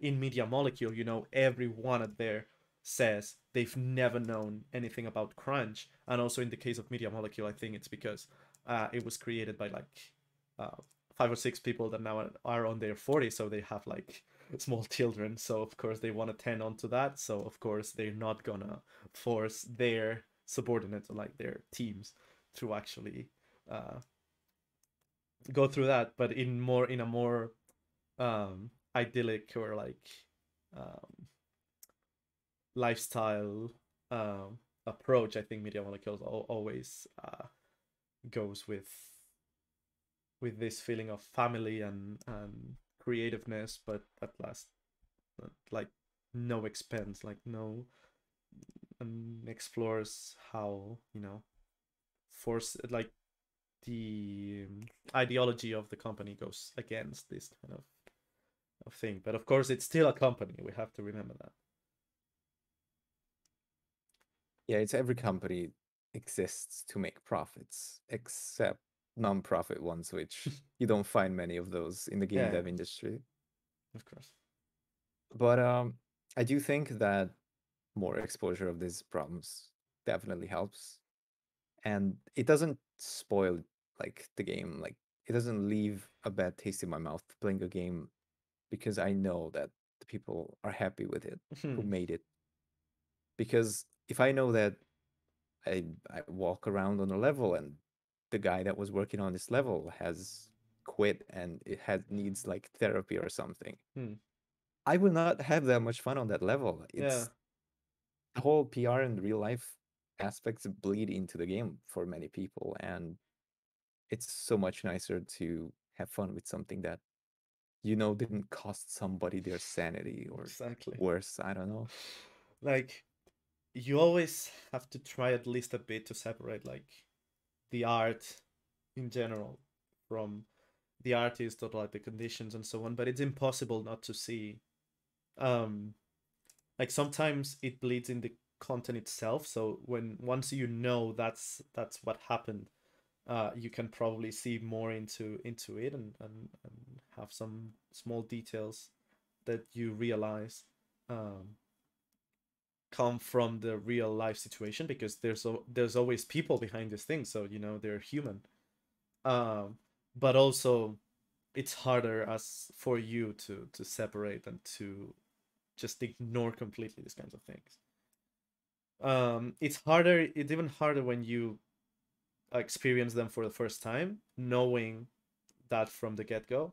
And I guess it's harder when you've experienced it for years and years and years. Like for example, if I don't know, if now we suddenly know that, I don't know, Jack 3 or like Rock 3, that Rock 3 also had like a lot of rush, um and like was not working like months, like few months before release, and we've had like dev commentary on that. Like if we now discover it's not only that, but also um they had to crunch like hell, and like half the team had to leave Insomniac and so on. It's definitely like it's not gonna be as bad because we've played Ouya for so long that it's just playing the game without thinking about the outside world. But it's still gonna affect how you see some things in the game. Like just knowing that how rushed it had to be affects your enjoyment, and you detect like, oh, this thing is because this section is like this because it was rushed, or this section was cut, or something like that, you know. But yeah, I definitely feel that this information Yeah, I is just never like completely, you never play or enjoy some human created thing, art, without, like, you can never separate completely 100% uh the piece from the artist. um and once if you know about it, no. exactly, and once you know about some situation and so on, you can probably see something else you didn't see before on the piece, and also like enjoy it more or less depending on what the situation was. um yeah, the Example, suffering chef. example, Kid Me. I was Mm. like, oh, there's a snowman on Siberius, and it gives bolts. I always broke it Yeah. because money. And then I learned about Dan Johnson and like what that's for. And you can tell me as much as you want to forget about that and just see the snowman. Yeah. I can no longer just see the snowman. It's much more now, and thing the is same would apply in a negative sense. thing is yeah, I mean, thing is also in Going Commando Ruya, that Snow Dan was with Dan alive. It was just an internal joke. It was just funny. Now it also has the weight of Dan having passed away, and being also an in memoriam, or like a reference to a legend Insomniac, like the four legends in this game, you know. Same with the Yeah, Krager yeah. Bears. We were like, it's obvious that it's dedicated to someone at Insomniac. We both thought about Jim Ward at first, but then it was Krager Bear, so it's Craig Goodman. Um, yeah, and with the Dantoy here, with the barcode and so on. With tools dedicated to Dan Johnson and so on. Yeah, there's definitely some real life. Or for example, something as silly as Insomniac, like some specific devs, um, going against patching the range boost in this game, for example, or reverting back a patch in PS4 that made speedruns worse. Um, like right now for the range boost, you have to actually hold like you have to be at full speed and have to hold L2 and press square. Before it was like always, but still you can use it in speedruns. Um, and you know that some devs probably want that gone because, you know, it's worse for the what? I can press triangle. No, I can't. Okay. Um, you know, some casual players will just find themselves yeeten, uh, and it wasn't the intention of movement tech and so on. Like, of course, there will be some devs that don't want this to happen in their game, but the fact that you know that some of them actually fight for this to remain here because speed runs matter to them. And the other thing, the silly thing that I wanted to say is that I think it was Craig, not no Grant. Um, there was another Insomniac dev that actually pushed um, for all the instances where enemies were too far away, so you couldn't hit them with a range, to actually move them closer in.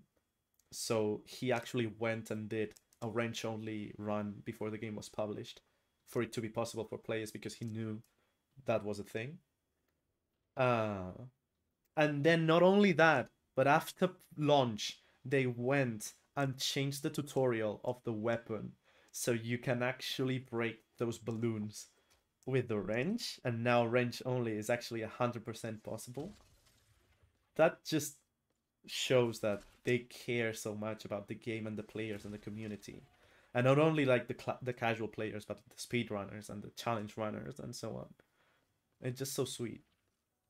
And this I I assume wouldn't happen if, you know, the devs weren't happy with their product, or were burnt out, or were just wanting to move away and move from the project that they've already completed. And also, of course, like, it's something that you can clearly see some real people behind the game changing stuff for the game and for the players, and that's super cool. Yeah, it's not just like a faceless machine, like input, like artistic commands, output game, Yeah, and then you don't know who's in there or what's happening. yeah, it's not like That's corporation why I made love game. the Insomniac live streams too. Yeah, same with me in the Media Molecule live streams, with even before Dreams released. Like, it was my weekly. Now it's bi-weekly or more. And I've lost track because, you know, Dreams is actually out, and they do a lot of stuff with community creations and so on. But like, again, just the fact that they actually do streams with community creations, and, you know, Dreams is of course community based, and it makes total sense. But even before Dreams was out, like, they had a live stream with the art director that would do a crazy good sculpture, because that guy is amazing.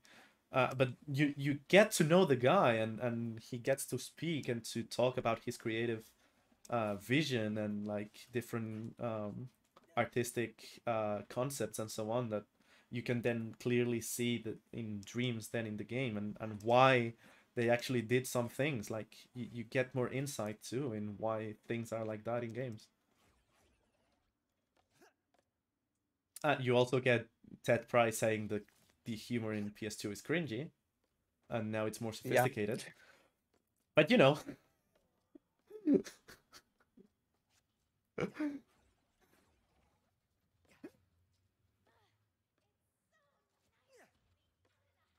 I think it's I don't know why why triangle is there. Let me press triangle here. No, it's still there. Oh well. I think it's a quantum triangle. I don't know. Yeah. The quantum triangle. Yeah, I am. Oh, it's not. It's the jukebox. It's the juke. It's a dancing triangle.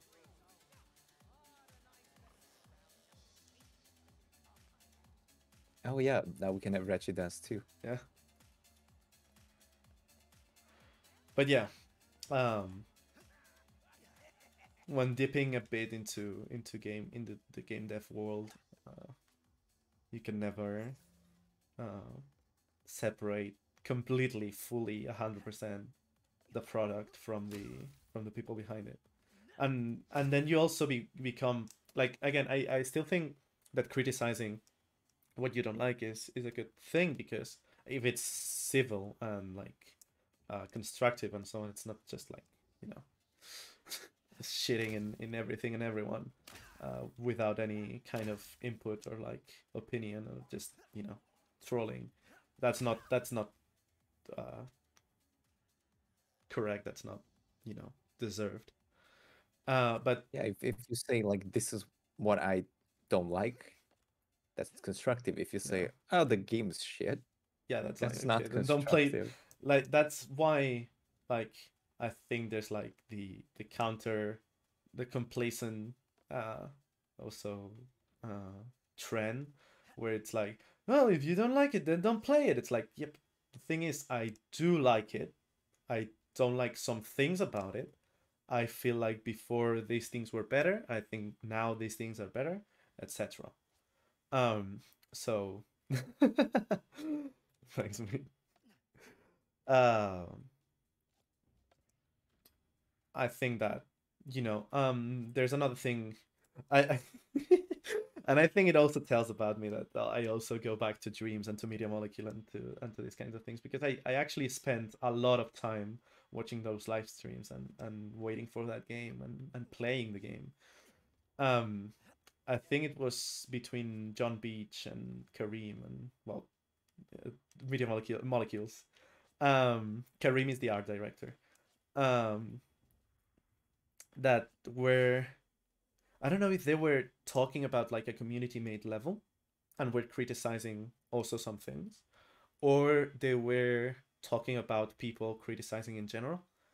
Um, but in the scope of dreams, and they brought up how like I think it was them criticizing something they just played, because after like 3 or 4 things they were brought up, they were like, oh, but don't get discouraged by that, because it was talking to someone in the community, was like, don't get discouraged by that, like as you can see, we're criticizing super minor details, and what we think that it's product of you being an amateur, or like someone, like one person um creating all of this, and you can see it's, even then, it's just details and nitpicks.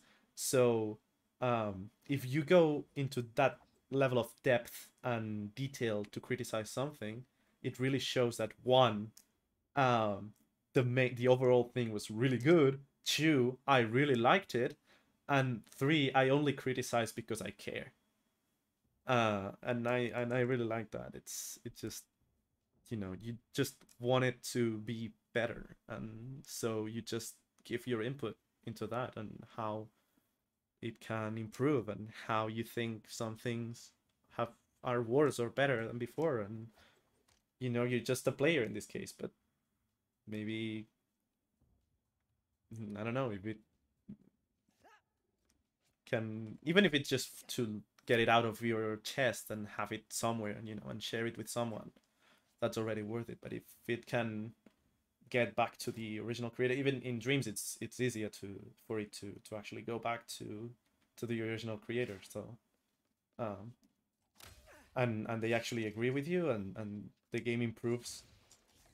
It's great. It's like actually not being complacent and criticizing to make things better. Yeah, if your criticisms in order of how bad the thing is starts with something like, on this level your helmet clips into something, Yeah, that means the game is really almost perfect. It's such a minor detail that only you and 3 more people will notice, but you know that if, like, you want it to not to happen, so nobody gets to see that. It's that level of care. That of course also produces, entitled fans that say that, no, this has to be like this because I say so. But that's also the job of the creator to know, to to tell apart the things that are actually, that make sense and don't, because yeah, consumers can have lots of inputs, and again, we've had lots of ideas, and teleport. We've had lots of ideas about story, but we're not writers, so it's just some ideas that come to mind, but maybe they would have any bigger problems with plot, and not be a good idea. Yeah. I think most of what we criticized negatively in this review were minor things. Oh, absolutely. I mean, again, there was no stuff like, oh, I hate when sometimes the game just crashes and you have to buy a new copy because it corrupts your console. I mean, I hate when the game crashes, and it does crash, but it's just a minor inconvenience, and it always fixes itself. So yeah, this is not 15 hours of why this game is shit. No, 15 hours. This game is 15 hours of this we game. Can't really find bigger problems. This game is absolutely great. Let's go let's pick grains of sand from this mountain and see if every grain of sand is actually ray traced, and criticize the ones that are not and praise the ones that are. Yeah, it's crystal sand. Yeah. It's already, I don't know, the metaphor was weird. You know what I mean. I know what you mean. Don't worry about that. So yeah, I do think that we touched on a lot of things that don't ruin the experience. Only some of them that we actively like, I wish this was not in the game. Yeah. Like Zircon Jr. But those are few and far between. Yeah. It's just, you complete the bronze cap, you're like burnt out of fucking Zircon Jr., then you play an amazing like you're already playing an amazing game in the arena, but like you go away, you forget about it, you then go back for the silver cap and like, oh yeah, this was in the game, wasn't it?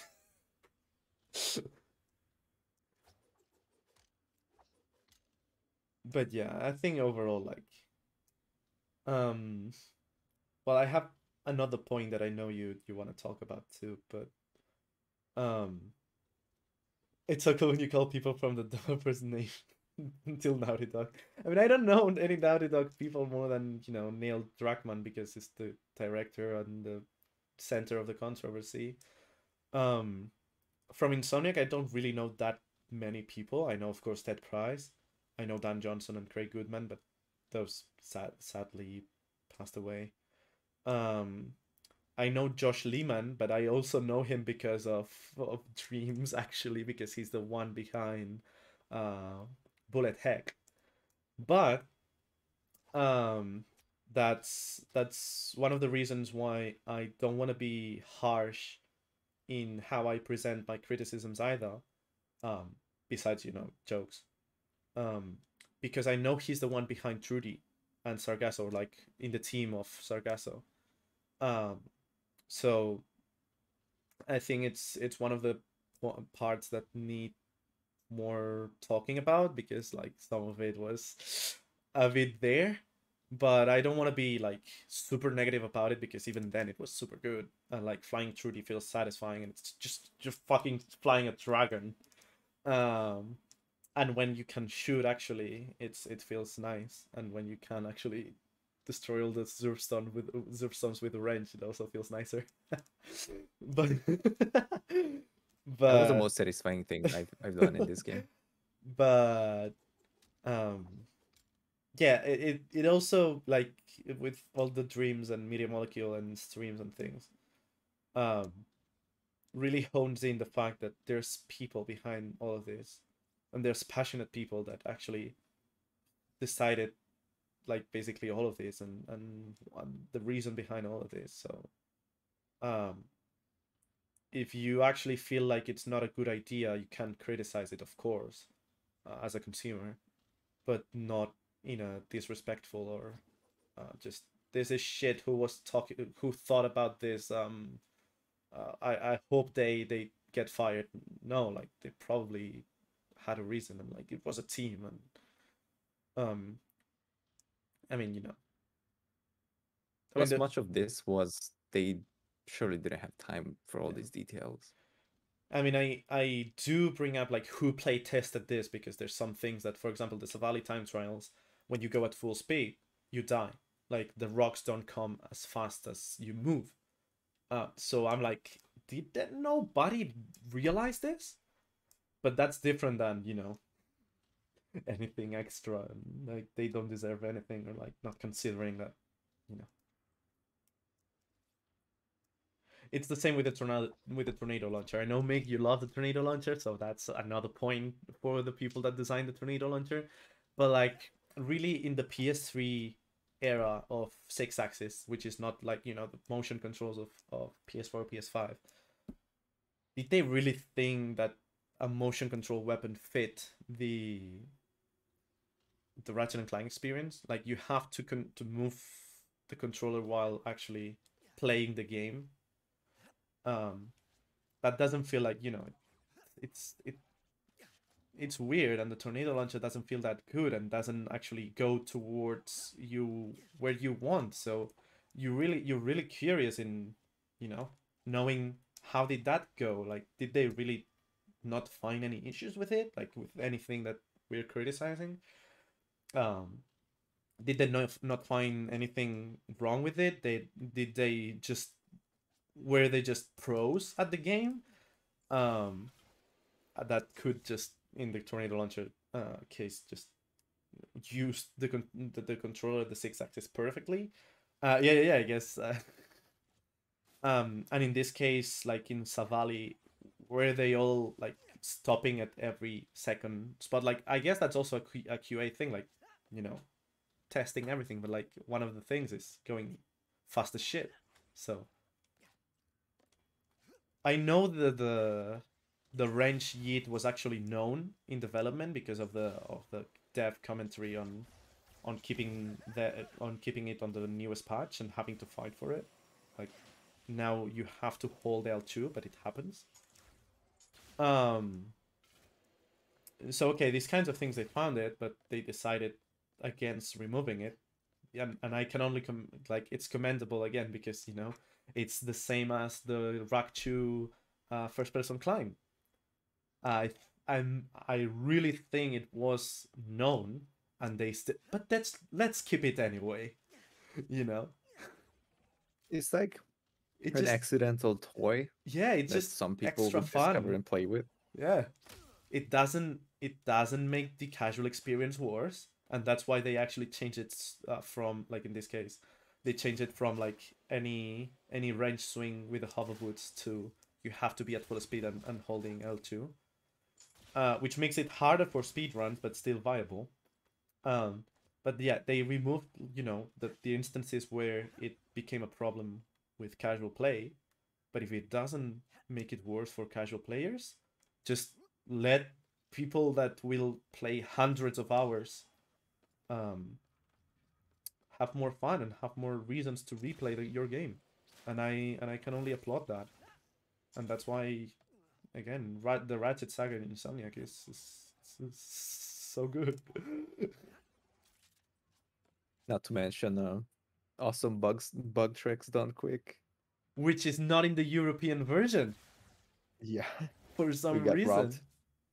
But yeah, it's the speedrunning community getting like I'm not even okay. Yeah, I run Rock One NG Plus. I'm like top 60 or whatever. But like, I'm not a speedrunner. I don't consider myself like an actual speedrunner. Same as I don't consider myself like an actual game dev or like any kind of speciality in game dev for Dreams. I know I suck at art, I suck at audio, I know I have my logic systems and so on, and that's why I try to keep my games centered around those. But I don't know what my point was, but yeah, I think it's like a great recognition to the speedrun community, to the speedrunning community to have these Yeah, references. Meg, we were talking about the arena challenge name, the awesome Yeah. bug tricks done quick, on, let me which go. was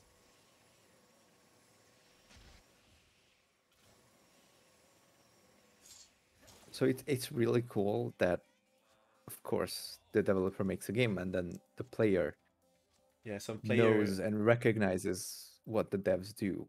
But it's also cool, really cool to when the have some, devs yeah, know something that you do and like acknowledge that.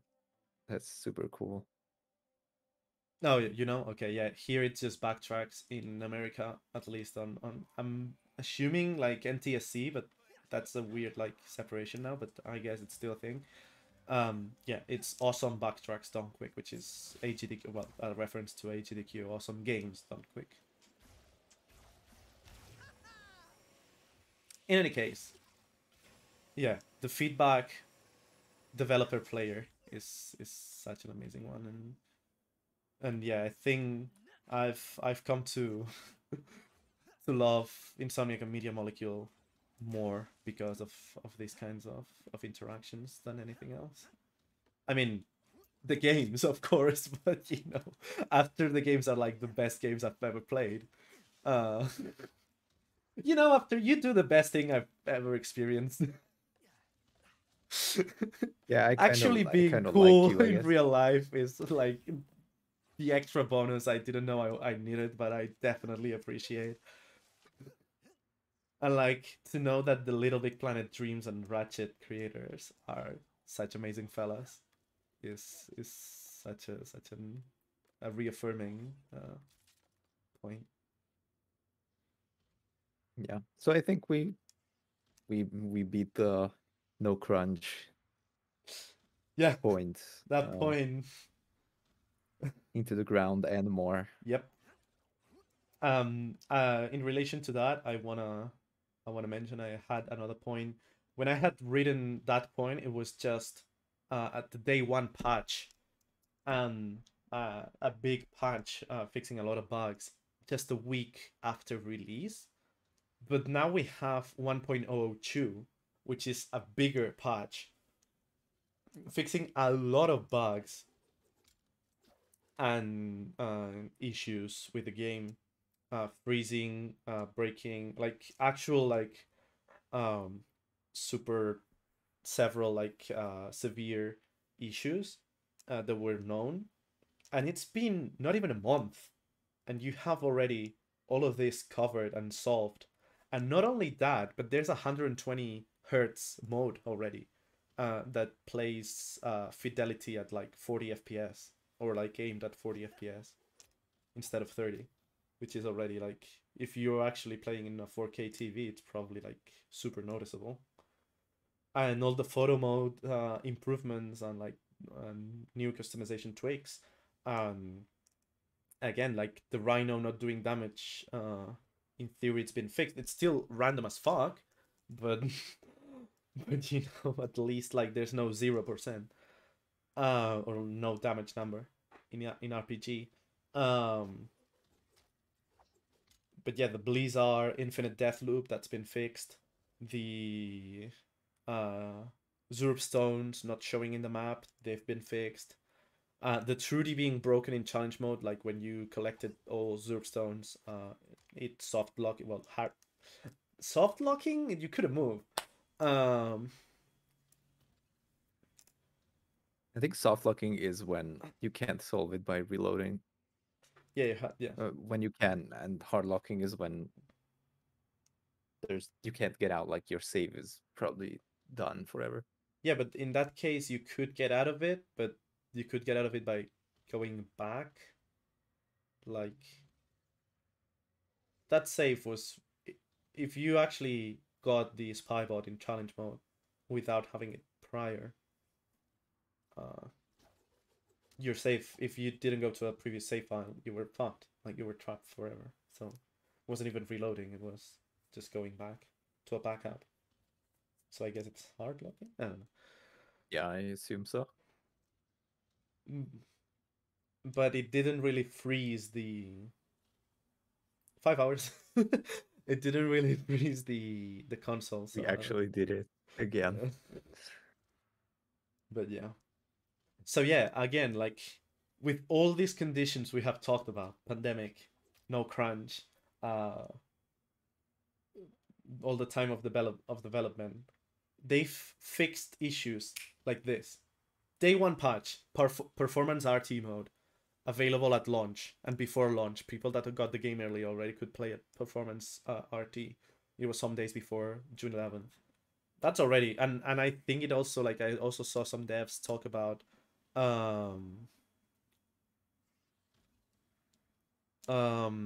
how they actually improved load times. Imagine improving load times in this game. And some visual effects with the rifts and so on. So in that all at launch. And then not even a week after launch, a lot of bug fixes. The Trudy thing was fixed, and not even a month after launch, like a super big update with a lot of things changed and improved. So it's just, again, a reason to applaud Insomniac and to admire their capabilities and their talent at, you know, without the expense of crunch and like overworking and burning people out, treating them as actual people and workers.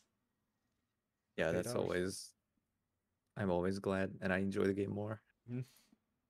And isn't it crazy that things we literally talked about, like on the previous episode of this review, have since been fixed? Yes.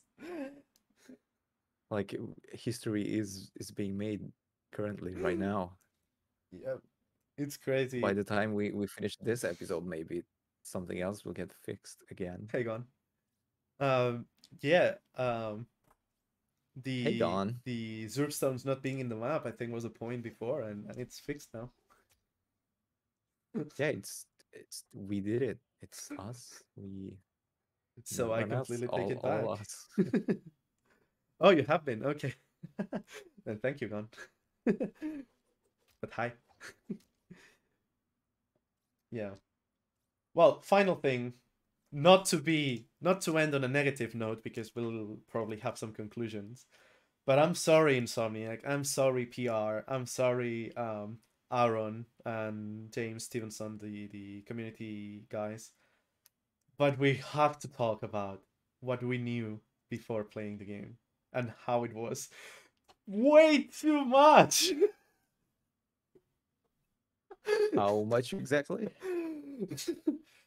Depending on how much, like, if you watched everything they published, it was 18 out of 20 weapons, 7 out of 9 planets, and 13 out of 13 armors. Or like 8 out of 8 plus the 5 out of 5 digital deluxe. But of course, you knew that digital deluxe, you have to buy the thing. So 8 out of 8 armors. I say depends on what you think, because of course, if you stopped watching after the state of play, congrats, you're an intelligent guy or girl. Or person. Let's be inclusive. Yeah, I was trying to like non-binary, demi, That's the demi whole girl, rabbit like person, hole. human. I think that was an intelligent decision. Al, Yes. what about people that don't identify as people? Like as human, I mean. Being. How can you be so like intelligent? discriminative? I shake my head. Wow, you head. have a head? Oh, sorry, I just discriminated against people who don't have heads. Yeah. I guess. I was gonna make a joke, but let's not. Yeah. A French joke? No. No, but yeah.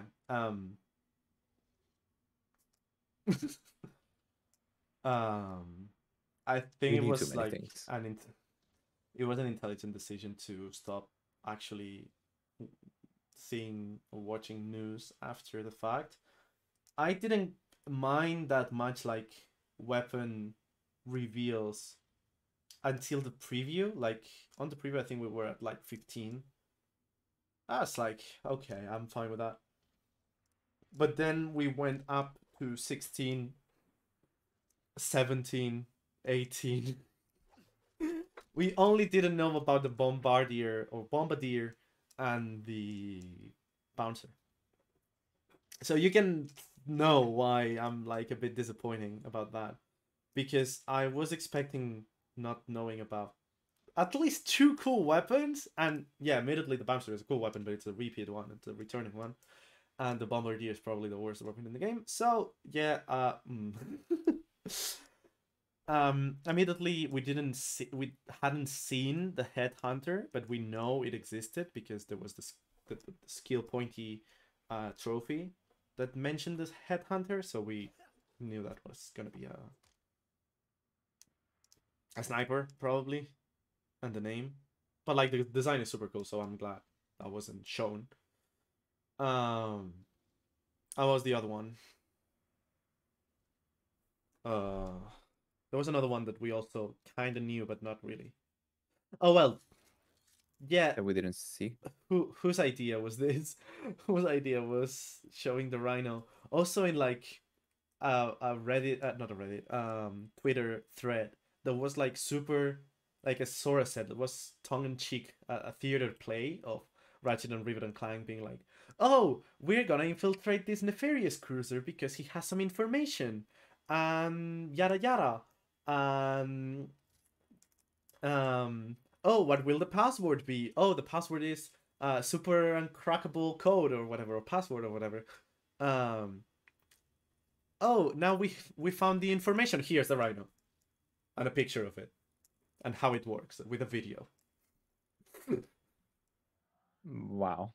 Yeah, that's I was following the thread like, oh, this is fun. Like Ratchet, Clank, and Rivet have taken over. Like the play was that the Insomnia Games account was now run by the 3 characters. and like every reply and all and everything, every tweet was like Clank, colon, and like Clank saying something in character, you know, and like all replies, like for example, someone mentioned something about either, I think it was a taunter or hoverboard, and the reply was Ratchet, colon.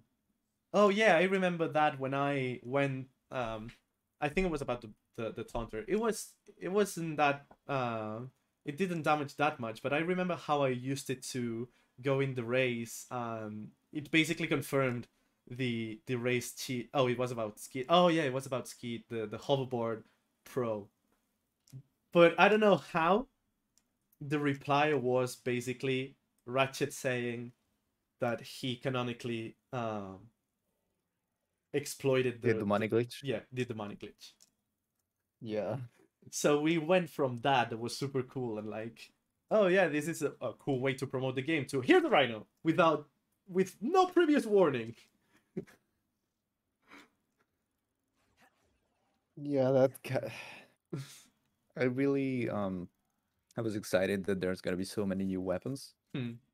However, it wasn't a new arsenal in the sense that you will open the vendor and don't know what to expect. It's like you're gonna open the vendor and you know what's gonna be there. Yeah. It's just you haven't used them yet. But you know how they look, you know how they work, you know how many ammo, you know the name, you know the icon, like everything. Yeah, except So it was kind of this. spoiling way too much. Yeah. Yeah, and again, Maybe like, half the arsenal is a stretch for me, yeah, but like maybe most of them being the returning ones and then yeah. leaving the new ones as a surprise. I'm so And then glad. Xerxes, Zerkan Jr. spoils them further in the game. Yeah, yeah. I'm so glad that they decided to leave Kid out of every promo material. Like, if they had Kid in anything, I don't know, dude. Like, why even? They had But Gary. We didn't know anything about yeah, him, but but it was like one frame of him being with the Clank puzzles. It's like, oh well, the character for Clank puzzles, and then he ended up being so much better and so much more. So that was cool. yeah, like the plumber's son who is now a god. And oh, good thing that I didn't play the previews on the vendor. I mean, I really like my ears, and I don't want to rip them off. So that's why I completely skipped like all previews since the one. Okay, so basically, I played one of the starting ones, and was like, I'm not a fan of this, but it's a new Ratchet game. It's new information. Let's do it. I wanna have everything done in this game. But then it come the topiary sprinkler, and I saw this. And before the caps lock, I was like, okay, no, no, just no, let's not. But then we watched the plasma. Yes, but the then lightning. yes, the lightning rod. I was like, oh, this what I really wanted to like this weapon even beforehand. For when and then I watched this, and in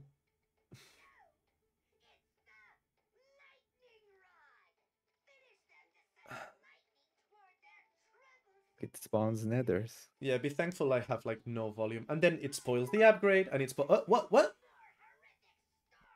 Peter, girlfriend says we're rifting apart. It's like we're living in two different dimensions, lol. wait. Well, first of all, thank you so much for the 2 bits, Peter Pansexual. uh, my girlfriend says we rift them apart. It's like we're living in 2 different dimensions. Well, I guess Lol. if that's Don't actually forget yeah, the lol. lol. If that's actually based on real facts, I hope you can, if that's actually some rift between you can solve that, dude. But thanks for the bits again. It makes just me like yeah, it makes just like um Oh, we need the caveman Clank emote. Oh god.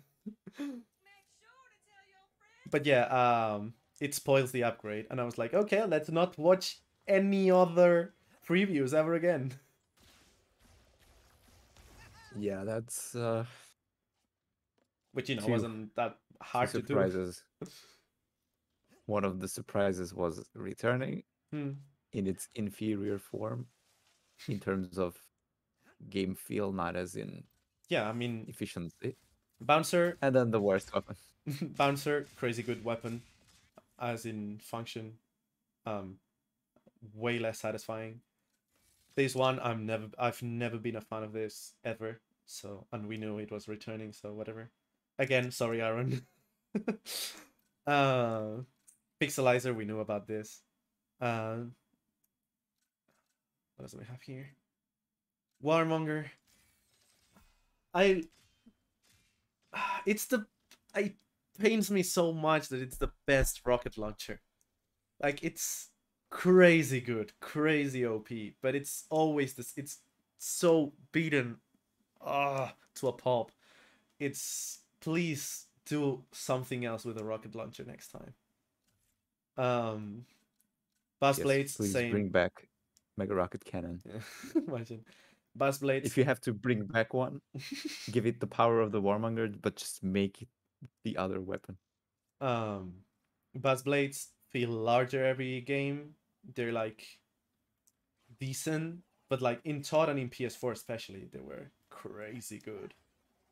Um, and they've come back way too many times. Uh, so please, I know it's a fan favorite, but I think Oh, Al, yes, can I ask you to do something? yes, You just reminded me with the gold weapons to yes. try the gold armor. Oh, If the Praetorian with, I think, the third color, one of them is kind of goldish, one of the reds.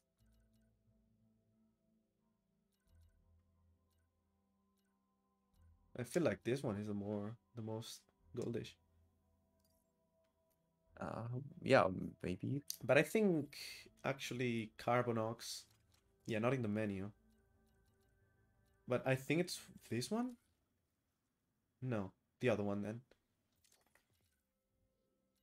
That's not it.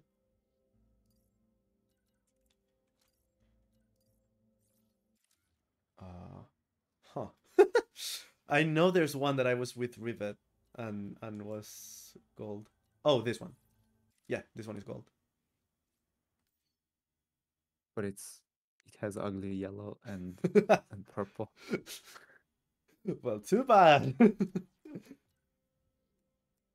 Okay, orange and purple I will tolerate. But gold, yellow, and purple is where I draw No, the yeah, line. yeah, yeah. Fair enough. Hold on, let me go Victorian again.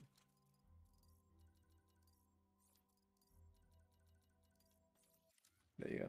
So you can have gold weapons and gold armor. Statue Ratchet. Yeah, concept that was where I was going. They're not as strong, I don't think, and they don't sound as good. So, I think they sound. Wait, shoot them for a bit. Okay, I love that sound. I love that much more than the old Blast Blades. it's just It doesn't hurt my eyes, it's just my ears. not. It's just the clicking sound of rapid fire. It's not the swish sound of actually, blades being fired. I hate this. I mean, I just like the sound for the Buzz Blades. Probably doesn't fit that well. Okay, I But can if they agree. gave this sound to like another gun, Okay, I like have the to. plasmas, the lightning rod. Yeah, it feels actually like the same bass, but with more High frequency. yeah, high pitch in this one. Yeah, you're not allowed to have an opinion on the internet. It's a mage. But yeah, I Oh can no. agree. I can agree that the sound itself is good, but the bass blades feel weird with it. They should have just copy pasted um the Eudora, the small yellow bots when they spin around with the saw blades. Like that sound effect on every shot of the buzz blades. And it's done.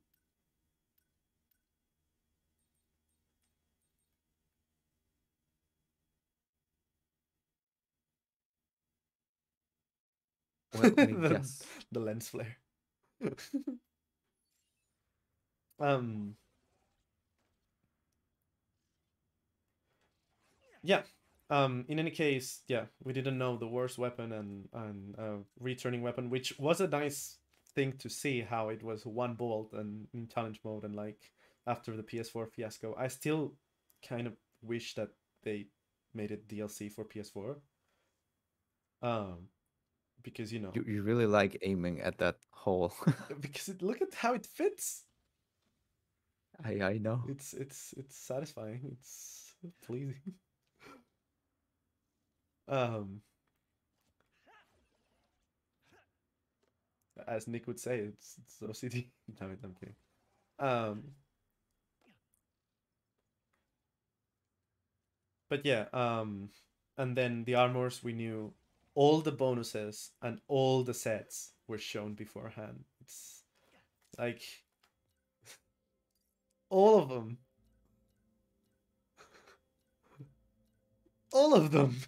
Well, the DDE. Yeah, not even just names, but the actual full appearance. Yep. And I think that's when the customize color button was also shown. I don't know. Right? I That's when didn't we like saw it that. was a nice surprise. So maybe it wasn't in the preview. Maybe it was. I don't know.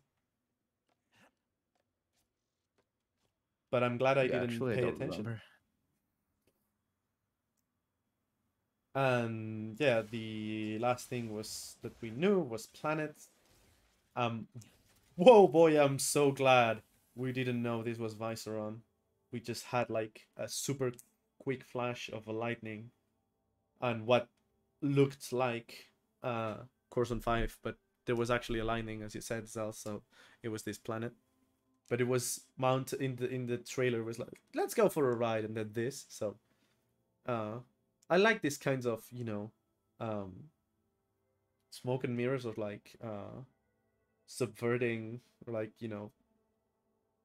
leading you towards the wrong path in the trailer, so you're actually surprised in the game. But we knew about Adorlis. Oh, Cordelian was the other one that we didn't know about. We knew about Torrent 4. We knew kind of a Blizzard Prime because we didn't know about it, but we had seen like the Blizon hitting sequence and the mining planet and the destroyed version. We didn't know about Savali. We only knew that it existed. Thankfully, nothing like plot related, like Gary, Kit, all that was thankfully hidden. We knew about Xerxes, we knew about Sargasso, we knew about Corson 5. So that's why I said 5 to 7 planets out of 9 known, because Cordelian and Viceron were absolutely not known. But like Blizzard and Savali, we knew about their existence, We didn't know their full extent. Well, like, I guess we didn't know the full extent of any of the planets, but well, except Corson 5. Well, no, Corson 5 also had the, well, final boss and the secret route. So I guess even if it was the state of play planet, it was really cool. So yeah, that's the only negative about external things about the game. We knew too much, and again, that's partly our own fault of following all the information that was Without the published. previews too, it's just what IG put into the trailers and Yeah, their official feed of like social media stuff. yeah, and we had like at least I had like I was clear that like I had in mind that I wouldn't watch the launch trailer even if it came out like days before the game instead of hours as it was before. And boy oh boy, it actually spoiled basically everything. It spoiled Emperor Nefarious' look, Bone Goons, scary. Yeah, yeah. The launch trailer is basically do not look material for everything. But yeah, even without that, a lot was known that was probably best kept secret. And I know Insomniac had discussions because again, the Agent of Doom, Aaron, um, had like mentioned how there were discussions of how of what to leave out of promo material. So I'm assuming like some people at Insomniac actually wanted to have Kit in the promo. So I'm so glad they didn't in the end. But damn, the fact that it just was actually discussed is weird to me. Like, how would anyone think that that's a good idea? I don't know. Yeah, I'm not sure. It's like the ultimate thing in a Ratchet game. And the Rhino, yeah. Yes. So Al, you think we But yeah, we that's absolutely dissected this game into pieces? we've teared this game apart.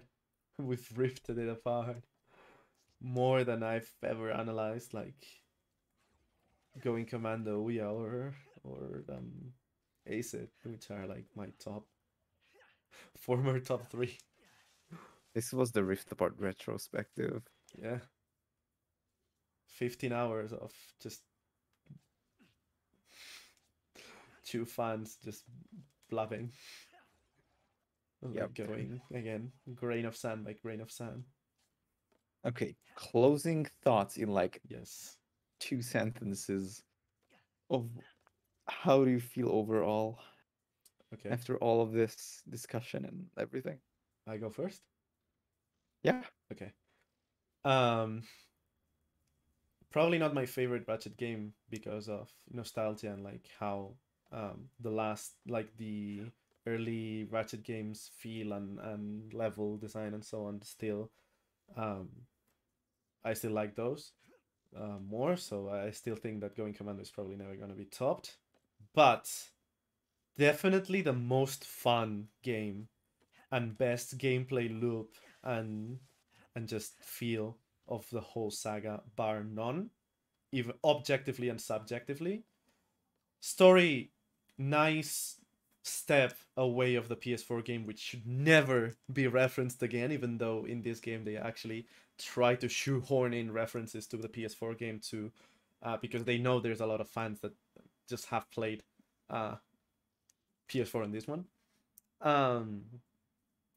Still missing a bit of like the punch and satire that Ratchet was known for, and not like the generic hero good guy stuff. But definitely miles better than PS4. Story was good, decent, like likable characters and like personal motivations. I'm hoping this can only mean it can go better and better, up and up. Gameplay just refined to a T, and I just cannot wait to see how is the next game and how can they improve this. Cool Easter eggs and references. Well, fan service to like as a Jack fan, as a little Sly fan, as a Little Big Planet fan. I'm just so pleased. um, Weapon variety is great. Um, uh, Environment selection is amazing. Sound design is best one. UI is one of the best, even though I have a lot of problems with communication and how like everything's transmitted to the player. More customization is always good, so it's probably the best one in that regard, and I can only wish for more as a user. I only hope that the next one can be this good and with a spin on like some improvements, and that's it. That's a great PS5 worthy. Also, it brought a lot of just general gaming fans that have never touched a Ratchet game into Ratchet. So I'm glad that this is their first experience and not the PS4 game. And I'm glad that this game made Ratchet the focus of all the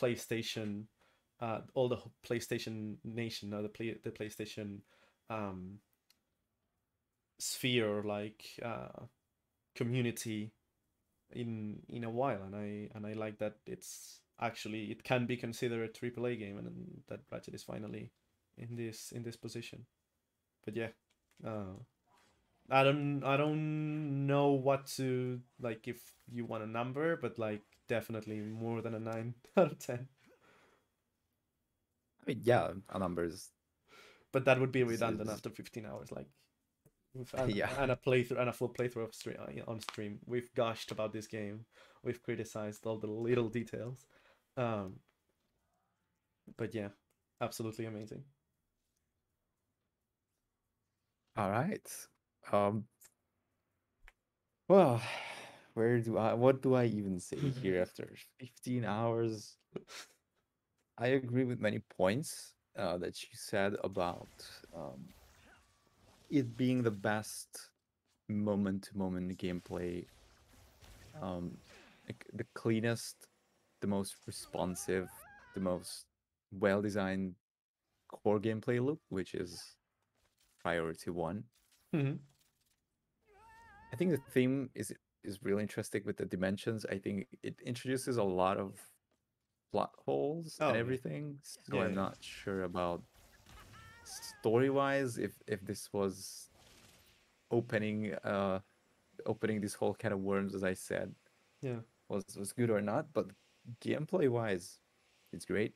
The new characters, I enjoyed most of them, and I mean, enjoyed like not before in a Ratchet game. Hmm. I never really cared for side characters, save a few that had like actual impactful roles. Hmm. But I love almost every single new character, so that has been a great improvement. Arsenal wise, really nice balanced arsenal. Every weapon can be used. Some are better than others, yeah. Yeah. But it's not like this game doesn't really have the Clank Zapper of Hmm. Rift Apart. Yeah. So I think the arsenal is overall really solid. Sound design, visuals, of course. Yeah. It's sad that everybody just expects it all to look better, and we're like, yeah, this is. I mean, why wouldn't this be the best looking Ratchet game? But all that work had to be put in by the artists, and it's incredible how this looks. Wait, So that does call. wait, what? Hold That on, I yeah, like kind of I guess looks like it. okay? Sorry. Carry on. Space Pirates Yep. teaser. Next Literally. game is Quest for Booty 2. Oh my god. But now it lasts 1 hour. So Rift Apart is, I think, for a new player, the best entry point. Hmm. For me personally, is it my favorite Ratchet game? Uh, Overall, probably. This is so hard because Going Commando and Rift Apart are clashing Yeah. for totally different reasons. Yeah. I know. But I would say that overall, I don't think the the OGs like the PS2, especially Going Commando, Hmm. and maybe Deadlocked will be beaten. But objectively looking, this game does almost everything really well. So probably not my favorite either, Hmm. but it's like definitely top three, maybe second place. Yeah. And Yeah. oh, and if I had to give a number, How cheesy is it to give like decimals? Get a score out of 100 then, I guess. Yeah, basically. I mean, I would give this, if I were to give it like a Metacritic user score. I just said more than a from- 9, so don't feel forced to. I wanna say something just so I can regret it like in 10 minutes. I say this is a 92. That's fair. Only losing points for a few characters, Mhm. some personal like taste choices on some sound effects, and some story beats. And basically the gameplay is perfect. There's not a thing that, okay, maybe the melee enemies, some of them are kind of bullshit. But overall, I mean, it's almost the perfect Ratchet game Yeah. amongst Ratchet games. Not like objectively in the world. So yeah, I'll leave it there. Yeah. I think the story functions better as a standalone experience than when you start to think about the bigger canon, not only like the Ratchet canon, but also like what multiple dimensions and parallel dimensions mean in any work of fiction. Um, but yeah. Um, yeah, I also would say like between 90 and 95 is probably. And then again, I wouldn't say that Going Commander is a 10. Nor Ace it. So nor Deadlocked if we go with the games There that we've will never seen. be the perfect Ratchet game. Oh no, yeah. But like even if it was like this is perfect, but I wish this was here. Like if it was I want more, then I would personally say, okay, this is a 10, but it can have more. But this is like there's some things that are there that I think that would be better not there or like differently or so on. That of course personally that will always happen because you will never be happy with literally everything that it is in a game. But then again, you know. It's kind of like food, right? Like you have a really cool pizza, but you really love ice cream. But you can't expect to put that on the pizza and everything you like because it might not work together. Zell, you have Yes? given me Lapa and Internet of Capas. You have given me the perfect segue to say Dinner I will go have dinner. And no, I will not put the ice cream on my pizza, but I will have pizza and then ice cream to topple this up. Oh, oh, I see you're already on your way to Galactic Crust, so that's fine. Yeah. So yeah, now Just need a dimensional portal. yeah. Now in all seriousness, um I can wait to I'm okay. Final thing, Back to I the review. I love this like detail here, like on the straps and like that everything feel like it looks like it's actually 3D and not like some texture slapped onto a model.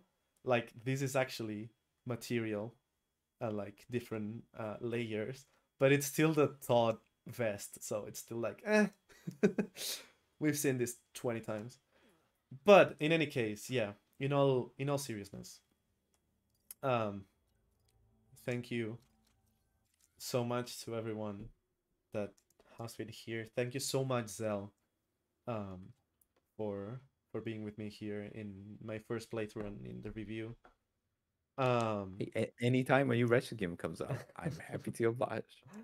And thanks for having me. I mean, not every day do I just speak 10 hours on a Ratchet game. I mean, I I do, but not publicly.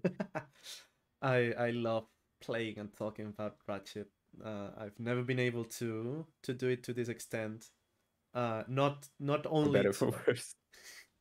not only to like the internet and like venting to the void of the internet, but like actually having someone to talk to, and even if it's just chat or VC or anything, like to actually discuss these games and bring also some new points of view I didn't consider, and like analyzing them bit by bit. So uh no, but I mean anyone in chat like Mig, I really I love you, and I appreciate the hell out of you, and Gon and Chiaki with her her view outside of the hardcore Ratchet community until now, where she's actually playing. I said, um, What a crazy world. Wow. yeah, like even like Nick, which is like a crazy guest star every time that he shows up on chat. Uh, but yeah, everyone like literally that has followed, commented, like even lurked, uh, that has deemed this crazy experience worth of like even if it's like 10 minutes of their time. uh I cannot be more grateful, and it's crazy to me. Again, thank you so much. uh love you, Gon. um I Guys, hope this is the part where we all cry. Gone, Mig. Come on, hug you guys all. uh yeah, I'm so glad. More than 10 minutes, yeah. uh you risked more than 6 minutes, and I can only appreciate you so And much. for what? For what cost? Or at what cost? I don't know. You have to ponder what was the cost. Um, and you that you're watching right now live, and you that you're watching the highlight for some reason in the future sometime. Uh, thank you so Like much. future me. Future Hey, the me future Mig. highlighting this. Hey, I hope it was worth it too. um, Future Al. I'm probably future me is now wondering why you're still editing this and how much you work on this. So yeah, ah. that's I can see that in advance now. Yeah. Thank you so much for watching, guys. I'll leave the highlight right here. This is the complete experience of Rift Apart. First playthrough, even though I've played the game now 6 times, 3 times new game and 3 times challenge mode. One of them each range only. Um, but yeah, this is the epilogue finally of the first playthrough experience of Rift Apart. I'm so grateful. Uh, I'm thankful.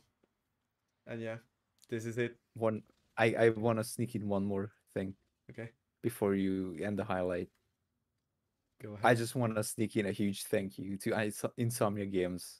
Yeah. Like after all this, that they are still doing this, and they gave me probably the most influential game series of my life, and I love them, and I love this game, and I want to thank everybody who worked on it, and a huge congratulations because it turned out amazing.